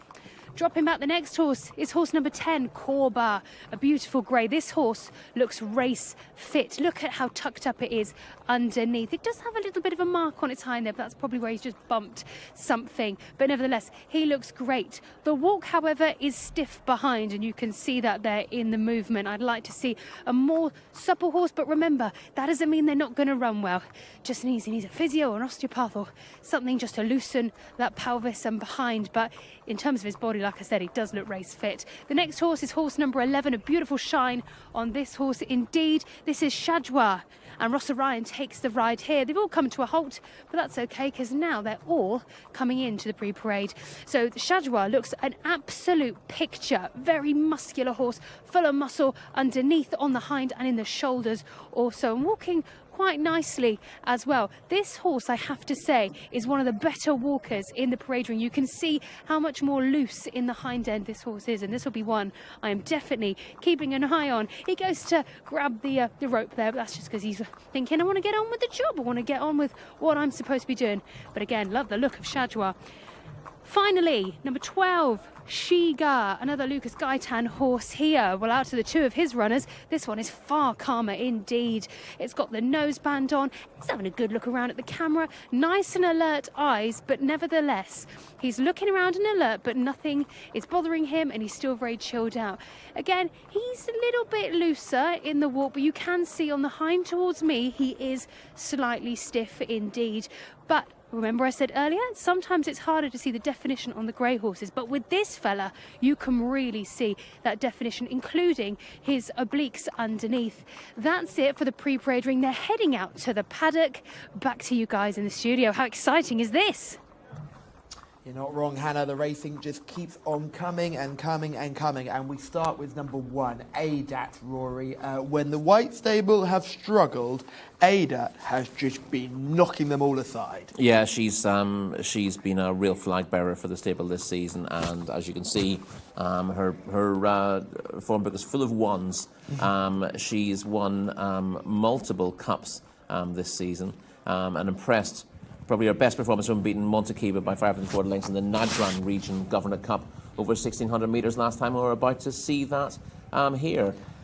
This is as far as she's ever been. This was a 1,600 metres last time out.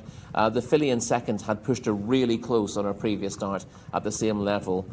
We thought she might be vulnerable after having had quite a lot of racing this season, but she actually produced a career best effort to clear right away in the closing stages, giving hope that this 1,800 metre trip will be within her compass, because her form had been at 1,400 and 1,600 prior to that. Yeah, no, that's a really interesting performance from Hayna Baha. I'm concerned, sorry, not Hayna Baha, Adat. This is Hayna Baha, and I think this horse is an absolute freak. This is the win for her a couple of starts ago. She was last seen finishing third, but that was stepping up in trip, and she shaped like she was going to win by half the track and emptied pretty quickly. Back down to this distance, I think she's got every chance here of turning that form around. And Rory, the market opened, and she was 11-2. Yeah, it's a very fair price. I think Adat might just be vulnerable now. This is, you can see this is absolutely as far as Hayna Baha wants to go as well, though. The stride does shorten late in the day, and as she said, stepping up to 2,000 metres last time out. She ran very well. Yeah, you can almost give her credit to where she came. Yes, she's only been a length and a half behind Taj Al-Elia, but she looked like she was going to win that race. She looked like she was going to win their previous race, the Ministry of Interior Cup, by 10 lengths. With a furlong and a half to run. So her finishing effort is a little bit of a question mark, but this trip is clearly more suitable than the 2,000 metres, and she's going to be well positioned under Camila Ospina, given the way she runs through her races, and she should go very close. Now, tactically, I'm already thinking, we know Adat is going to be sort of right bang up there with the pace. She knows she can handle this trip, no problem. Is it going to turn into a bit of a speed duel? And that wouldn't help Hayna Baha because she would get very tired later on. Were you slightly concerned about how this race could pan out? Yeah, well, the one thing about Hayna Baha is she's got a lovely long stride. You saw it and that. She will actually travel smoothly through the race if they go fast. That actually will probably suit her, in a manner of speaking, because she wouldn't have to work that hard with that long stride of hers to keep up. You don't really want to see her committed too far from home. That's the thing. She travels so well that you're inclined to think, oh, we can win this easily, and you kick on. And once she's done that for a couple of furlongs, then the stride begins to go. But I don't think a fast pace is going to bother her. She's got as I said, that long stride and that high cruising speed will stand her in good stead. Number 3 is Anud Al-Ghana. What do we make of this one? Ran no race last time out. No, and is a little bit in and out, but the biggest concern with Anud Al-Ghada is that her best form is up to 1,400 metres. She's well beaten by Adat in the Asia Cup last time out, but she's got no form over further, and this trip looks all wrong for her. Aramisa is going to go for Lucas Gaitan. Comes here having not been seen for over 4 months. Yeah, fitness won't be a concern with one from this stable after the break. We have voiced concerns about the runners from Lucas Gaitan's yard at the moment, just with how much they're finding off the bridle, having travelled into race as well, or how little they're finding. This one beat Jumanat Al Riemann at 2,000 metres open at Taif, so stays very well. Just beaten again by that rival in a 80 to 96 handicap there last time out, and isn't dismissed, with fitness not going to be a concern, but does need to be at her very best, and the form of the yard becoming a tiny bit of a concern at the moment. She does go well fresh though, doesn't she? She does, yeah. Everything from this yard goes well fresh. Yeah. So it certainly won't be discounted here. Bint Far, you like this one? Talk to me. She's a smashing filly. She's all wire and whipcord Bint Far, but she's been in really good form this season. Her most impressive performance came over this course and distance, and this is the ideal trip for her. I think 2 or 3 of her best efforts ever have come over the 1,800 metres. She beat Kathir by 8.5 lengths in the Africa Cup, and she ran very well in the Group 2 Prince Mohammed bin Saud Al Kabir Cup last time out. And she's one to take seriously here under Ricardo Sosa Ferreira from stall 10. 1,800 metres, definitely her ideal trip. The 7 is Hezam here. Hannah mentioned looked really well in the parade ring. Strong, fit, tight, well put together. Yeah, a pretty consistent Hizam, but largely at a slightly lower level than this, and has been behind Ayadat 3 times in a row this season. Not disgraced on any of those occasions, but beaten a fair way every time, and difficult to see her turning the tables with Ayadat unless Ayadat's just had enough for the season, which is a possibility. She's a very busy time, but even then there are other horses of similar ratings you thought would have Hizam's measure. Montekiba is horse number 8, 6th last time out, but has been very, very busy. Yeah, again, similar sort of comments regarding Hizam. Been running very respectably all season, but been very busy. 6 behind Shajwan, of course, in distance open last time out, isn't really good enough to win this, and has been behind Ayadat 3 times in recent months. She's danced every dance, but she's come up short every time. Another horse who's been beaten by something in the field is Najbat Alay's number 9, with behind Hey Nabaha in the Ministry of Interior Cup, the race we just saw. Yeah, and was also behind Taj Al-Elia in that Jockey Club Board Cup over 2,000 metres last time, so again was behind Hey Nabaha in that contest. Yeah, so hard to see that form being turned around. I absolutely adore Corba. I think she is one of the best looking horses here. She was dancing every dance last season without too much success. She's had 2 runs this season. Started off well in Cup Company in the Asia Cup, finishing second. That was behind Adat. But then the last run out in that Region Governor Cup really struggled behind that same rival again. Yeah, that's got to be a concern. She always takes the eye, but she looks very well again today. But as you said, she was behind Ayadat, but not being far in the Asia Cup. But didn't repeat that form last time out. Both those runs again over 1,400 metres. She's tried this trip before and hasn't looked to stay. Shajwa is the 11. Comes here on the back of a win. That was beating a Fasa over 1,800 metres. Sticks to that trip today. Can't be ignored. No, can't be ignored. I could give her a chance under Ross Orion. Again, she's been behind Ayadat, but she's been in front of those who've also been behind Ayadat. She's been placed 3 times in Cup races that Ayadat has won this season. And then won that course and distance open last time out from a Fasa. So she's got the confidence of that win behind her last time out as well, and she should run a solid race.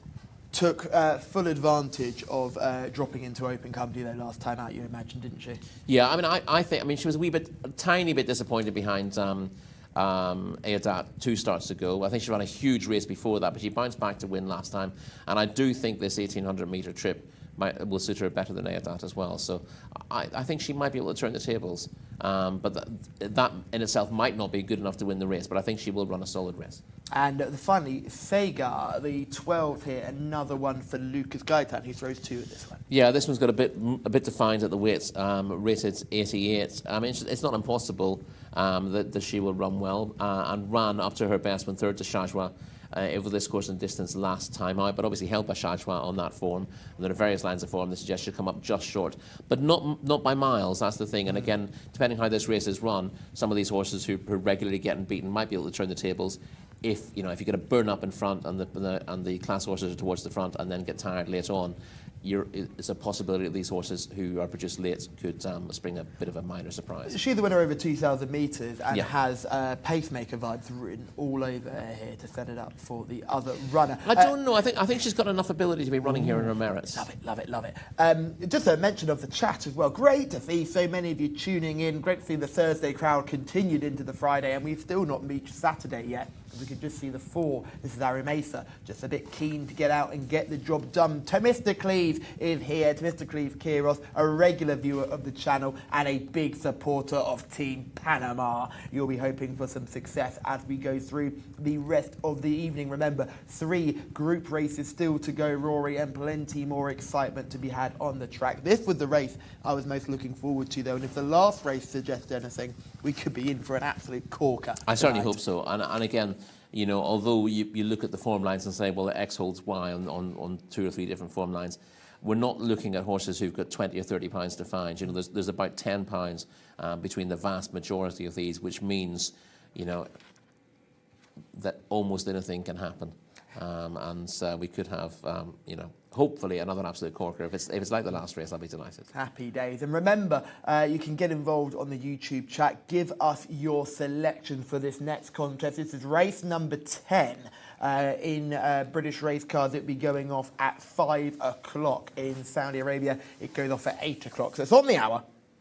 Race number 10, it's an absolute cracker, and it will be held on this 1,800-metre course. Rory, that long straight down all the way, is this going to turn into a bit of a burn-up? Well, it's difficult to tell. I don't want to suggest that beforehand, and then everyone goes a bit sensibly compared to previous races. But yeah, you're more likely in races like this with so much on the line that the opportunity of getting a bit of glory means that one or two of these go a bit harder, or just the fact that everyone's a little bit more nervous than they would be for normal races, or most people are, means that you just might end up with that transmitting to the horses as well. So you do tend to get races run at a stronger pace. And while you think that should favour the best horses, it favours those horses who end up being placed best in these races, and that isn't always the obvious ones. For all we know, who we'd probably have as our top 2 or 3. One horse who I know will be suited by it if it's an absolute burn-up is my old friend Bint Far, and I'm going to make her my selection. Oh, nice and early. She probably lacks the raw class of 3 or 4 of these, but she really does lay it on the line. I tell you what, Anud Al Ghada looks in great shape. That's the 3. We're just looking at Hayna Baha, the 6 there. Camille Ospina, we're looking for a bit more luck than he had in the last ride. Hekit left at the gates, really, a lot of kickback, but ended up sort of plugging on to finish 5th. Yeah, but it can't have been an awful lot of fun. He was just I imagine it was a tough old ride. He was hard at work for a long way. Yeah, particularly when you're seeing Mikel Barcelona and you see himself ahead of you in the distance. Swinging along that will sting a little bit for Camilo, but he'll be keen to bounce back here. He certainly will be. Notice that ADAT will be partnered by Abdullah Al-Firuz, a very good jockey in his own right. He's been with her before, so it's certainly not a new partnership. No, he knows the filly well, and as I said, she's, I suppose on the figures she's the one to beat. But the fact that she's been putting it out there all season, running at every opportunity on all these regional cups. She was busy in Taif as well. There must come a point where you can't keep going back to the well and asking the same question of her. So it wouldn't surprise me to see her run a little bit below form here. But listen, if she does go and pick up another win, she will be the star of the season. She's been an absolute revelation for Connections. She has absolutely been a star. We see more wonderful dignitaries up there with Prince Bandar, His Royal Highness, who is the head of the Jcsa. We talk about sponsors. He does a lot of work, really puts out the hard yards to get sponsors in as well. Like he's talking to everybody at the event that we were at. He would just spend so much time talking to everybody. Wants a piece of him. Obviously, he speaks perfect English. He speaks perfect Arabic. He's a wonderful person to spend some time with, and obviously everyone wants a piece of him. So you'll be watching it. He puts in the effort. He does, yeah, and we've seen the rewards of that today with new sponsors on the card, and the more we sort of branch out with different sponsors here, the better for the vision of Saudi racing here in Riyadh. And what a day to bring guests along if you are a sponsor. You've had some absolutely fantastic racing to look forward to, and it goes again tomorrow. So the excitement continues. Lucas Gaitan, let's have a talk. We've got a little bit of a while before they go in. What do we do with Lucas Gaitan selections? I mean, go back a month. We'd be steaming into some of these, wouldn't we? Yeah, there's a couple of things to point out there. There's a slight concern that some of the horses are travelling well through races, including fairly ordinary contests, maiden races, minor opens, are travelling up and not really getting the job done. They're not running badly, but they're not really seeing it out, whereas normally we expect them to be pretty clinical. When we get to cup level, you don't expect Lucas to be quite as successful as he is at a lower level. Again, his really good strike rate, particularly, we talked about it last year. It was all new to us, and we thought a lot of these supposedly top trainers have got 6% strike rates because there are so many horses in every race, and they've got big stables. It's hard to maintain a big strike rate even if you're winning a lot of big races. Whereas Lucas Gaitan was like, he's got a strike rate of 41%. How is he doing that? Well, he's doing that with a very carefully selected stable. He doesn't have a huge number of horses who are running out for practice. He only runs his horses when they're ready to go and they're expected to win first time out. But of course, when they're that far forward in the first place, how much upside is there to horses they can't just keep going forward forever. So he tends to get good success early on. By doing so, he's hoping to be able to continue to build on the strength of that team. But the stable just seems a little bit quiet. As I said, about 12 or 13 consecutive losers is unusual for Lucas. You expect him at least to be hitting strike rate of about 20-25% even at this stage of the season. About to say, at least 20-25%, purely because of the numbers that he's working with. It's very much a hand-picked boutique sort of yard. And if they do lose a few, then they end up in a sales ring very quickly. So he doesn't stick around if you with move them, on very quickly, if they're not good enough, to win in the first couple of starts, they don't tend to suddenly win at the 5th or 6th time of asking. No, they find themselves in handicaps, winning for other trainers. Abdullah Al-Manif as well. He's another one who does a very similar thing. Even if he's bought them from overseas, if they're not winning after a while, he says, I've taken my time with them. I give them the best care. I give them everything. If they can't respond to that, they're going to move on to another yard. They're circling down at the start here. Let's have some selections here. Rory likes Bint Far. I love Hayna Baha. Hannah, who's your pick here? Oh, it's been so tricky, Callum, because like I said in the pre-parade ring, all of them looked so fantastic. I've narrowed it down, and with all my scribbling on my sheet of paper, I'm actually going with horse number 6, Nabaha. Last time I'd written down that she ran in the... Sorry. Oh, my scribbles don't make sense anymore. 6 starts, 2 wins. Camillo obviously rides and has ridden before, and confidence is key. But like I say all the time, what's in the brain goes down the rain. And I like what she looked like in the parade ring. A nice, stocky... Not stocky, but she's big and she looks powerful. There's a couple that I wanted to note. Number 4, and I wanted to make sure I told you in the prelims that Lucas Gaitan's horse was really sweating up, completely was falling apart by the time we got to the paddock. So I'm keeping an eye out to see how this horse is getting on. And I know you guys had just mentioned Lucas Gaitan. It'd be great to just catch up with him and see his thoughts as well on the performances from the yards. But I'm wondering if that horse has got herself together in this fillies and mares competition. So to lock that in, it's Camille Spinner's ride for me. Number 6, Hayna Baha. I'm sticking with my choice. Ran in group races before. Let's see if she can perform today. Mark Francis, it's over to you.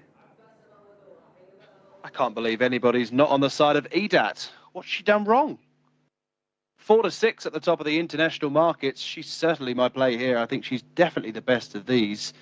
Let's go through the international markets. So, yes, 6-4 on Edat for Abdullah Al-Farouz, who had a fabulous day on the final day at Taif. That was in the absence of Camillo Ospina. I think he rode a 4 or 5 timer that day. So given a chance here on the top-rated runner. Bint Far second choice at 7-2. Hayna Baha 5-1. 10-1 Aru Meza. 16-1 Afasa. 20-1 for Shajwa and Ross Orion, along with Korbar. The other runners, the other 5, are either 25-1 or 50-1. But it is Edat for me. Yes, odds-on favourite, but I think she's definitely the best of these. £8 clear on ratings with stablemate Hayna Baha. As the white stable representatives watch on. Prince Miteb towards the right. Waiting on Bint Far, the yellow cap for Ricardo Souza Ferreira, black cap for Shajwa and Ross Orion. First colours Mohammed Saeed on Anud Al Ghadar. Green cap on Edat, white cap Afasa, yellow cap Hayna Baha. Just waiting on Edat then to go forward along with Bint Far. These will be the final 2 to step into the stalls. Not too sure if Sekhar is all the way forward. So we're just waiting on 2.5, 3 runners to step in for this Group 2 Prince Bada Ben Abdelaziz Cup. The fillies and mares go here over 1,800 metres. Really looking forward to this race. It's an absolute belter. Great to have your company here on the Jcsa English-speaking channel. 2 more group races to come. Temperatures continue to dip. Sekhar has gone in. So too has Bint Far. We're ready for race 10. Stand by. Edat on the back foot. So too Korbar. And they're off. Racing for the Group 2 Prince Bada Ben Abdelaziz Cup over 1,800 metres. Afasa from stall 12, a step slowly away. Aru Meza going through to lead with the blue noseband, shows up by a head with Anud Al Ghadar going with her. on the inside. Edat not too far off the speed. The green cap for Abdullah Al Farouz is sandwiched between the black cap of Shajwa and the yellow cap of Hey Nabaha in 4th and 5th positions. Already being ridden along is Seghar towards the inside of Bint Far in mid-division. Just preceding those is the grey Hizam. Just worse than midfield then is Najabat Al-Ez with the green, yellow and black jacket. Extreme left to find a Fassa who only has 2 behind. Korbar is one of those. The other in the red and black silks is Montakibar. As they completed the first 4 furlongs, now turning left-handed down the side of the course, and Edat produced on the outside of Anud Al-Ghadar. On the outside, Shajwa under Ross Orion is creeping closer. So too is Hey Nabaha in the yellow cap. Red jacket, yellow cap for Bint Far. Now taking 4th position from Aru Mezar. As they continue their journey down the side of the course, they've got 450 metres left to go. And Edat's got a scrap on here because Shajwa is going with her. Hey Nabaha now produce under Camillo down the middle of the course. And these 3 now go on from Bint Far in 4th position. Trying to rally from the back of the field is a Fassa, and then comes Hizam racing inside the final furlong. The white stable will have the winner here, but which one? Edat towards the far side. Down the near side is Hey Nabaha running on well. Korbar screaming home into second now, but up towards the finish we go. Edat is holding on, and Edat will win. A sparkling display as she lands a 6-timer and lifts the Prince Badr bin Abdulaziz Cup to Korbar, who was absolutely rattling home on the far side, may have got second ahead of Hey Nabaha back in 3rd place. Well, what a finish to the 10th race on the programme, this Group 2 Prince Badr bin Abdulaziz Cup, and a big race right here for Abdullah Al Farouz, who has guided Edat to success. The white stable knew they had a great hand entering the final furlong, and Edat it is who wins for the 6th time in a row by a diminishing advantage, wins at a time of 1:56.08. Korbar has ran a cracker in 2nd, Hey Nabaha back in 3rd, Montakiba 4 ahead of Bint Far back in 5th position. The winning distance is only a neck, but the best horse has won, and that horse is Edat, who wins the Prince Badr bin Abdulaziz Cup by a neck. 1 beat 10 in race 10.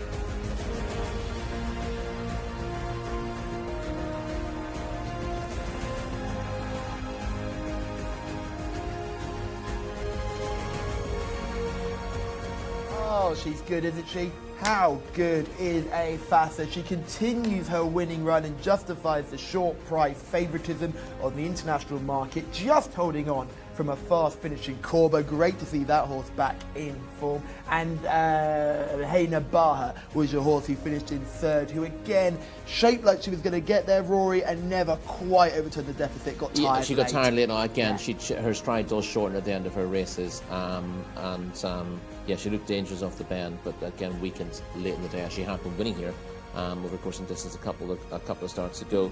Edat, the question with her here, well, there are 2 questions with her. How often can you keep going back to the well? You know, she's been pretty busy. Well, she's had 5 starts at this stage. It's not like I said tons, but they've all been in tough contests. She's won several regional cups. She's never been in an easy race at all. But she keeps producing it, but she always seems to give herself a hard time as well. She keeps winning the same way, doesn't Yeah. she? She never blasts away from them, but she's always up with the speed. She's always grinding it out, and she seems to be just a real sort of. She'll take you into a place where you don't want to go, and I think she did that with Hayna Baha today. Yeah, exactly, and she's won fairly narrowly from fillies. You wouldn't expect to be up to winning this, and she was only just over a length too good for Shajwa 2 starts ago, but she was impressive last time out. But again, she was stepping up to 1,800 metres, and she's never, she's been very effective at 14. 4 of her last 5 wins have come at 1,400 metres, and she was very effective at that, having failed to stay 2,000 metres last year. But she saw the trip out really well here. He didn't weigh out, but he's going to weigh out in the winner's enclosure. The reason why they pushed him aside is that they don't want Hannah to slow down the process. That's exactly why they pushed him round the corner there. I know all the tricks of being down in the parade ring and in that winner's enclosure. Let's watch a replay of this race. Adat from the front never ever looked in trouble. Wonderful to see. Winning connections here will be greeted, including trainer Ahmed Mahamoud, who will be involved with this, no doubt about it at all. And wonderful to see Prince Mitab and family involved in this success. You can see Prince Mitab's expression at the end of the horse across the line. He seemed to be more relieved than jubilant. He seemed to was explaining what was going on there, but yeah, he's not the type to jump up and down. But there's a nice smile on his face as he receives the trophy after the contest. You see that one of them missed the break quite badly. That was a Fasa from stall 12. Korba had only one behind at the halfway stage. Too badly, she wasn't out of it. She's run really well in the end to run on strongly into a place, but she's had to come from near the back of the field here. But that's more by design than anything else. I don't think she's looked like she wants this trip the way she's finished, but she hasn't always looked a stayer in the past. And I think saving her run for late has actually been beneficial to her on the day. They've not gone crazy in the contest, but they have gone pretty hard in front. Anud Al-Ghada from stall 1 was very handy. Aramesa, one of Lucas Gaitan's horses, was handy. She's in second place at the moment. Adat right up as well, and she's just going up to challenge for the lead now. And she was going very comfortably at this stage. The 2 that we mentioned who were up on the early pace beginning to drop out from this stage. Back in the red colours with the yellow cap at about 6 paces, Bint Far, who runs on to get 3rd in the end. She's run her usual game race, but couldn't quite get close to the leaders in the first place. And as you point out, Hayna Baha moved up dangerously at this point and looked a big danger. Do you think that Shajwa may have been the issue here? Because Hayna Baha had to go around the 2 of them, and Shajwa sort of has come past Hayna Baha on her outside. She's had to go right round, and then she's had to dive back in because Camilla wants her to look this Adat in the eye, and it's just not happened at the end of the day. Oh, no one wants to look Adat in the eye. Yeah, but especially if you're on one that's a little bit of a weak finisher, you actually want to. I think you'd ideally want to have her wide, but I think Camilo knew that she was just beginning to get tired at that stage, and having company might have helped her a little bit. But in terms of if he thought he was full of running, he'd have stayed wide, in my view. But here, do you think I just feel that Shajwa's there. Is in the red cap here. Yeah. Now, Ross has given this a magnificent run to get up to where it is at this stage, and you can see he's in full drive here. But Camillo's going best of all here at this stage. Like, he's not riding as if he's got nothing. He's trying to hold back, isn't he? No, he's holding. He's trying to hold on to her because he knows she's a weak finisher. I don't think he was actually travelling best. She's arrived there halfway up the straight. You think she's going to get the job done, but actually when you look at the other angle, you can see that even at that stage she's just showing signs of getting a little tired, and her finish is too weak from here on to think she's unlucky at all. To be honest, 100%. If she'd finished okay and she'd been beaten in the neck, you'd have said having to go a little bit wide of Shajwa might have cost her. But it's just he wants to get a clear run, Camilo, at this stage. You don't want to have your momentum stopped by actually coming into contact with the horse he's running around in front of you. It's cost him maximum half a length in terms of his challenge to the winner, and then as you see in the last 100 yards he just fades, and that's what she's been doing in her races of late, travelling really strongly, just not getting home in the last 100 metres. Cracking run from Korba, who's outrun herself. She ran her best race of the season against Adat a couple of runs ago, and she finished close up. And she's again finished second to her today. A few of these fillies are probably sick of the sight of Riyadh chasing her tail all season. But that's it. The thing about her is she looks beatable. She does, and that's the point that I think people want to keep going to the well with her. People aren't trying to avoid her. You think that if she was you look winning like by she's half only the just track, held on. Yeah. She looked like she was absolutely all out to be Sharjah 2 starts ago. She only won by a head on her reappearance at Taif in a 1400-metre open. You know, she's not been absolutely blowing her rivals away, but she just keeps winning, and horses don't just keep winning in cup races. Yeah, they do not just keep winning at all. Abdullah Al-Farouz looking unbelievably happy after that success. Where do you go next with the first three, Rory? The winner, Adat. Will you stick in this trip? Are you changing trips? Are you looking for races which is available in the programme? No real need to step her up any further in trip, although every time you run her, she's stronger than she was last season. She was a little bit disappointing when tried over 2,000 metres. That wasn't the King Khalid Cup, though, which is a local Group 1, which is capable of running at that kind of level now. There's no doubt about it. And she stayed the 1,800 metres better than the third. She was being closed down by the second, but you don't know what she would have found if she was challenged again. So they might want to give 2,000 a try again. And as we get later in the season, the big prizes tend to be 1,800 metres. Yes. So it makes sense to give her this try. And I suppose it gives her more mileage that she was racing over shorter earlier in the season. But I was concerned about the longer trip about her because she was unproven. But she's proven that it was no issue for her today. So they can crack on. I mean, you want to give her a rest at some stage, but when you get to this stage of the season, there's no opportunity for a rest. So they just keep going with her until she shows that she's maybe feeling the effects. As I said, because she's been on the go since Taif, I kind of thought, well, she must be ready for a break. But clearly, to be able to run as she has, once a month, essentially, she's got to take her racing very well. She's probably had her biggest rest coming into this. She didn't race in December at all. For goodness sake. So it's been five weeks since her last run, so maybe that was her break for the season. What do you do with a problem like Corba? She's got an awful lot of talent. She's a little bit frustrating. She does win races, and she showed that her style of racing means you can run her in these races, and she'll be able to run through horses. And she's got the talent that she'll be able to pick up a prize where they do hit a bit of a wall. You know, if you sent 3 horses just to get Adat beat, you could, and they were high enough, classy enough horses, you could probably do that. Any horse can be beaten if you apply yourself to it. And Corba's the kind of horse who's going to sit there, not getting involved in the early skirmishes, who's going to pick up a prize like that soon, even though her overall form suggests she's not quite good enough.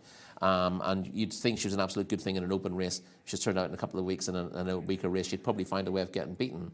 But she's worth trying at the top level because the way the races are run suits her, and she might just get the lot one day. And finally, is Hey Nabaha a miler? I don't know. I think this is her trip. I think just whatever trip you run her at, she's just going to be vulnerable late on. She looked the winner over 2,000 last time out. She looked like she was going to win by 10 lengths over this trip, 2 starts back, and looked very comfortable over all the way through, and literally until the last 100 metres when the stride has gone. When her stride starts to go, she can weaken fairly quickly. The temptation is to drop back to 1,600. Once you start dropping the back, you're making them work harder in the early stages. So you maybe bring on the onset of that tiring a little bit earlier. It's not necessarily a case of dropping back and trip. I think this suits her. Yeah, it's going to be a fascinating look forward for the rest of the season. Remember, we don't just stop at February, we go on until March. Hannah, where on earth are you now?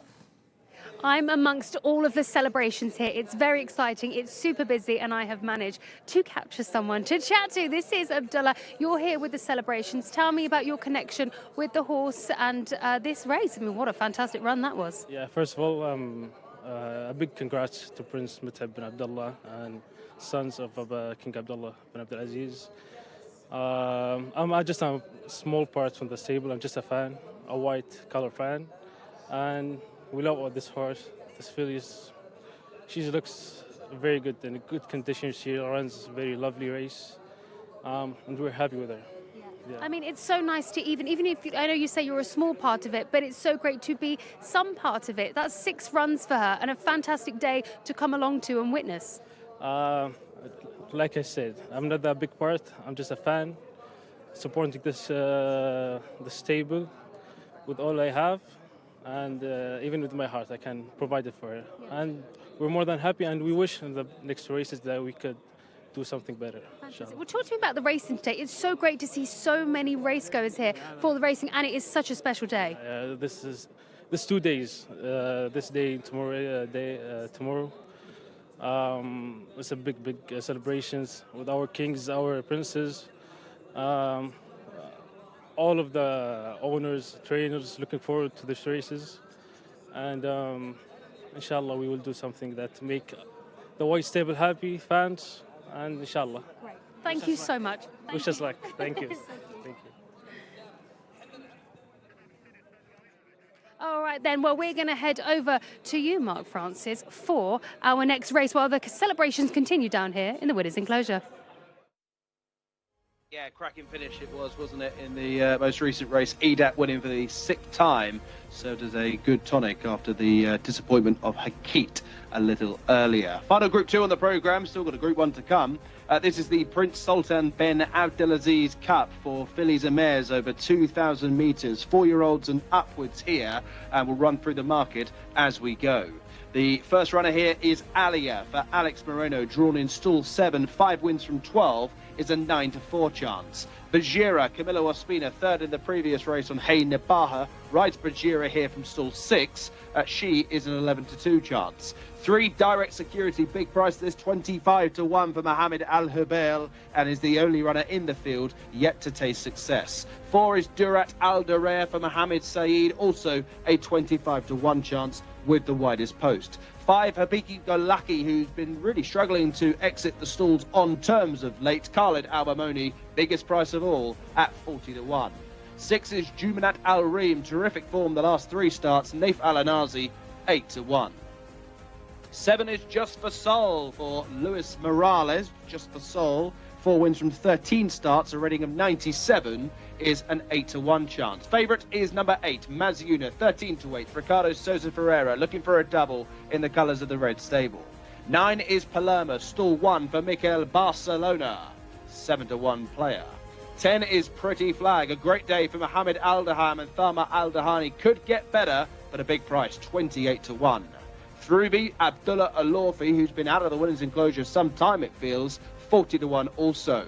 And the bottom horse there, number 12, Al Mosalima for Abdullah Al Farouz, looking to add to the success of Edat 20 minutes ago, rides the bottom horse, Al Mosalima from stall 4.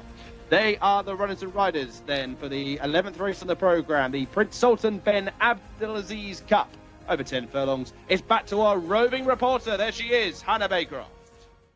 Thank you, Mark. Oh, it's very exciting here today. We're in the pre-parade ring. This is horse number 7, Just for Soul, looking great underneath, very tight. You can see those oblique muscles. Nice relaxed head on this horse indeed, looking very well.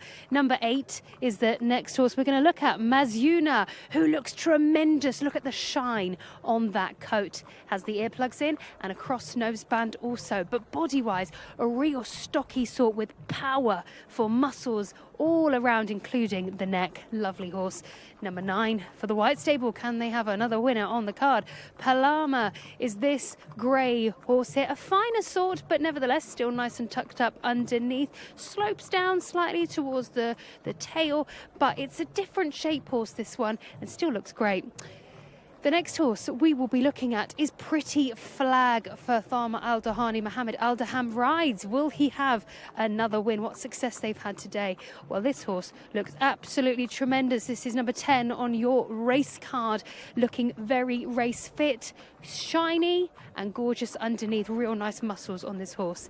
11 is your next horse we're going to be looking at, Thrawby. This horse has been clipped. It's got a clip straight across the middle there as it is getting colder here and looking a bit fuzzy. But you can really see the muscles on this horse. Wow, and a gorgeous shine on the coat too. Number 12, and a finer looking horse here. This is Al Masal Hema, a darker grey, this horses. She's having a little look around, play with her tongue. She's got the noseband on as well. Perhaps not as defined on the hind end as some of the other horses in here, but she still looks great. It's hard to see some bad looking horses at this level. We're going to have another look at some of the others now, because more have joined the pre-parade ring, and they'll be entering actually the parade ring very soon.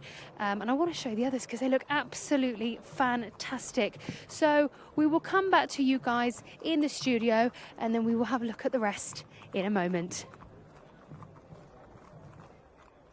Yeah, thank you very much, Hannah. Let's look at some of these horses in action, because there's a key form line here, and this is one of them. This is Mezuna dropping in trip and having to really rally and dig deep to win last time. Yeah, a good performance from Mezuna to show that she's the likeliest winner of this on paper. She pulls away from Sakut, who looked at danger off the bend, and wins this in good style. Previous to this, she'd beaten Alia by a length and a half over 2,000 metres. So those two are very tightly tied together towards the head of the market. Yes, and Alia then went and boosted that form, having finished second to Mezuna, to then win in an easier contest. She went off quite a short price favourite on this day, but dispatched them very well. This is a different level of competition, though, isn't it? It is, but she's obviously she's backing up this very good second to Mezuna by beating Pretty Flag. Again, Thamar Al Dahani horses filling the runners-up spots in both of these races. She came for quite a wide draw this day, but she came clear in the final furlong to win in good style. She was entitled to. She was the best of these on paper, but she made no mistake, and she's a big player again. And she's the apple of her trainer's eye. Well, if she does win, we'll hear from Saad. He doesn't often speak to us before the race because they're a bit suspicious. But if this horse comes in, they will superstitious, as opposed to suspicious. There you go. There you go. It's great that both my producer and my co-presenter were both in my ear, giving me an English lesson at that point. Thank you very much, guys. Really appreciate it. As Elvis Presley said, we can't go on together with superstition. Oh no! What would you like me to talk about? Yeah, I would love you to talk about it. I would love you to talk about Alia, please. Yeah, Alia is a filly very much at the top of her game at the moment. We've seen her in action, winning an Open over a course and distance last time out in really good style, and she's got a rating of 100 here. So again, she's rated to go very close. A level weights contest again. It's worth pointing out this local Group 2. She's second in behind Mezuna, and of course. She was beaten by Mezuna on her penultimate start, but only by a length and a half, and she still looks like a fairly big danger to her. She's drawn in stall 7 here, Mezuna on her immediate outside in stall 8. So the scene is set for a fair battle between the pair again. Yeah, Bijira is the 2. We're just looking at Bijira right now. Good-looking individual here, but the form hasn't quite matched the looks. No, but she doesn't have a huge amount to find on paper. She's a little frustrating in terms of her placings. She should win a little bit more than she does. But she's stepping up her reappearance when 30 Yemken in the Prime Prince Cup over 2,400 metres last time out. If this is a burn-up, it will really suit her. She stays very well. She probably just lacks a little bit of mid-race pace, which is why she keeps hitting the frame without winning recently. But she's a dangerous one to ignore. Well, we'll keep looking at them as they come through. That was Direct Security, a daughter of Sioux Nation. Was beaten 11 1/4 lengths by Mezuna in a course and distance Open in November, and then was 8th to off the map in the Gulf Cup for fillies here last time, and she seems held in both of those runs. A few of these ran in that Gulf Cup contest, but she looks very well, Direct Security, but she's hard to fancy on the last couple of lines. We have seen the 4, Direct Alderea. That is a daughter of Frozen Power. A little bit of an improvement from her last run last time out. Yeah, a couple of disappointing efforts since winning at over 1,400 metres at Taif early in the season, and she was probably matching that form when third to Shajwa, who we saw run well in our previous race in an 1,800 metre Open last time out. She's stepping up to 2,000, which she's not guaranteed to appreciate, and she's got a bit to find on form anyway. Yeah, her PP Go Lucky is horse number 5, an old favourite of our old paddock reporter, Shamila. She loved her PP Go Lucky, but is struggling out the gates nowadays. Yeah, she tends to get behind in her races. She just can't go the gallop. She's a really likeable mare because she tends to run on late in the day to pick up the pieces. She's all heart, she tries very hard, but She's not quite up to this level, and she's not been running at her best recently. The step up and trip might help her. A lot of her form in the last year is over shorter, but she's always running on at the end, so she might just appreciate the step up and trip. She's had a couple of spins on the turf. Could I be crazy, or would that just be a way to get her mind sharpened up again, because she might have just soured? They've just changed it up a little bit. Yeah, change Let the her see routine something is different. often a good thing, whatever that happens to be. Yeah, no, looking forward to seeing how that gets on there. The 6th is Jumanat Al Reem behind Alia last time out, but that was returning on the back of a break. And Louis Morales is there with Hannah. Let's talk to big race Louis. Yes, Luis Morales is here. Let's talk about your horse in this next race that you ride, Just for Soul. Well, she is a pretty decent filly. She won last time in the Japan Cup in 9 furlongs, mile and 8. So I don't think it's gonna be so difficult for her to handle the 2,000 meters. The race is tough. There is some few really good fillies here.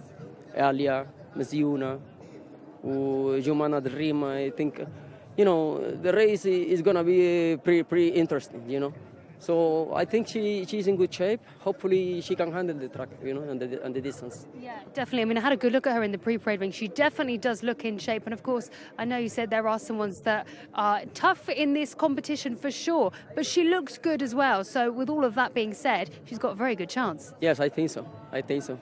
Hopefully she does this race, and inshallah, Thanks God, inshallah. Thank you so much. It's great to have you here and speak to you on such a fantastic, exciting day. Oh, yeah. I'm trying to come back slowly. I'm not rushing myself, but definitely I will need like a few weeks, But I'll be all right. How did you feel after yesterday? Because I know you said obviously it's a bit worrying, isn't it, if you've come back from an injury? Oh, yeah. But the best thing is that I'm not feeling anything. I mean, I think I'm like 1 kilo over my normal weight. But I can handle this in a few weeks. Thank you very much. Appreciate it. Yeah, thank you very much, Louis Morales. Big race, Louis, riding for Prince Sultan bin Mashal bin Abdulaziz colours. So looking forward to seeing how he gets on.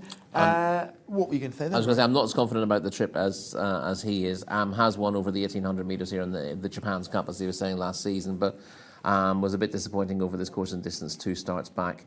And that was behind Mazuna as well, and just seems best at around the 1,600 metres. Can stretch out a little bit, but the 2,000 is probably just a little too far. Now, I know you don't want to give me a selection this early, but don't worry. Jalem Singh straight away in there with a selection. Number 8, Mazuna. Best of luck, Jalem, with that choice, Mazuna. Certainly the form pick. We've heard from Just for Sol. Is there anything you want to add about that, aside from the trip being a little bit of a concern? No, but she ran very well last time out. It's second in that Gulf Cup for fillies, behind Off the Map. But beaten 6.5 lengths by the winner. It's solid form, but this probably requires a little bit more, and I don't think the step up and trip will bring it about. But she's a smart mare, and she's got more decent prices in her. Let's talk about the 8, Mizuna, the favourite on the international market. An absolute stunner, as you can just see going through shot here. Gorgeous, gorgeous individual. Oh, and the cameraman's staying with her as well. Isn't she good looking? Hopefully she can run a big race today. Rory, she looks the one to beat on paper. Is she the one to beat on form? Yes, she's very, very solid. She's the only time she's been out of the 3 since July last year was when running in the custodian of the 2 holy mosques last season. Was still beaten less than 6 lengths there. Has started off this season in very good form. As we said, beating Alia over course and distance 2 starts ago, and then an easy winner from Sukut on her latest start, which was asked to race slightly differently and probably found the 1,800 metres a minimum. Back up to this trip will suit her. She has a favourites chance, and so there's no reason why she won't go well under the excellent Ricardo Sosa Ferreira. We next talk about Palermo, who took some decent form in France to another level when winning her first 2 starts in Saudi Arabia, bumped into Just for Sol in the Japan's Cup, and it's all gone wrong since then. Yeah, she's been a little disappointed, but I think you can probably ignore her run in that Gulf Cup for fillies last time out. That was her seasonal reappearance. Well, not seasonal, but she'd run in Taif but that was her coming back from a 4-month absence. She reared up in the stalls and caught Camilo Ospina in the face.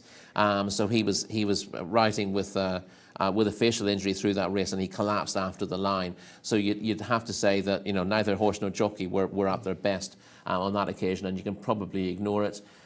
She does have some decent form. She was second. You can see the scar. Yeah, there it is. Nice timing there.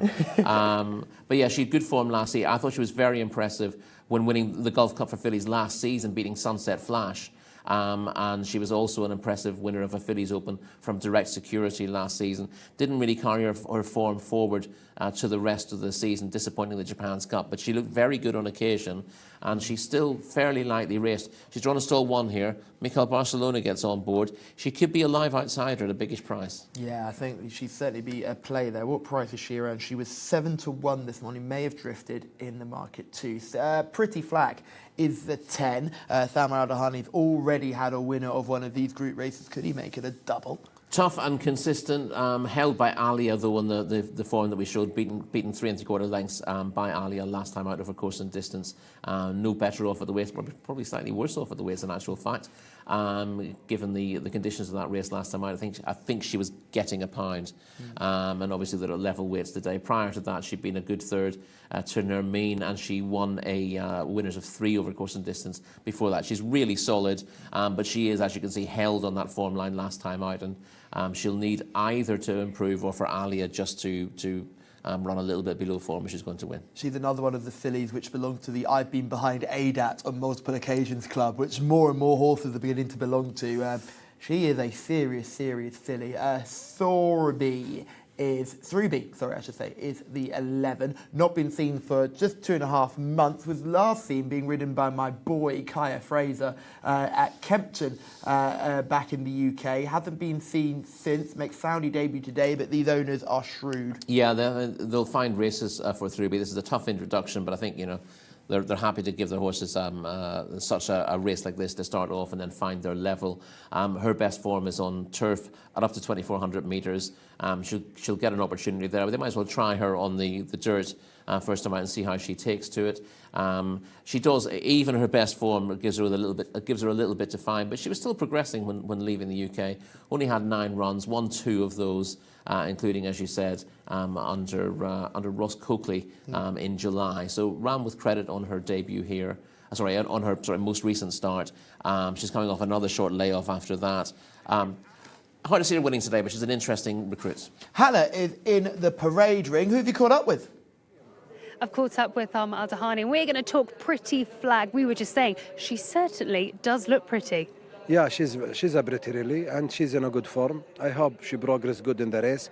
It is a really good filly race,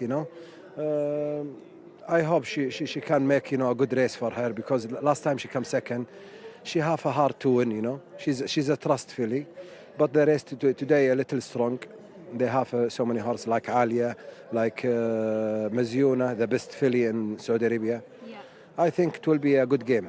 Well, I know you had to run off earlier because you were so busy, and obviously congratulations to that win. Mohammed Al-Daham is doing so well at the moment. You must be absolutely delighted. What a ride that was.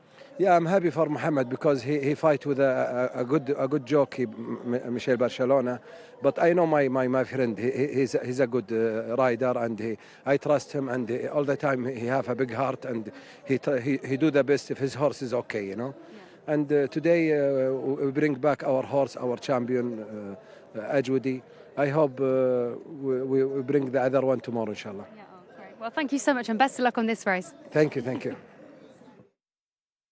Wonderful to see here, and a trainer in great form, really enjoying his racing right now. And great to see so many of you enjoying the racing back home here on the Jcsa YouTube channel. Still 2 races to go, Rory, and the quality has just been superb all the way through today. Yesterday was tough when it came to tough handicaps and maidens, but the standard has just gone through the roof for today. It's been exceptional, particularly our penultimate race, but another Group 2 to look forward to here, and some high-quality fillies going head-to-head, so we're looking for another another barnstorming finish. Yeah, we've had 2 in a row. Can we make it 3? That's just for Sol in shot there. We've still got a few more to get through, so let's talk about Throughby's pedigree. I just wanted to give this a mention because Rory, they clearly expected this to be much better. Bred by Shadwell, cost a whopping 135,000 guineas as a yearling, changed hands for only 40,000 most recently. So clearly hasn't gone as well as they thought it would go, Well, but there's clearly some ability in there somewhere. Oh, you'd no, absolutely, imagine. and I think you've sort of you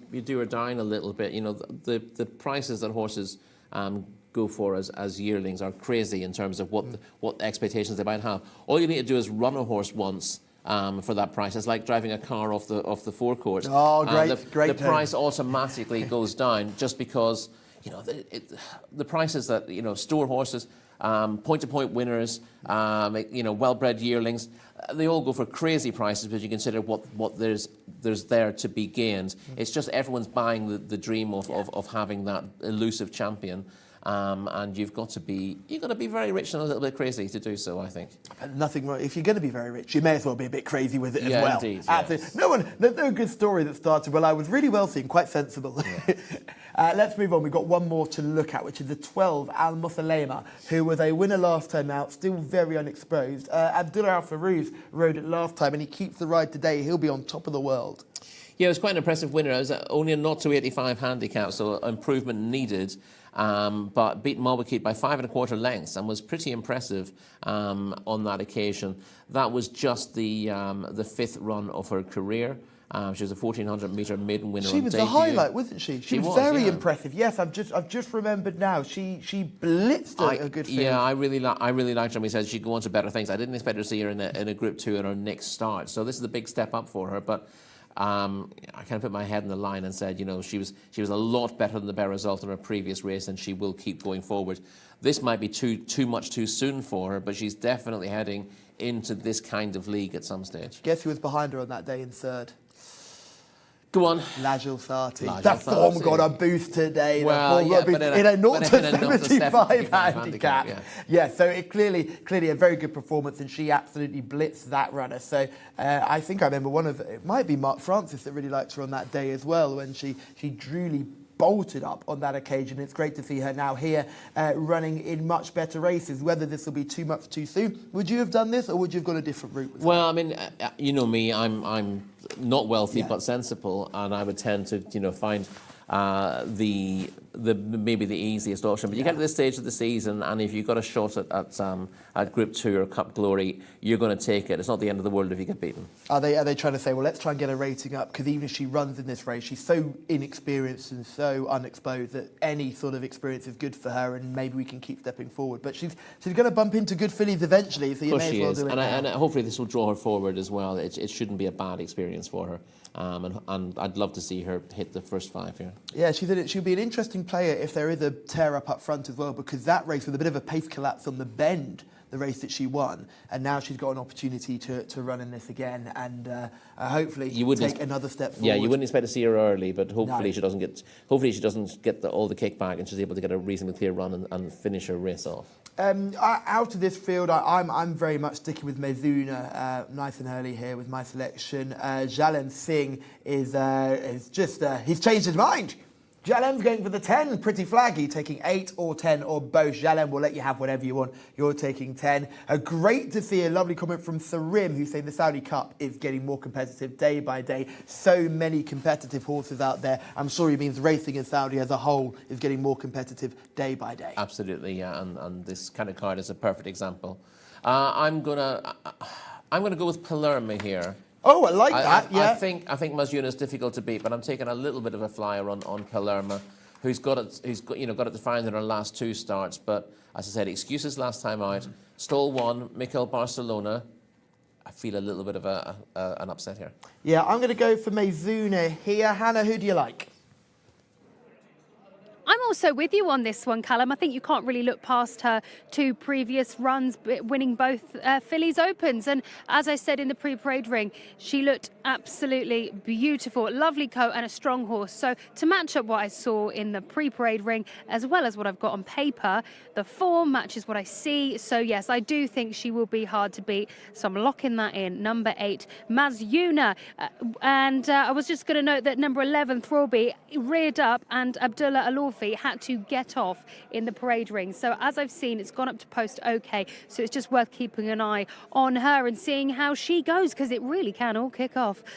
Right then, I guess, Mark Francis, it's over to you now for our penultimate race of the evening. Thank you, Hannah.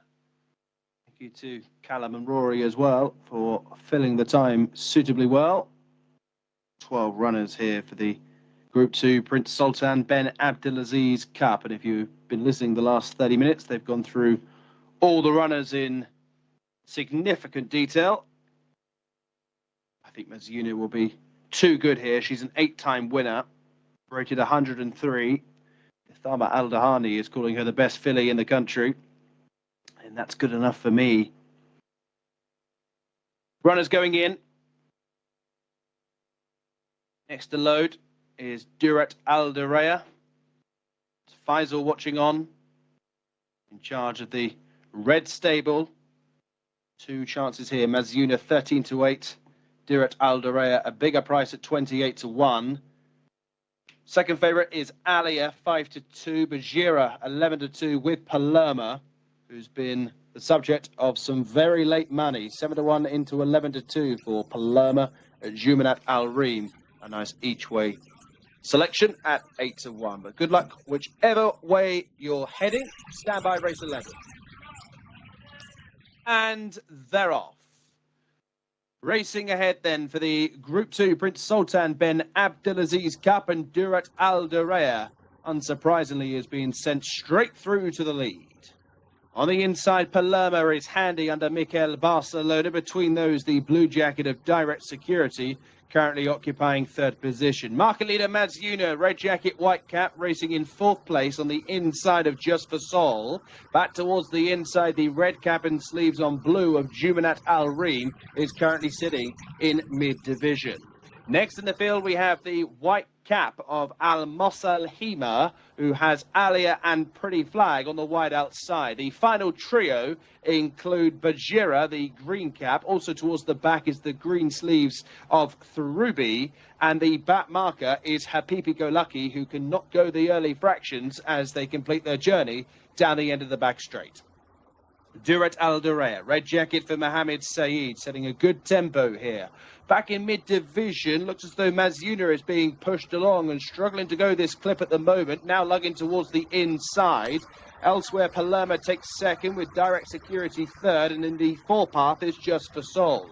Pretty Flag comes next, racing in company with Alia and Mazyuna, who is still flat to the boards. Thrubi trying to pass 1 or 2 rivals with Jumanat Al Reem, and then comes Al Mossahima. Bajira is still last but 1, and Habibi Go Lucky is the back marker. It's been a frenetic tempo here as the runners are starting to come back towards the field. Nearest to is Pretty Flag, about to be challenged now by Just for Sol, and then comes Palermo, who is retreating. Durat Al-Diraya is beaten. Al Mossahima trying to pick up with Direct Security, not to be for today for Mazyuna as they race inside the final furlong, and kicking clear is Pretty Flag. Al Mossahima is now sent off in pursuit of the leader, but surely can't catch Pretty Flag, who has run away with this Group 2 prize. What a day for Mohammed Al-Daham and Thama Al-Dahani as Pretty Flag wins the Prince Sultan bin Abdulaziz Cup in tremendous style, and she's certainly back to her best now. What a win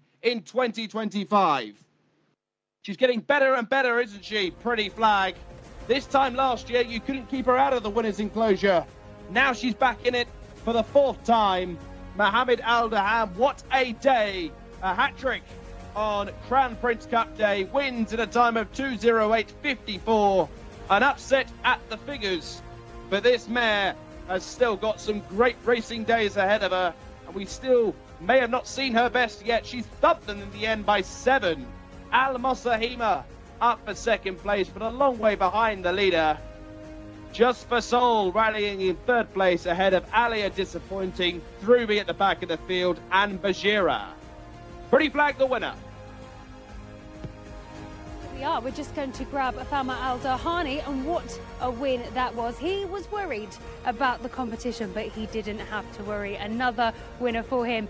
Absolutely fantastic. He's just talking to some people at the moment, but we will grab him. We can absorb the atmosphere down here. Honestly, it's been absolutely tremendous here today. I can't wait to catch up with him. He's going to be absolutely delighted. A double on the day, and such a special day it is. We will grab him quickly now as he gives congratulations to more people. It's so fantastic down here. Congratulations, Summer. Thank you were worried about the company, but you didn't need to worry. She really flew. I told you she's in a good form. Last race I made a fault for her, but today she progressed good and she come good. I'm happy for her. And like we said earlier, Mohammed is doing so well. Yeah. I thank God, alhamdulillah. It's a good gift from the God. Thank you. I'm delighted for you. Congratulations. Thank you. Fantastic. Well, we'll head back to you guys in the studio, and in a moment we will catch up with Mohammed. What a day for that stable. Unbelievable scenes here. Through the channel. Yes, wonderful to see here. Scenes all over the place here. Mohammed Al Daham gets a big race double. Fama Al Dahani gets a big race double. It's a treble for Mohammed today, if I'm right in thinking that. And great work from Jalem in the comments, who also brought up horse number 10, Pretty Flag, who was 25-1. Rory this morning. Yeah, she's been in decent form this season. She just looked held because she was beaten by. Was it Alia she was beaten by last time? She's been running solid races, but you look at that and you see a recent form line where she appears to be held by one of the favourites, and you immediately sort of look elsewhere. But she's with a trainer who's exceptional at getting his horses right for the big day, as we saw earlier today. His horse is capable of turning the form round on these occasions, and you always hear Thamar say things like, this wasn't quite right last time, and I went and I give it a break, or I fixed that issue, and also come back and rediscovered its form. And it's Pretty Fly. Look at that smile as well. He's over the moon. He said she was in good form, and she's produced the race of her life to win this Group 2 contest. The story of the race there, I thought for a minute there Palermo was running an absolute stormer for you, just scraping the paint from stall one. Yeah, she got the ride I thought she would get, and she was given every chance, but she's maybe this trip slightly too far for her. But she looked last season like she would be this good. Yeah, they're going to be running away to make sure that they get to the presentation as quickly as possible. You can see Palermo, there was Just for Soul there as well, but the big talking horse, Rory, you brought it up early, right at the bottom. Al Mosalema only had the 5 starts here in Saudi Arabia, and now has a second in a group race. So pleased to see that. I really liked what I saw of her a couple of runs ago. I thought she would improve to win in that handicap last time. She showed improved form by winning 5 1/4 lengths in a 0-85 handicap, and she's taken a big step forward again to finish second here. She's a mare, a filly going places, and I'm so pleased to see her run so well in such a tough contest. We just saw the breakaway there with Yamanat Al-Reem, who missed the kick a little bit, as well as Pretty Flag, who was given a very patient ride by Mohammed. But then also, look at Apipi Go Lucky, broke out well, but immediately the anchor was put down. Yeah, she drops her own. She just cannot go the pace, and she ended up dropping right off the back of the field. The step up and trip is worth trying to hope that she could go with them, but at this level she just lacks that kind of speed. Bless her. It was Durat Alderea who went forward in the red colours early on. We also had Direct Security showing early pace. Just for Soul, never too far away in the dark colours, the grey on the outside as well. Let's talk Mizuna, short price favourite in the race today. Already the distress signs were out. Ricardo Sosa Ferreira will pull towards the rail just to kind of switch her away from some kickback, but she never went the yard. No, she never looked happy at all. And although she had the collateral form to win this race, you don't win these races on paper. You've got to turn up on the day and battle, and sometimes conditions aren't in your favour. And she just didn't enjoy herself at all today. But yeah, Palermo travelled really well up to this point. Just for Soul travelled well into it. I was slightly concerned about Just for Soul staying the trip, for all she bounced back to her best last time out. And obviously she had the beating of Palermo from the Japan's Cup last year. But into 5th place and moving forward now is Mohammed Al Daham, travelling strongly from off the pace on Pretty Flag. And she may have been held on collateral form lines, but she arrived here not just in really good heart, but she also got the perfect ride through this race. Again, lots of speed on early. It's not easy sitting off the pace because a lot of horses, when they get the kickback, they don't want to go forward. And Mohammed Al-Daham managed to place her in such a point in the race that she was going the ideal speed, but also avoiding the kickback as well. And he's brought her with a sweeping move. And she's run out a really impressive winner in the end, hasn't she? And Al Musalema has come clear of the rest of them as well into second. She struggled to go the gallop early on, and again, she was getting a bit of kickback, and you thought, oh, she's going to struggle here. But once she got to the outside of the field, you see she starts running on as well, and she has run the race of her life to finish second here. But Pretty Flag, similarly, has produced a career best to win this in very good style. The others just struggled to get home off the bend, and for old Jimmy Jerkins to say the track's a lot kinder to front runners at the moment than it has been in recent weeks. It's not been that kind. It's been really hard to be on the pace throughout here today, and the track has taken its toll on some of the horses here. But Pretty Flag has done owner, trainer and jockey proud again. Well worth mentioning a couple of beaten horses here. Alia, just like Mizuno, ran no race at all. You can see that blue colours, white cap going backwards at this point. Throughby, you'll see in the green colours with the red epaulets with the white noseband, will just pick up past Direct Security. I thought that was quite an eye-catching run for a debut, first time on dirt. Was never really ridden to win the race, but sort of picked her way through the field pieces. I mean, and didn't spit the dummy out with dirt in the face. No, and that's promising going forward. Now, again, you can start saying a lot of horses in behind haven't given the running because, again, the nature of these races means that horses who are able to dominate slightly lesser fields and bully their rivals aren't able to do that here, and that can be a bit of a shock to them. And a few horses who've been able to do things on the bridle haven't liked it. Wonderful scenes here. This young man is up here again. A second big win on the day for the son of Sheikh Abdullah Hamoud Al Melek Al Sabah. Like we mentioned before, when they were both down here, the Sheikh and his son, it was a really wonderful moment that they were both so willing to talk to us on the English channel. They watched the English channel, and it was a lovely moment. So that's really helpful. And there's your winning trainer, Salma Al-Zahari, who's having some season now. He's having an absolutely tremendous season. He did well last season, but things have stepped up a gear. The firepower he's had in these colours has been tremendous this year.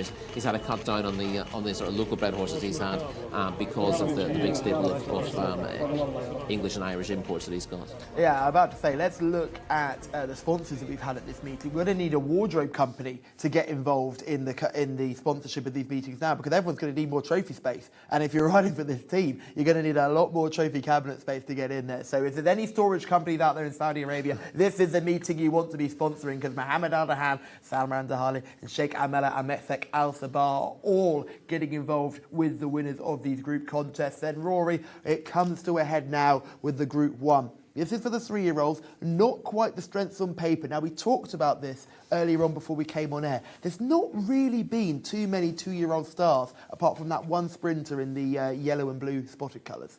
Yeah, we're looking for something to really emerge, and a few horses who looked good early in the season haven't necessarily carried their form through, and you look at the ratings of the horses in our final race. It doesn't make you feel like it's a Group 1, but we will end up getting 2 or 3 horses improving markedly in what they've shown before. And this season seems to be set up for the late developers. It's the horses who need a trip who are going to shine in the next few weeks. Hannah is always busy down on the ground. Who have you found, and what can they tell us? Well, let me introduce you to Zakir here. Zakir works for the White Stable. You've been here, what was it, for 30 years, you said. And first, we have to touch upon Ada. I mean, what a run that was for that horse. You must be delighted, as well as all the connections. Sure. We were very delighted to see her winning in such a good race and a competitive race. When we saw her coming up the stretch, we were so hooting out to the stables. We were so happy, and she kept up. She kept up till the finish. We were so happy for that, and we are very proud to say that to Prince Mithab bin Abdullah that he had a trophy in his hand today to start with, and wish him, and we would want him to see King Abdullah race also to win, inshallah. It's fantastic. It was so great to see all the celebrations. I mean, even people at home were, it was fantastic. So tell me, let's talk about the racing today, because we've been telling everybody how fantastic it is here. We've got music, obviously cup races. It's all going on. Yeah. Looking at the past races, how we started with and what we are here, we are seeing the gradual, what I can say, in fact, a good leap in racing. And looking at the atmosphere, the people around, and seeing their interest, what I have seen in the past, how we started the racing, how the racing has come up. We have gone up to an international board where we are hosting Saudi Cup, which is a pride for us, and it's a big prestige for the whole world, having a big purse which attracts the horses. And apart from that, seeing the competition growing up in a very fair way. Like the horses are running together in a bunch. That shows like how the racing has come up. So it's nice to see that. Well, talking of racing evolving here, I mean, there was racing in Meydan, so in Dubai and in Bahrain all today, but yet the best racing has to be here. So it just goes to show how really it is developing in the Kingdom of Saudi Arabia. Oh yeah, I could say that we have participated in Meydan right from 2000, which we used to take horses. I have been a part of it. Which we had our own managers, the past managers, and the whole team, where we are still, I could say that we are one of the top stables, alhamdulillah. The reason behind is, it's not just a person's work, it's a team's work, where we have a good staff, and we have the good quality, alhamdulillah. And we have been keeping up in the competition with just as first and second. We haven't gone below that. That shows our consistency to where we stand past 30 years and still we are there. That's something what shows the standard of the stable, which the whole credit goes to the past King Abdullah, who's the people's king. It's great. It's a great place to be a part of. Thank you very much for your time. Thank you. My pleasure. My pleasure. Have a good time. Thank you. Okay, well, that's it from us here. Thank you very much, Zakir. We're now going to throw over to our race day commentator, Mr. Mark Francis. Yes, let's go through the runners and riders then ahead of the feature race, the local Group 1 King Abdullah Cup, worth a whopping 800,000 Saudi Riyal, 3-year-olds in action. Field headed by number 1, Ali Al-Hamar. For the White Stable and Rayan Al-Ta'esh. 2 is Abin Al-Asi for Wigberto Ramos and the Red Stable. They also have Ayla Malek for Ricardo Sosa Ferreira, who looks for a double on the afternoon. 4 is Al-Azraki for Noeth Al-Farouz, and 5 is Al-Mitaib Sweet, stall 19, for Noah the Mudiani. 6 is Aliwa Fawas Wanas, also another pilot, looking for a double. 7 is Aziz Al-Mohammadiya, who you'll see is now partnered by Tariq Al-Mansour. 8 is Badir Al-Samawi for Luis Morales. 9 is the only non-runner, so on to 10, which is Caper for Abdullah Al-Saidi. Long time since his opening race winner aboard Shanko in race 1. Abdullah Al-Orfi on the 11, Ibn Al-Rib, next door to Moassa and Mikel Barcelona. Muaniz is 13 for Naif Al-Anazi. They are followed by Sahafi, Mohammed Al-Hubel in the colours of Haif Mohammed Aboud Al-Qatani and Sons. 15 Wall Street in the FMQ Silks for Khalid Al-Mamoni. The White Stable also have Wanamin, which is the selection of Camilo Ospina. 17 is Yar Mansour for Alex Moreno. 18 is Yarteza for Farhed Al-Faredi. And Mohammed Al-Daham looking to cap off a memorable day with perhaps a 4-timer, has Yatil Balala right down the bottom. They are the runners and riders then for the Group 1 King Abdullah Cup. 800,000 Saudi Riyal, 3-year-olds over 1,600 metres. Let's get the opinions of Rory Delaghi. But first, Callum Helliwell. It couldn't have got a better build-up if you tried. We're going for 800,000 Saudi Riyal. The winner's going to take home half of that, 400 grand to the winner. In a race where we've got very few absolute standouts, I suppose we better start with horses that have won a race, and that features 1 and 2 Alia Al-Hama and Abin Al-Asi. These are horses 1 and 2 on your race card. Rory, do they have a chance here? They've managed to get their heads in front at least once. Yeah, Ali Al-Hama was a narrow winner of a valuable auction contest over course and distance in November and wasn't beaten far, went 6th in the Ministry of Education Cup last time out. That gives him a rating of 67. That auction race that he won doesn't always tend to be the deepest. There tends to be a mix of abilities in there. Probably still going the right way. Got a rating of 67, but it's probably a little bit better than that. But obviously, you'd want to be hitting a higher rating to win a Group 1 like this. And Abin Al-Asi is horse number 2, third on debut, followed that up with a quite authoritative win under Mohammed Al-Daham, who doesn't get today. Yes, likeable, only had the 2 runs. Abin Al-Asi got a rating of 82 for that win last time out. It was pretty promising on debut, but won that 1400 metre from Ibn Al-Arib and does look the type to progress further and has pretty obvious claims here for All Stall 17. Won't make things particularly easy.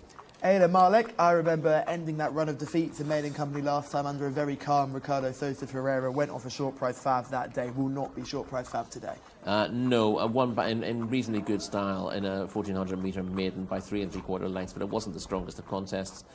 He was unplaced in the King Khalid Military Academy Cup on his previous try at this trip, and the fact that he's had a previous go at a group contest is a negative for me. Al-Zaraki looks out of his depth here. Got a rating of 55, Al-Azraqi. Ran okay on his penultimate start. But to be honest, even when he's run reasonably well, he's been beaten at least 12 lengths in his races and has very little chance here. Al-Metab Sweet is the next horse who was a winner last time. 4-length winner Adel Al-Faredi was in the saddle on that day, not in the saddle today. He's not riding today, Adel Al-Faredi. No, he's not. This colt beat Bryden in a course and distance maiden last time out to produce that career best effort, but I'm afraid Bryden didn't do much for the form yesterday. He ran well without blowing anyone away, he finished midfield in a maiden, and that's a little bit off-putting, suggesting that the maiden that Al-Metab Sweet won was just an ordinary one. Alouaf is the 6th, a winner last time out, coming back off a break, seemed to prefer Riyadh to Taif. Yeah, it's pretty consistent thus far. It's not been out of the 3. Placed all 3 starts in Taif and then took a step forward when winning a winners of 2 here from Wasl Al Salam by half a length. Needs to improve a little bit on that. He's got a rating of 73, but to be honest, that was the first run after a break, and there is a possibility that Alouaf will actually be able to take a step forward, so I wouldn't be ruling him out.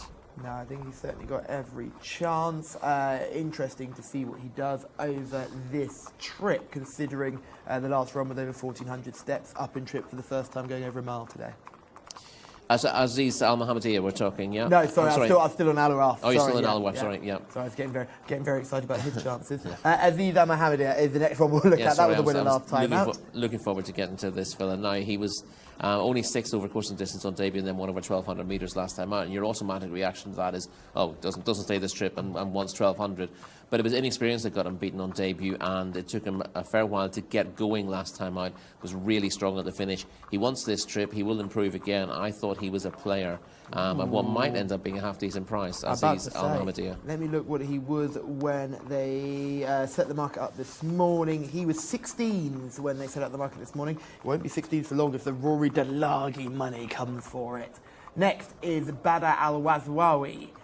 This horse was a winner on debut and then 3rd last time out. That was in a cup race, not disgraced behind Taj Bladi. No, it was a good effort in the Prince Faisal bin Khalid bin Abdulaziz Cup, and Taj Bladi a decent performer.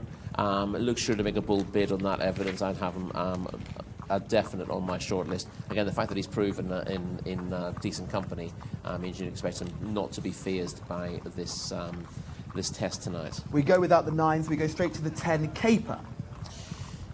Caper won on debut at Taif over 1,200 metres, been well beaten in cup contests behind Taj Bladi and Gawak Ala on his last 2 starts, and you'd have to say he looks held again on that evidence. I think it's worth saying that these Taif 1,200 metre early season form, it doesn't tend to hold up unless boosted by a run pretty quickly when we get to Riyadh. It seems to be that these horses that are winning at Taif get found out when they come to Riyadh. Yeah, obviously. I mean, clearly, if you happen to run a half-decent horse early in Taif, they're liable to go on from that, but there aren't many trainers who've got horses they think are good enough to contend in big races at the end of the season who want to start them early at Taif anyway.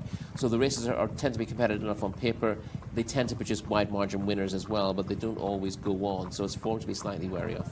Yeah, certainly worth noting. Winning form doesn't always mean the strongest form. We go back to Ibn Al-Reeb. Now, Ibn Al-Reeb is a two-time winner on paper, but was disqualified post-race on debut. Am I right?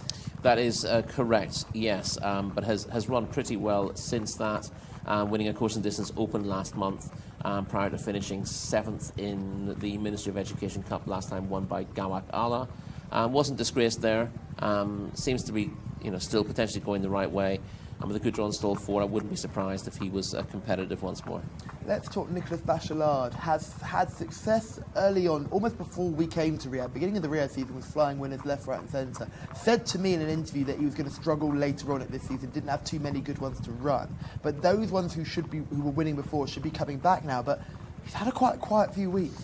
Yeah, he's had a quiet few weeks. And again, with horses who are able to win early in the season, you've got limited options with them. If you wait for them a little bit longer, so that you're running them in maidens and winners of one at this stage, you can get winners. But if you got those winners on the board early on, you're forced to run those horses in stronger races later on. And particularly when training for an owner like Prince Saud bin Salman, the owner will want those horses running good races. If you've won a race, you want to be running in opens, you want to be running in cups. You don't want to be saying, I find a nice week, winners of one. That's not really good enough for the horses that usually cost a fair bit of money. So they're in tough races, and it's hard to keep the strike rate up as a result. And it seems to be the discussions that I've had with him, seems to be that the owner is the one making the decision on where to run the horses. Yes, so sometimes absolutely, you do find yourself having to train a horse for a race that you might not think is perfect for it. Moasa is a horse by Two Step Salsa, who was a winner early on in the Riyadh season. A little bit disappointing last time out in a decent cup race over course and distance. Yeah, was third to Taj Baladi in the King Khalid Military Academy Cup over course and distance on the back of his win, but was further behind Taj Baladi when only 9th the Prince Faisal bin Khalid bin Abdulaziz Cup last time out, and that's a little bit of a negative. He seems to be going the wrong way now. Muaddiz is yet to win a race, but it finished second in each of his 3 starts. Yeah, it was just touched off by Ibn Al-Reeb in a course and distance open on his penultimate start. He was a bit disappointing when behind Hatha Al-Kalam in a maiden race last week, and that's the concern. It seemed to be going the right way, 3 twos in a row, but didn't really want to put his head in front last time out. Might outrun his odds, I suppose, but I don't like a horse who's shown enough to win an open race who then gets beaten in a maiden next time out. We're going to have a look at Sahafi right now, just coming through shot. Big strapping type, isn't he? Now, he was a winner last time out, seems to be getting better as he matures. Yeah, he beat Tesale by 10 3/4 lengths in a 1400 metre open last week. He was impressive on that occasion, didn't have to beat an awful lot, and has turned out very quickly. This hasn't clearly been a target for Sahafi. It's a bit of an opportunistic run a week after that breakthrough win last time. I remember it well. It was a terrible race that he won, wasn't it? And now just coming back to me, it was an absolute shocker, and he won it by half the track. He was very impressive, but this is a different kettle of fish altogether. Wall Street hasn't been the return on investment that they would have hoped for so far. Well, I like the line there with Wall Street. Greed is good. Showed ability when 5th of 17 at Taif in September, and is sure to improve on that. But I think this is probably okay. But I think the lack of experience is a massive concern in a race like this. One Amin has a little bit more experience, returned from a break to finish 4th here in a cup race behind Taj Baladi. We're beginning to see a form link here. Yeah, indeed. A few of these have been behind Taj Baladi, and this was probably an improved performance on what he'd done at Taif. One Amin when beaten 3 lengths into 4th in the Prince Faisal bin Khalid bin Abdulaziz Cup over this track and trip. I'd expect him to improve again, and I think he's a player. Although, coming out of stall 50, stall 50 might not be a bad thing here. They're going to go hard here. I suspect that there's going to be not an awful lot of room up the inside, and Camilo Espino will look to keep clear of trouble towards the outer, avoid the kickback, and then run through horses later on. So I'm not massively put off by the draw there for One Amin. Let's see Yaman Saw in action. He's horse number 17. Let's have a look at him in action. He breaks from stall 16. Watch how he finishes. I think he's going to be exactly what you mentioned there with the previous horse, coming through beaten horses. He's right on the rail, and he just scrapes the pain all the way along, passing these beaten horses, but finishes with a rare rattle here, because the jockey isn't asking, and when he does press the button, he sprouts wings. He does. He runs on very strongly. He's got plenty of experience compared to some of these. He won a course and distance open before this second to Taj Baladi. This is the Prince Faisal bin Khalid bin Abdulaziz Cup that we've talked about several times. He's more exposed than most, but this is a career best effort. He was going on really nicely at the finish, and he should run well once more. Yeah, the horse in third was well worth mentioning as well. That was Badr Badr al-Samawi, wasn't it? Yeah, and that was doing good late work as well. With very little experience. This is Aben Al-Saili. This is a horse changing owners. First run for new owners. Was very impressive on this occasion.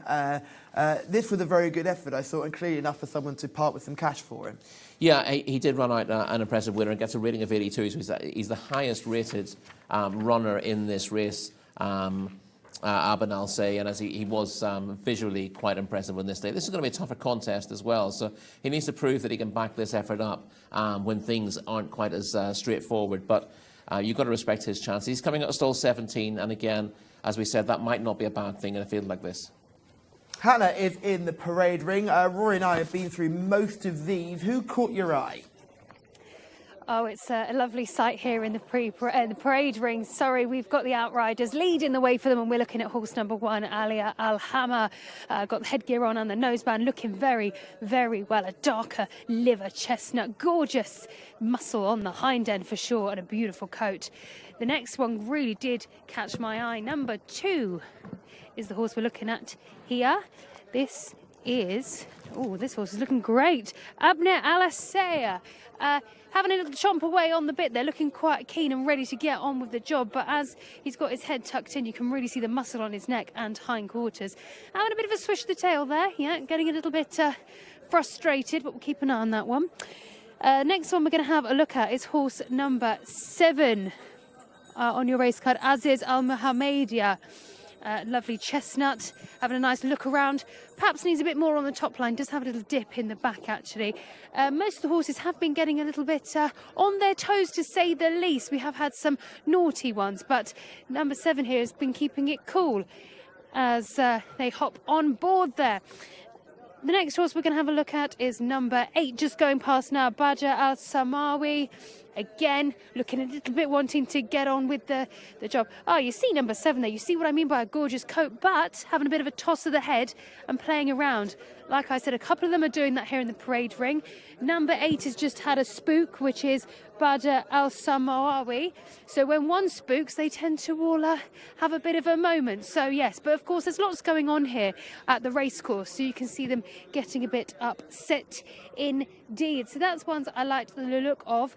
There's so many nice ones in here, chaps, in the parade ring that it's very hard to pick with paddock eye catchers. I had a look at horse number 16 as well, which is Wana Mean. As another horse that I had a good look at, another nice shiny coat. However, a bit frustrating for Camilo Ospina, because as he just jumped on board, the head of the horse just nearly hit him in the face as he keeps throwing his head up, which is not good. And of course, with Camilo's injury he's had, he's not going to want something hitting his face at all. But this horse looks quite nice indeed.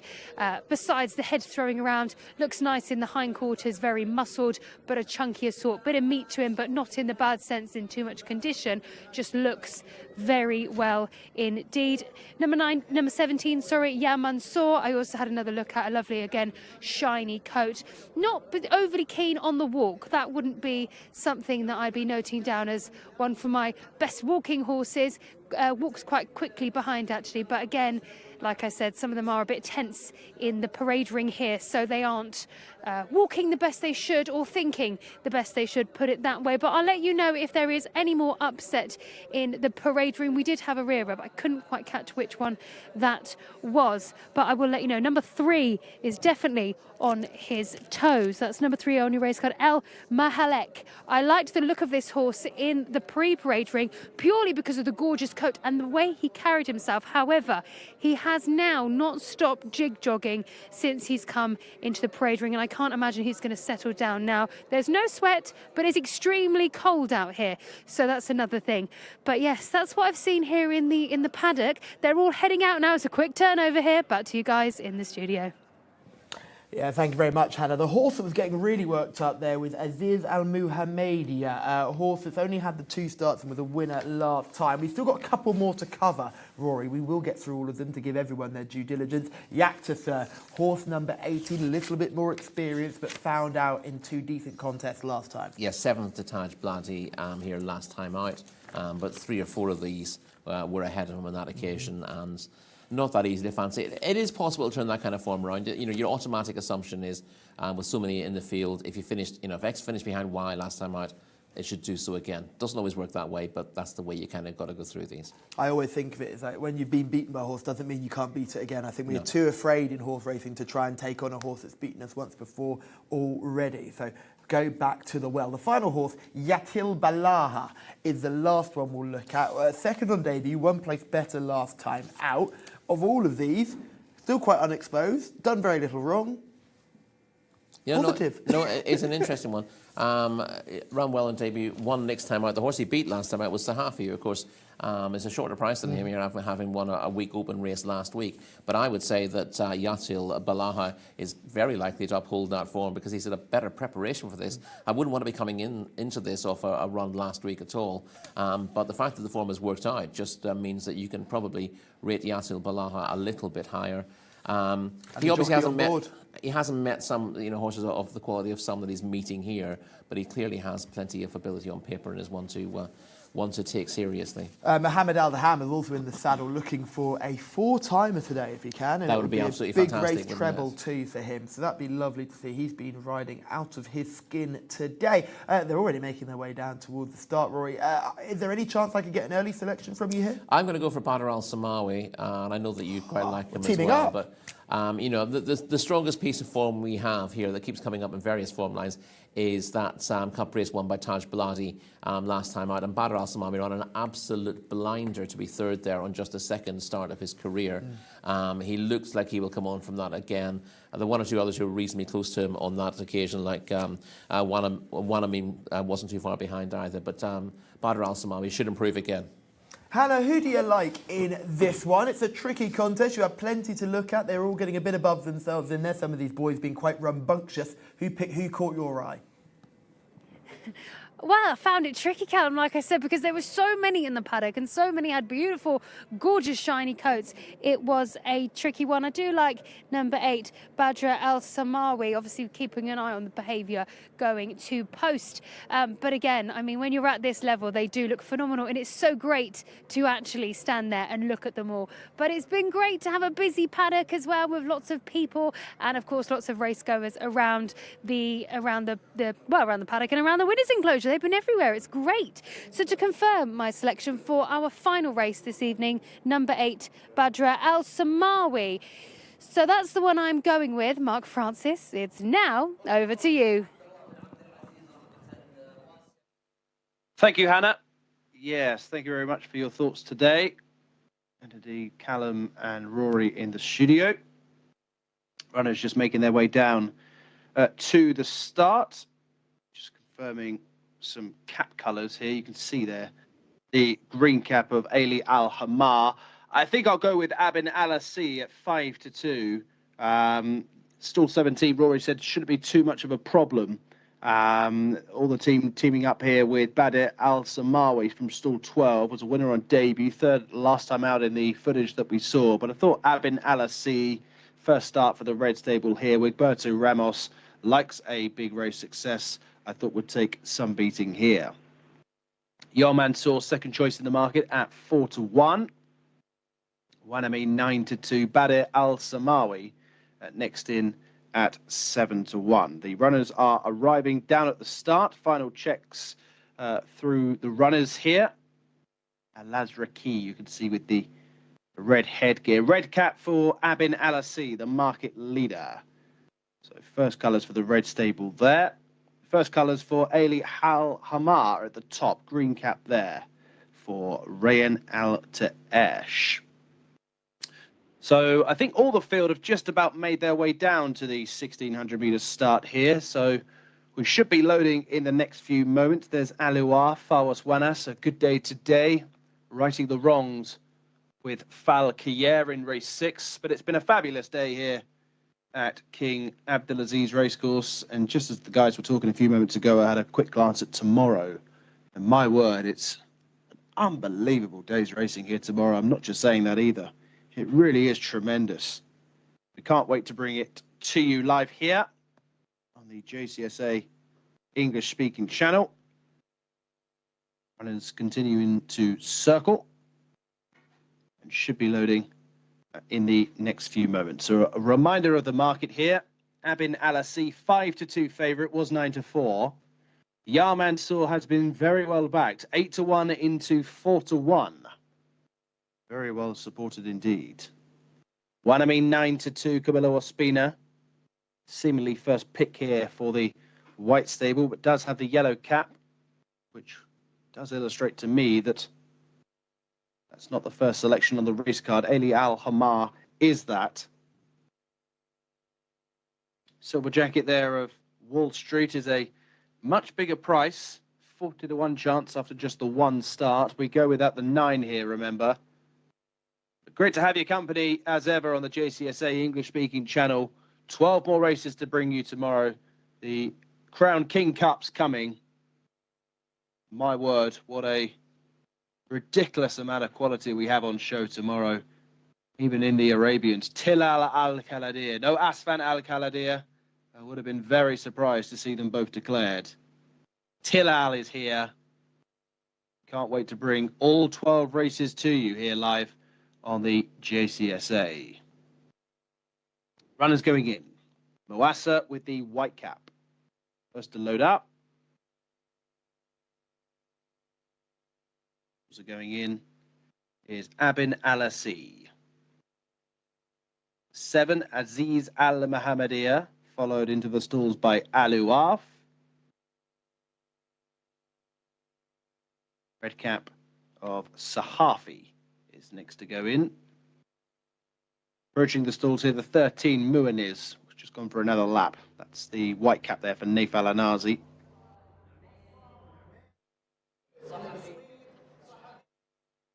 So 6 or 7 to go. Waiting on Muaniz, who is now straightening up and going in. Ibn Al-Rib.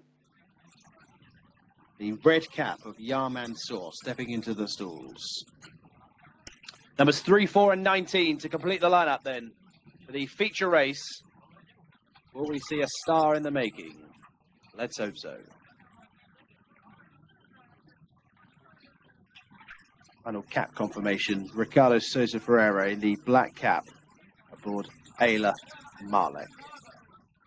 So I've checked them all over, just as the final trio are going into line. Stand by. In comes Al-Azraqi. Complete the line. Ayla Malek. Race 12. And they're off. The first Group 1 of 2025 is the King Abdullah Cup, worth 800,000 Saudi Riyal. 3-year-olds over 1,600 meters. Ridden vigorously to the front is Al-Azraqi, the grey with the red blinkers, is one of the early leaders with Ali Al-Hamar, who emerged from stall 1 well. Also up with the speed is the white cap on top of Mikel Barcelona's head. He rides Moassa here running in 3rd. Then comes Ibn Al-Rib, another grey in 4th position in company with Yatil Balala. Wider out to find Aluaf, and between rivals is the red cap of Sahafi. Just in behind this next wave of runners, Ayla Malek with the black cap. Driven along is Wanamin. Further out, ridden quietly is Ya Mansour with the red cap, and back towards the inside is the silver colours of Wall Street. A ferocious gallop on here towards the back of the field. We have Jcsa. Also struggling to go this clip is Muaniz as they come around the home turn. On the inside, Ali Al-Hamar looking for victory number 2 and a first in a Group 1 shows the way. Now being challenged on the outside by Yar Mansour. Alouaf is going with him. A first mention for Ayla Malek, now taking third from stablemate Abin Alassi, who looks held at this stage. Then trying to run on is Ali Al-Hamar and Wall Street from the back of the field. Wanami with the yellow cap and wider to find Jcsa. Racing inside the final furlong on a bit, and number 17, Yar Mansour, is showing the way by 2.5. Trying to close is Ayla Malek for the red stable, but will not get there. Group 1 glory for Yar Mansour and Alex Moreno. Home in second, Ayla Malek. Up for third in the end was Badir Al-Samawi, and then came Wanami. A frustrating 48 hours comes to an end for Alex Moreno as he lands the local Group 1 King Abdullah Cup on board with Yar Mansour. Yar Mansour is the winner to the feature race, seeing off the attention of Ayla Malek, who ran game in second place. Ricardo Sosa Ferreira couldn't reel in the leader.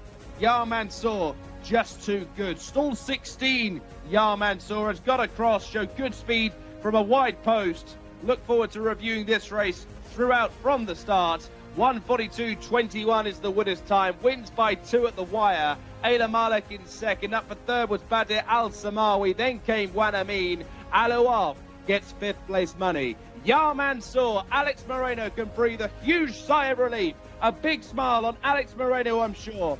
Yar Mansour, Group 1 glory.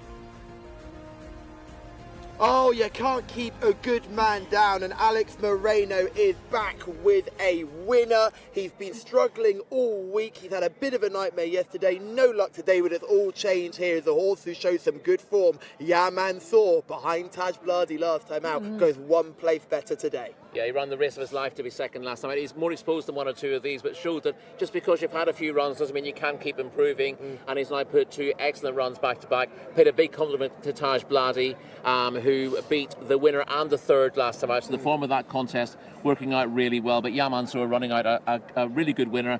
And there's no better way to put an every week behind you than riding a Group 1 winner at the end of the day. Yeah, Alex Moreno cooking on gas. Hannah, you've been down here at the coalface. I was about to say the coalface. It's freezing down here now. You're in your coat. But what have you got that impression of the jockeys? Because obviously Mohammed Al-Daham has been the star of the show today. But Alex Moreno, he's had a couple of bad beats. Was he still smiling? Was he still happy? Yeah, I mean, well, touching upon Mohammed Al-Daham, I mean, like I said, it's always great. And you heard what Dharma said earlier in the day, how he's so happy for his team. And actually, importantly, I think, the fact that he highlighted how important it is to have a team and how to have your team all connected. But yeah, the jockeys, I mean, they're always so happy and always delighted to actually speak to us and get involved, which is really nice. So yes, despite defeats, that's another thing that I noticed here, though, that when jockeys do get defeated, they're still really happy for one another. It's a good team morale down here, really. Yeah, it really does get that feeling. Mohammed Al-Daham has had a great day, highlighted by possibly one of the rides of the season aboard Ajwadi. Rory, he's the highlight of the show today, and what a performance. Looked dead and buried halfway down the straight and pulled it out at the end. Yeah, a wonderful ride from Mohammed Al-Daham and a really game performance from Ajwadi, who looked like Meda had his measure most of the way up the straight, went half a length behind him, just kept battling back all the time. If you just look at the horse's demeanour, the jockey's demeanour, they were not going to give up. The second maybe should have won the race, but got to the front and pricked his ears, idled a little bit, and Ajwadi has battled on really gamely. He was all out halfway up the straight. Most horses would have just faded from that point and still got praise for running as well as they had. But he's managed to find extra reserves to win what was by far the most thrilling finish of the day. A really, really exciting race, and one that was a joy to watch. And take nothing away from Mikel Barcelona. He was an outridden, he was riding at his stylish best. It's just that Mohammed Al-Daham had the will and the fire to push his horse forward, and Mikel Barcelona's horse was having a bit of a look around to see what was going on. Yeah, an inexperienced horse, and the lowest rated horse in the race, but clearly took a big step forward in running so well in that race. And great to see jockeys of the quality of Mikel Barcelona riding here, and clearly got a really good tune out of Meda, who wouldn't have been massively fancied in the market. But again, great to see the local jockeys, Mohammed Al-Daham, showing that he's a match for some of the best in the world, the way he rode that finish. Yeah. So a wonderful race to watch, and the perfect finish really for Connections, who've delighted us all season. Yeah, we've seen this story before, haven't we? Hannah, you weren't here last season, but what will happen is these overseas jockeys will come. There will be a lot of hoopla, mainly caused by myself and Rory, waxing lyrical about how wonderful they are. But when they get here, the knives come out, and your local boys, your Adel Al-Faradi's, your Camille Ospina. Camille Ospina, there was a shot of him on camera. He looked absolutely determined and ready to go. It's not easy for these foreign riders. No, for sure. And actually, just like you said, it's just important to say that these jockeys here are well capable to go against these international other jockeys that come here. And, you know, they really put up a fight. And that race was one of my favourites because you could really see the fight in the horse and the riders also. What was the atmosphere like down here? You've got White Stable versus Green and White Stable, I'm going to call them. I know we're not allowed to call them that, but that's the best way I can describe it. It was a real hammer and tongs affair. There was a great atmosphere here on course. Did you feel it in the down here on the ground level? Yes, for sure. And at times I was thinking, oh my goodness, I hope I'm not becoming over too excited. But no, it was absolutely fantastic. And I mean, you saw it on camera when the White Stable winner won. In here, it was absolutely packed. I actually couldn't get to anybody, and that's the other thing as well. Because when the racing ramps up here, more people are coming along. You've got more connections in the paddock and also in the winners' enclosure. So you're kind of swimming through people. So I did want to chat to more people, but I couldn't quite get to them. But never mind. You know, it's so good to see such great racing and great people here. I tell you what, I don't know whether our cameraman Nawef can just move the camera just a little bit. Nawef, just spin that's the winner just coming behind us now. So we've just got our race winners just coming straight behind us now and walking straight past us. And the crowds that are out there trying to get shots of this winner are absolutely superb. That is your winner. A stunning individual, and yes, Rory, a big strapping type that I imagine can come forward again. Yes, I'd like to think so, particularly as we step up and trip towards the end of the season. You said there'll be no real stars, but they've been hiding in plain sight, haven't they? These horses are going to improve all the way through the season, are horses we love. We did it last year as well. We saw horses who looked fairly limited in November, suddenly turning out and being Group 1 horses in the spring. We're going to get more of that this season as well. Quick look forward to tomorrow. There's one horse we're all talking about. It's a big purebred Arabian superstar. Talal Al-Kaladir is back. I saw him do a workout a few weeks ago, maybe even a month ago now. He looked good on that day. After Al-Kaladir has come here and won since. Talal already has some wins under the belt. It's an exciting horse. Yeah, that briefly looked was going to be the race of the season because I think accidentally 5 more of the Al-Kaladir horses than intended were declared for that race and then immediately made non-runners, so clearly declared an error. So we would have an Asfan against Talal in that contest. Sadly, that's not going to happen, but still looks a really good race, and Talal should be the class act. And there's no getting away from it. Afsan blotted his copybook with a run overseas in the, I want to say the UAE, I think he was in, or with Abu Dhabi, I should say. He was in Abu Dhabi, and he blotted his copybook and didn't quite do himself justice, but hopefully he can take a big step forward today, Rory. At the time of speaking, Afsan versus Talal, who would you have? Oh, that's a really tough one. Here, Asfan, just. I would take you on. I would say Talal in over Afsan Al-Kaladir. The prizes are just being given out now, which is lovely. We're seeing plenty of prizes being given out all around, plenty of dignitaries getting involved as well. Prince Mitab is involved as well, which is great to say. Lovely to see plenty of people involved. Great to have so many of you watching yet again. Our viewers were even better than yesterday, and we had a cracking day yesterday. Now remember, it gets even better tomorrow. Super Saturday here at King Abdulaziz Racecourse. All the action live on the Jcsa YouTube channel. Thank you so much for joining us. It's been an absolute cracking day. Mohammed Al-Daham, this one is all for you.